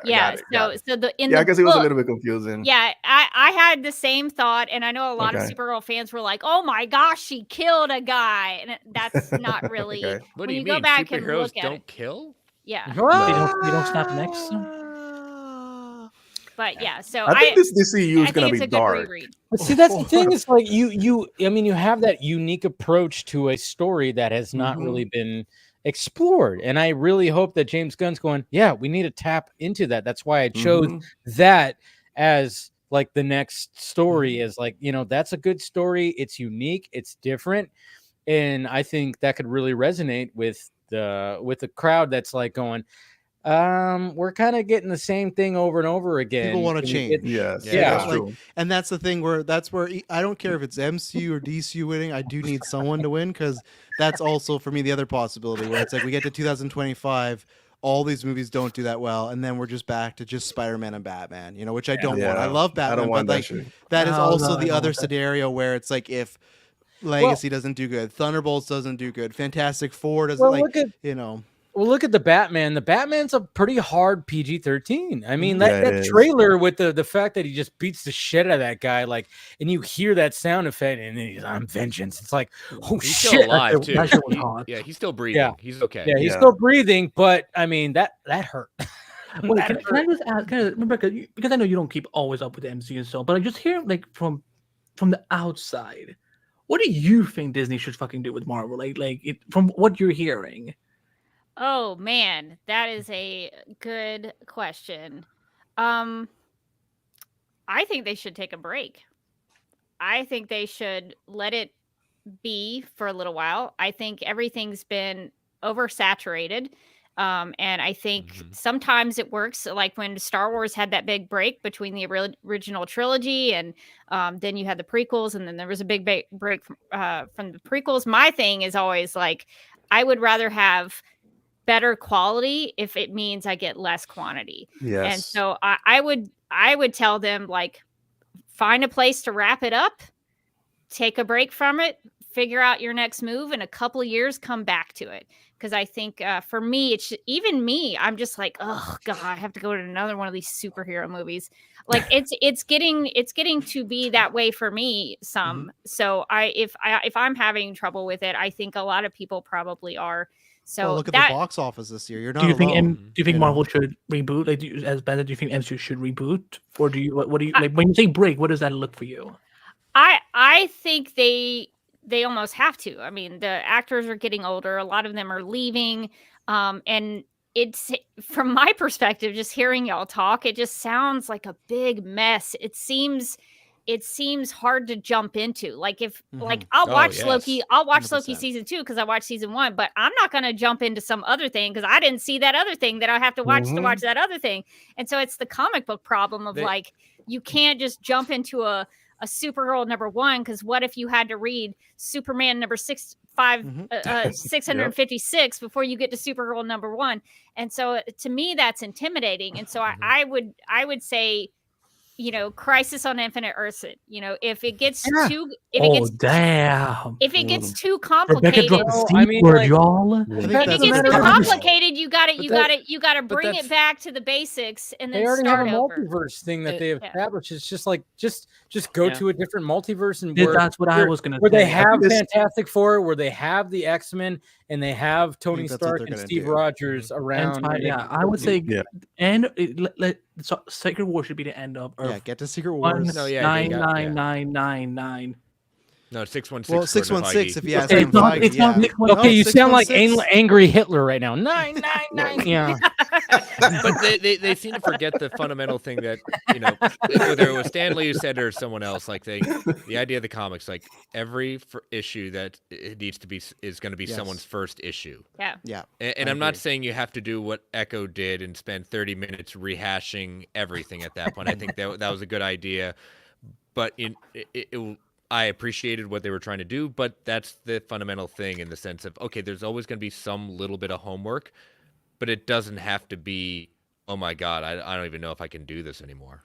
It's like I was talking with Scott today because he was asking me about Echo, and I agree with him where he didn't know where Phase 4 ended and Phase 5 began. I think that's been a big thing too. No where Avengers movie. Yeah, Phase 1, 2, 3, you always knew, okay, this is where it is. But now, because some of course was COVID and strikes, so things have been delayed and moved around, but there was always a clear-cut kind of, this is the ending to even this mini phase, right? Phase 1, like the chapter there. And I think that's the problem just for anybody. It's like, where do you, like Scott, and he's more into this stuff than other people, where if I want to start Phase 5, he had to ask me, like, where do I start? Like that. And that's where it's like, it didn't used to be like that. And that was the problem with like, what, 1 year we got like 4 movies, 4 shows. It's way too much. I agree with like what Gunn has said. What MCU should do is go back to, I hope DCU does it too. I think 2 movies, 2 shows, that is a perfect app. I don't count animated stuff because animated stuff, that's just for us. Like the GA's not watching Creature Commandos. They're not going to watch What If. Like that's for us hardcores. But they're not, right? They're not going to be like, you need to have Pixar, Despicable Me level hype for animated stuff for people to watch it, unfortunately. So for live action stuff, 2 movies, 2 shows, that's like a great capper. Maybe a 3, maybe like the odd time, hey, no, I like something cooking. But two Marvel movies, 2 Marvel films, and 2 DC shows, and 2 perfect. Marvel shows. Yeah, more than enough. See, so. two is even too much for me. I think I would even go back to 1 movie because then you start, for me, then it's like, well, I have to watch all these superhero movies, but then it takes away from watching all these other movies that are not superhero movies. I don't know. I think I just have gotten to the point where I've seen so many of them that were just so kind of mediocre. Like I went to go see Aquaman, The Lost Kingdom, just to support Jason Momoa, just to see him out.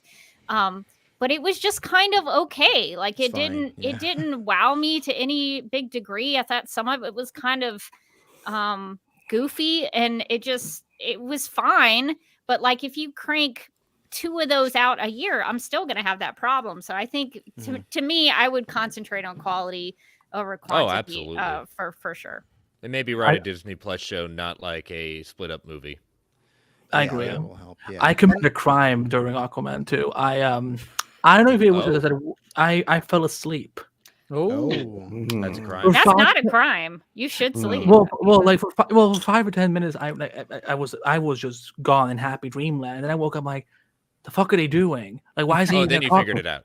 I'm like, why are they eating? Wait, is that a cockroach? Why are they eating a cockroach? Yeah, you got Orm eating a cockroach. Yes. I kind of love that. That's the last shot of the DCU. I cannot. I actually Orm putting a cockroach in his burger, and he's just like, everyone man, in my what a theater fucking laugh, and I'm just sitting there like, no, you must be. We could have had Ben Affleck or Keaton, like just a Batman scene, and this is what we get, and people were just eating it up in the theater, just laughing. I'm just like, that proves our point in the sense of don't listen to us.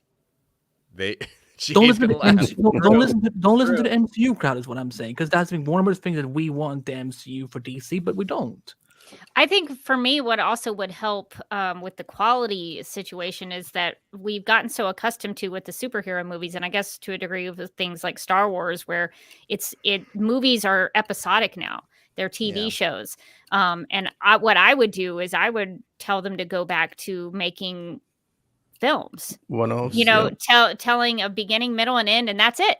So if you didn't want to watch the 15 movies that came before it because you didn't want to do all that homework, or you could still go and watch it. And I think that's what's so beautiful about Man of Steel is that it's a beginning, middle, and end.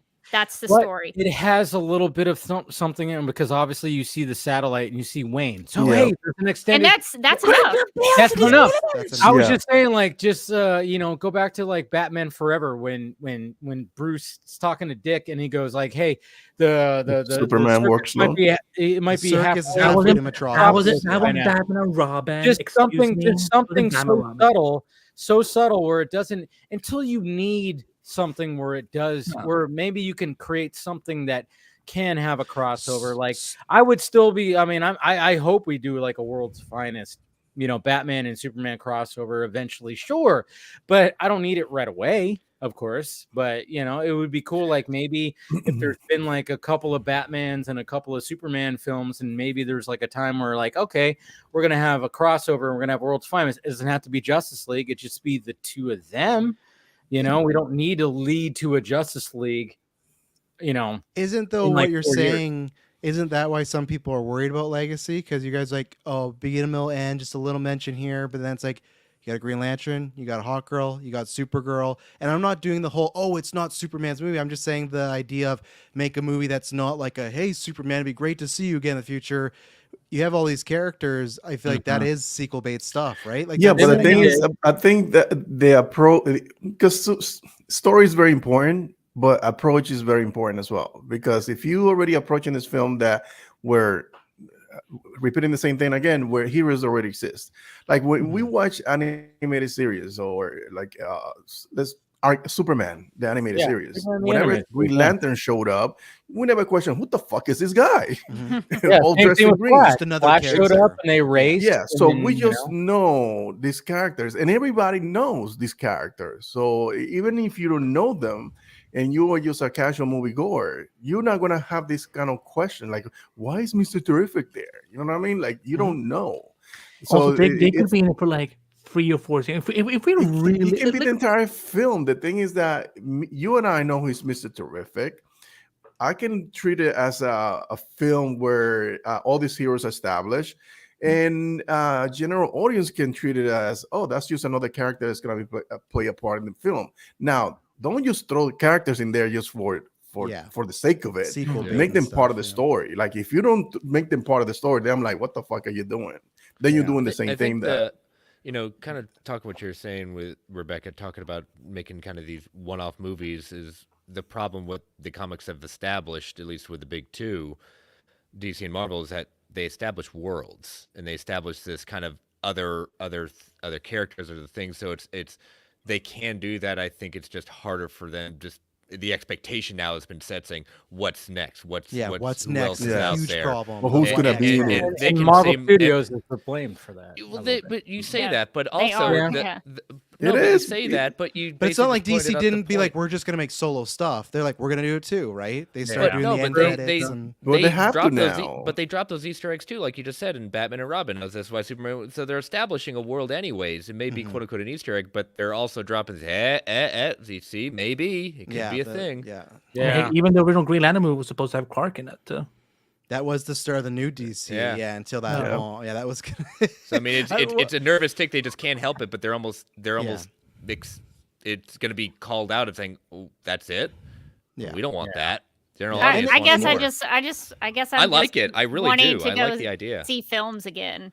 I feel like that's part of why like going to the movies now is a little harder for me because I feel like I need to see films. That's why I watch a lot of classics now, is because and I've always loved classics, but I try to go back to that well more because people were just making films.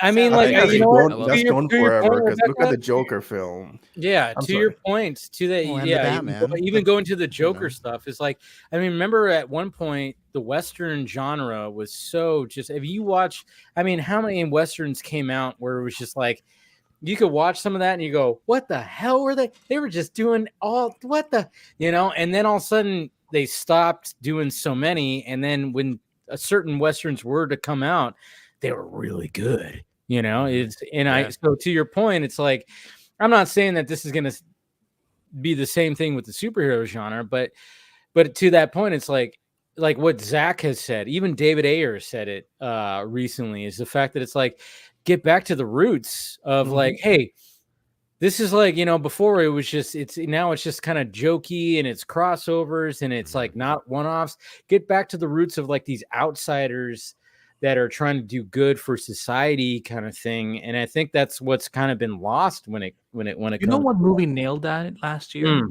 What? Blue Beetle. Blue Beetle, and it had that family. It had that. What I liked about Blue Beetle is like it had that 80s family adventure vibe to it.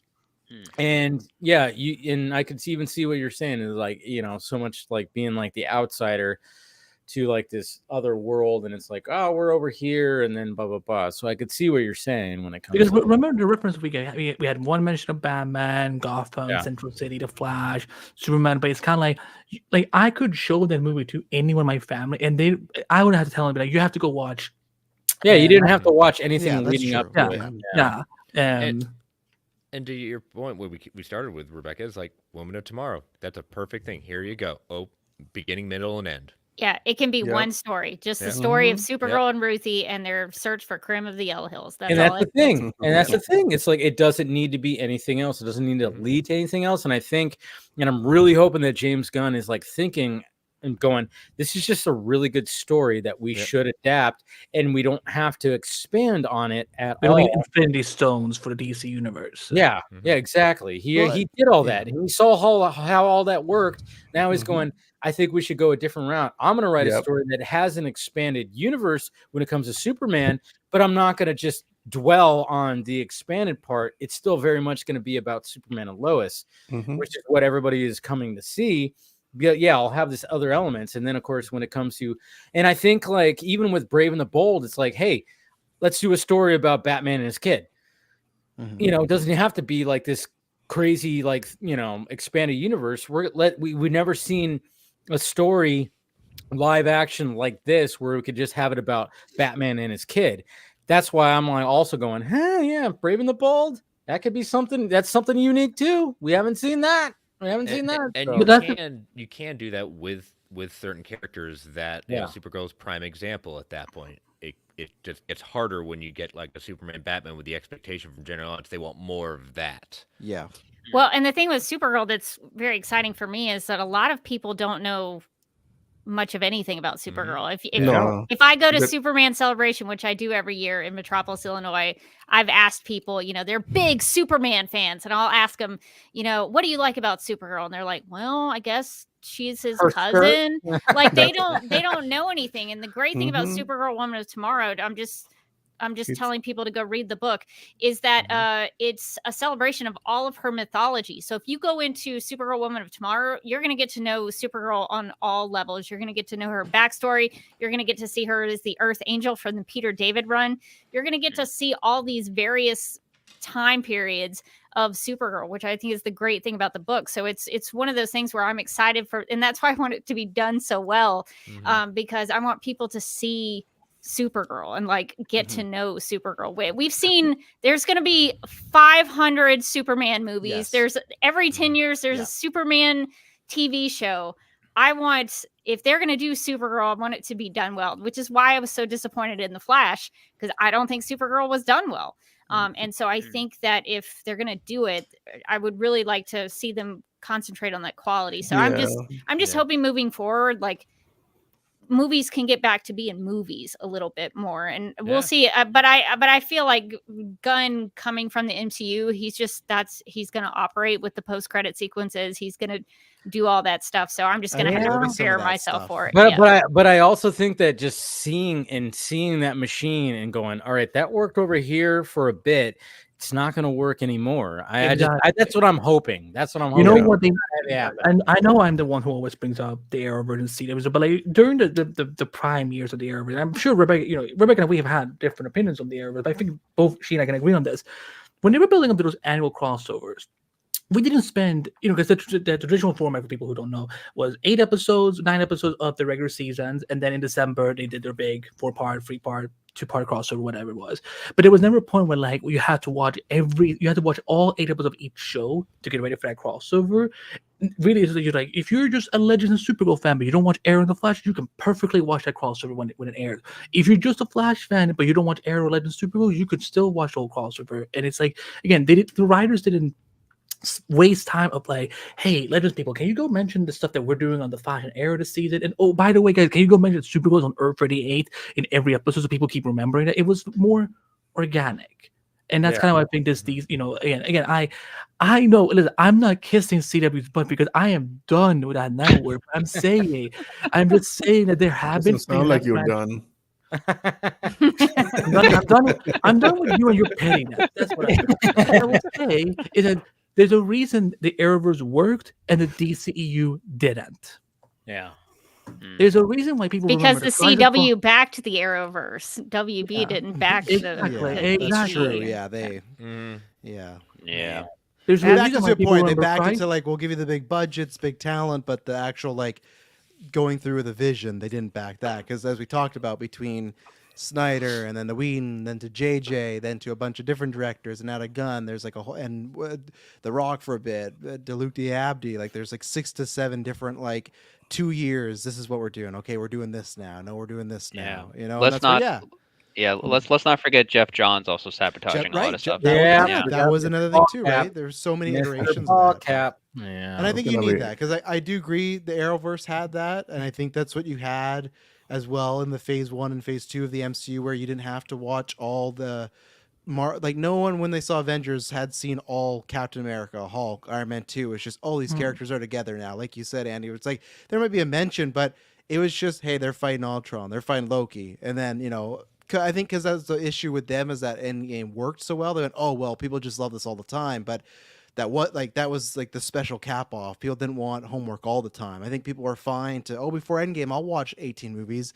Now not so much. So I think MCU, DCU, Sony, do whatever the fuck you're doing over there. I don't like you can do like you just make a movie and whatever. But like both the big dogs have to.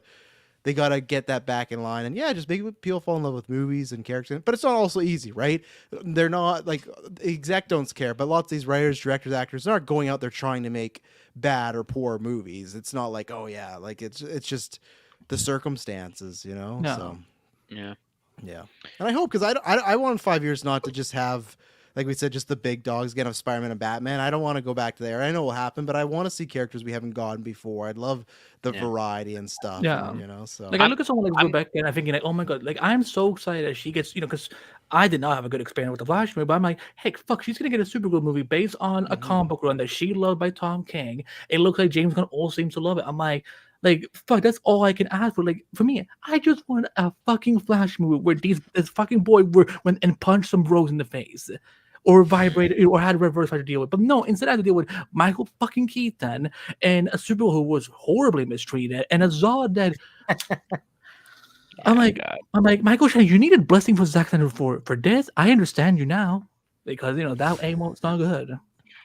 I'm sort of between Travis and Rebecca in terms of like, or at least, well, the DCU. Dave, you know where I stand with that. Pretty much, I'm just going to go with. Oh, okay. Well, anyway. You don't want to hear it again, Paul. I heard you say. I don't want to hear this shit again. I don't agree with anything you say, Paul. I'm leaving. Go ahead, Paul. Go ahead, Paul.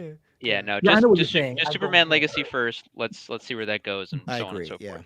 With the MCU, I'm sort of in the middle. I mean, I don't know what they're going to do with the multiverse in time and Kang Dynasty and Secret Wars, but I can very well see essentially the MCU being fixed enough where the old continuity still matters, but basically the focus is going to be, hey, sorry about all of that. We had all these side stories. Yes. Now I think Agatha and I think sorry about all that, but we're back to business now. Yeah, a couple drinks, we got a little tipsy. Message blinking at the end of each, at the corner of each screen. I'm like, sorry about that. We beat Avatar. We got a little cocky. Okay, it's the worst time to leave. By the way, they're basically like I see Agatha and Ironheart sort of being like the last of sort of like the C-list stuff for a while. I mean, Thunderbolts, sure, but that's kind of they're doing Suicide Squad, like their Suicide Squad, so they gotta get that done. But like, like they're gonna finish that off, and then they're gonna focus Like once that's done, they're going to pretty much focus on like Deadpool, Daredevil, Fantastic Four, X-Men. Like that's what they're going to be to line up to be like, here's the new characters to get invested in. And of course, yeah, Spider-Man. But that's more of the thing between them and Sony, and then setting that up. So, but as far as Marvel Studios goes, like, yeah, here are the characters you now need to care about. And then of course you still have got the Avengers, but now it's sort of Avengers. Yeah, you got Young Avengers, which could work. No, but I mean, don't do it. They can't do it. They can't do Young Avengers, man. I mean, they've been setting up money-wise. Yeah, it has to be Disney Plus show. Iman Vellani and Haley Steinfeld are gonna fucking crush it, and this time they're probably not gonna have a fucking Star Wars being marketed against them. And then they lose a bunch of money, you know. But the thing is too, we have to remember. Now, granted, as comic book fans, we like to assume, in terms of the Marvel universe, that the Avengers and the X-Men are both equally important. But in terms of sales and in terms of like general audience, like the Avengers and the MCU were important because they didn't have Fantastic Four and X-Men and Spider-Man. Now they do, or at least they have collaboration enough. Yeah, they have like, the most. Yeah. Right. And so Avengers is going to kind of get pushed off to the side, I feel, a little bit. Now, that being said, I still 100% agree that somewhere between, the end of Endgame and now, there should have been some kind of Avengers establishing movie. Yeah. Whether it be a, Avengers / Young Avengers type deal or something to establish like, well, let's see where this goes and let's see what the people now they have to work on what's left over, So it's like, but yeah, I mean, regardless, the shift is going to be on the, the A and B plus characters, and anything below is going to get shafted off to the side, or at the very least supporting role, and then stays there until they know for sure it will make money if they decide to make it, say, like a movie or something. Yeah. And that's the thing, we won't know for like 2 years, right? Because there's just Deadpool out this year. Like to Rebecca's point there. Oh, she also left. She didn't want to hear what I had to say. No, but when she's like, I just want to film offense. I just I know. It was just good time again. But like, no offense. I don't listen to bullshit. What you were saying earlier, where it's like they should go back to one. It's like, well, this year Marvel has that now. They just have just Deadpool, and that's it. And I think it comes at the best time too. Like what Paul's saying, where this is a good time to sit back, relax, get ducks in a row, focus, shift over there. And that's where it's like, because I know it's going to happen. People are going to people are going to scream foul and say it's completely in danger. I don't believe that yet. It's all about what's going to happen, but it's the wait and see. Those movies don't come out till a long time. Like Fantastic Four is a long time away. It's like, and that's where, and if you have one movie this year, Deadpool's a good one to have. It really is. I mean, look at just from what we know about it, and like the fact that it's Deadpool now playing with all the Marvel toys. Yeah, it's Ryan Reynolds playing with all the toys, and we've regardless, I mean, like if you've seen some of the set images, this like opening scene. I mean, who knows if that's going to be the opening scene, but it's going to be. Where are you pulling this from? How do you know this is the opening scene? I don't know if it's the opening scene, but it might be. I don't know. It might not be. Yeah. But at the same time, you're assuming because it's going to be essentially like Deadpool taking on the Fox Marvel universe. We already kind of know this whole thing, and it probably is going to take elements of, Deadpool kills the Marvel universe. I kind of hope that is the name somehow. Like I don't want Deadpool free. I'm like, fuck it. It's going to be something like, it's just going to be that. It's just going to be Deadpool and Wolverine. Yeah. Or Deadpool 3 at the very least. And I think this being the only Marvel Studios movie, I think it's going to be like enough for people because it's going to be that crazy, and you don't have to take it that seriously. It's going to have a ton of cameos, and not everybody's going to be like, it's too much, but everybody's going to be like, it's a Deadpool movie. It's like parody. It's whatever. It's the parody factor. It's like, fun. I don't need to do homework. I already know who this person is, and I don't need to watch 2 movies to tell me.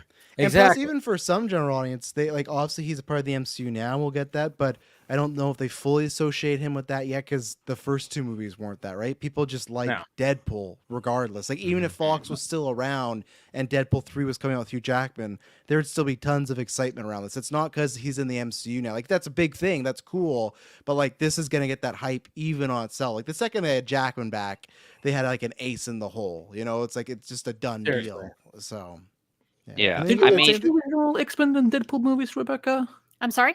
Did you watch the original X-Men or Deadpool movies? I watched some of the original X-Men movies, but I haven't watched the Deadpool movies. Not because I don't think they would be any good. I just don't think they're for me.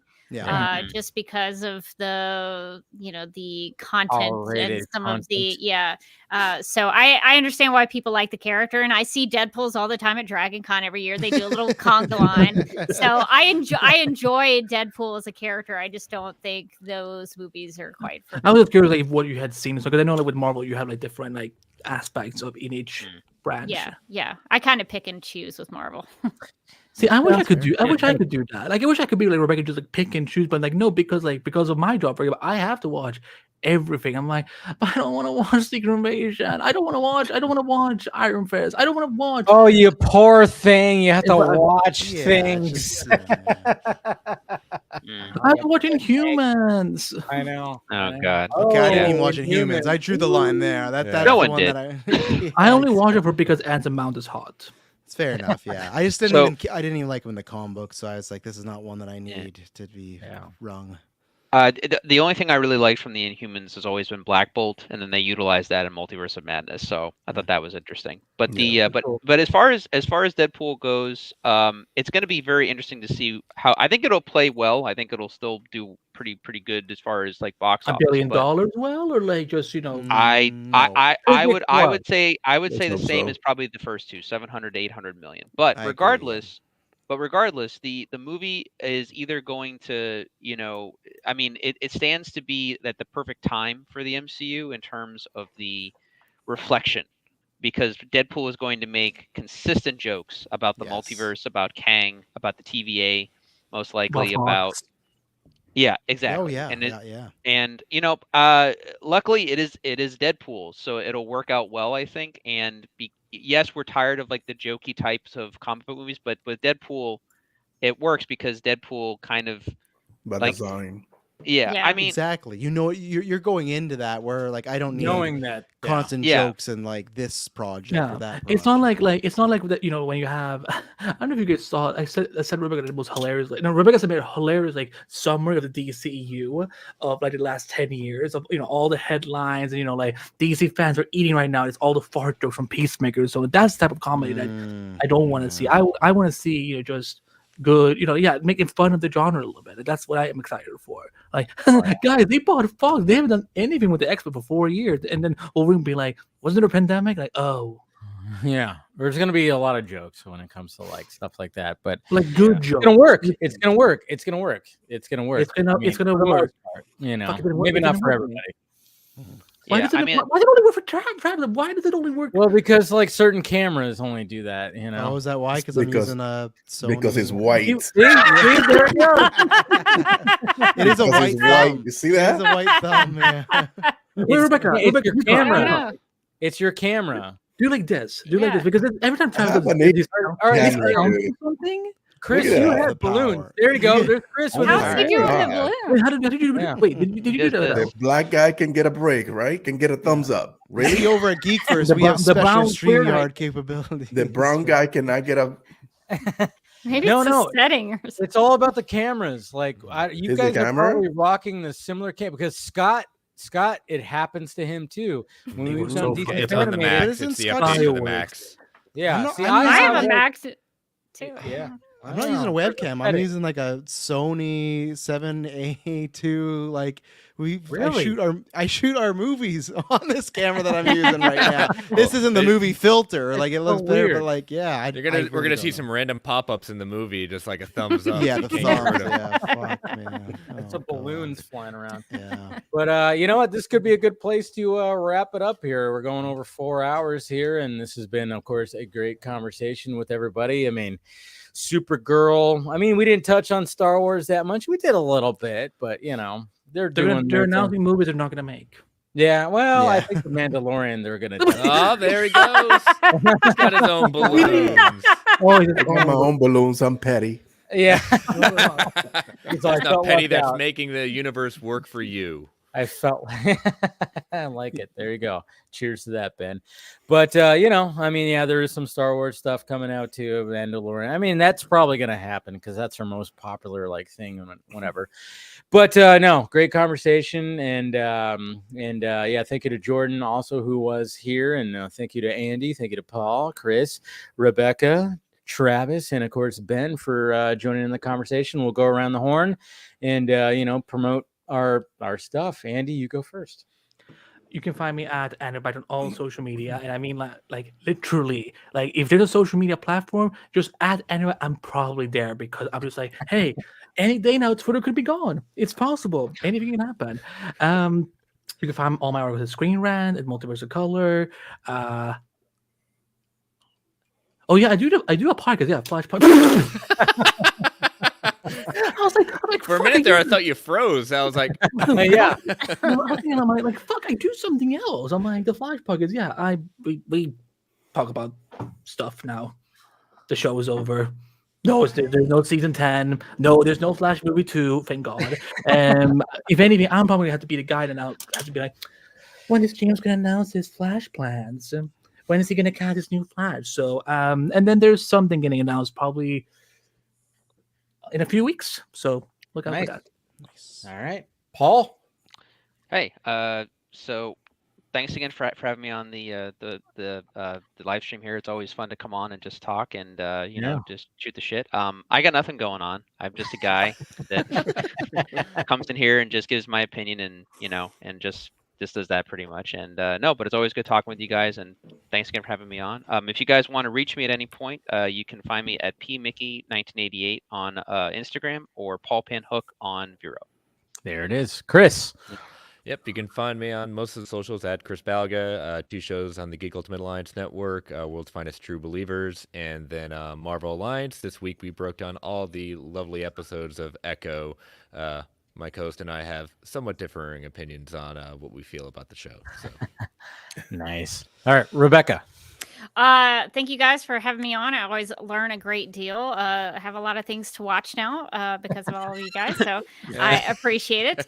If you are interested in Supergirl, you can find me on Supergirl Radio. I'm one of the co-hosts over there. We've been doing a podcast over there since 2015, so we've covered a lot of Supergirl, including Supergirl Woman of Tomorrow. And we have an interview with Tom King talking about it. So if you would like to check that out, go to supergirlradio.com. We have an audio podcast, but we also live stream on Tuesday nights at 9 p.m. Eastern. It's a lot of fun. Come hang out with us. We'll be talking about the Supergirl casting stuff as well this upcoming Tuesday. And we'll also be talking about Brandon Routh movie with kittens. So that's got to be a big draw for people. So I think if you are interested in Supergirl, we talk about her quite a lot. So you can check us out there. And also I have a personal YouTube channel at youtube.com/duckmilkprod where I talk about Snyderverse stuff. I talk about film analysis. Hopefully I'll have some Rebel Moon content coming out soon. And I hope to start a live stream series maybe once a month talking about the Snyderverse with maybe another fellow fan about why they love the Snyderverse, because there's been a lot of talk about how we are toxic people and terrible people, and that has not been my experience. I think a lot of fans in our vicinity are very thoughtful and have a lot of good reasons for why they like the movies that they do, and I would like to highlight some of those fans. So I'm hopefully going to start that this month. So hopefully we'll get that started. So if you want to come check me out, hang out with me over there. Give her a thumbs up. Fuck, it didn't work. Wait. Oh, it didn't. Hey. Let me see it one more time. Now, Ben, if you just freeze like that, it's kind of like it. Just freeze. We'll add it in post. Exactly. Yeah. Anyways, all right, Travis. You can find me at Travis B. Snail on Twitter. I'm talking at Geekverse as usual, and then either end of January or beginning of February, my movie will be coming out at Adrenochrome. So look out for that. I'll be on. I am very curious about your movie coming out. You'll get a screener, Dave. You'll get a screener. But yeah, so look out for that, and then we'll promote once the details. You can watch everything. We're excited. We've been working on it for soon to be about a year once we hit February, March. So it's been a good time. So we're really excited about that over there. But yeah, hope everyone has a good weekend and a happy 2000. One more time, happy 2024. I hope everyone has a good year. We are as racist. I love it. All right, Ben. If you're looking for a channel where you could talk about the DCU in a positive manner, you can catch me every Thursday at 9 o'clock Eastern Standard Time on the Real Anarchy channel on YouTube and also on social media. So make sure to follow me there, subscribe, and join me on the live streams every Thursday at 9 o'clock Eastern Standard Time. There it is. Thumbs up in his live streams. Yes. Come on! Thumbs up. All right. That's not going to happen. Balloons. All right, guys. Well, this has been fun. As per usual, hit that like, thumbs up, subscribe, hit the notification bell. We are moving the DC Fanimated probably to Thursday, so we might not have one this Sunday. We might just move it to Thursday. So just letting everybody know who likes to watch that live stream. And Film Junkie Live, of course, happening on Monday and everything. And then, of course, a members only stream on Wednesday. All right. Thank you, guys. Andy, Paul, Chris, Rebecca, Travis, Ben, and of course, Jordan. We love you, and we'll talk to you later. Love you, buddy.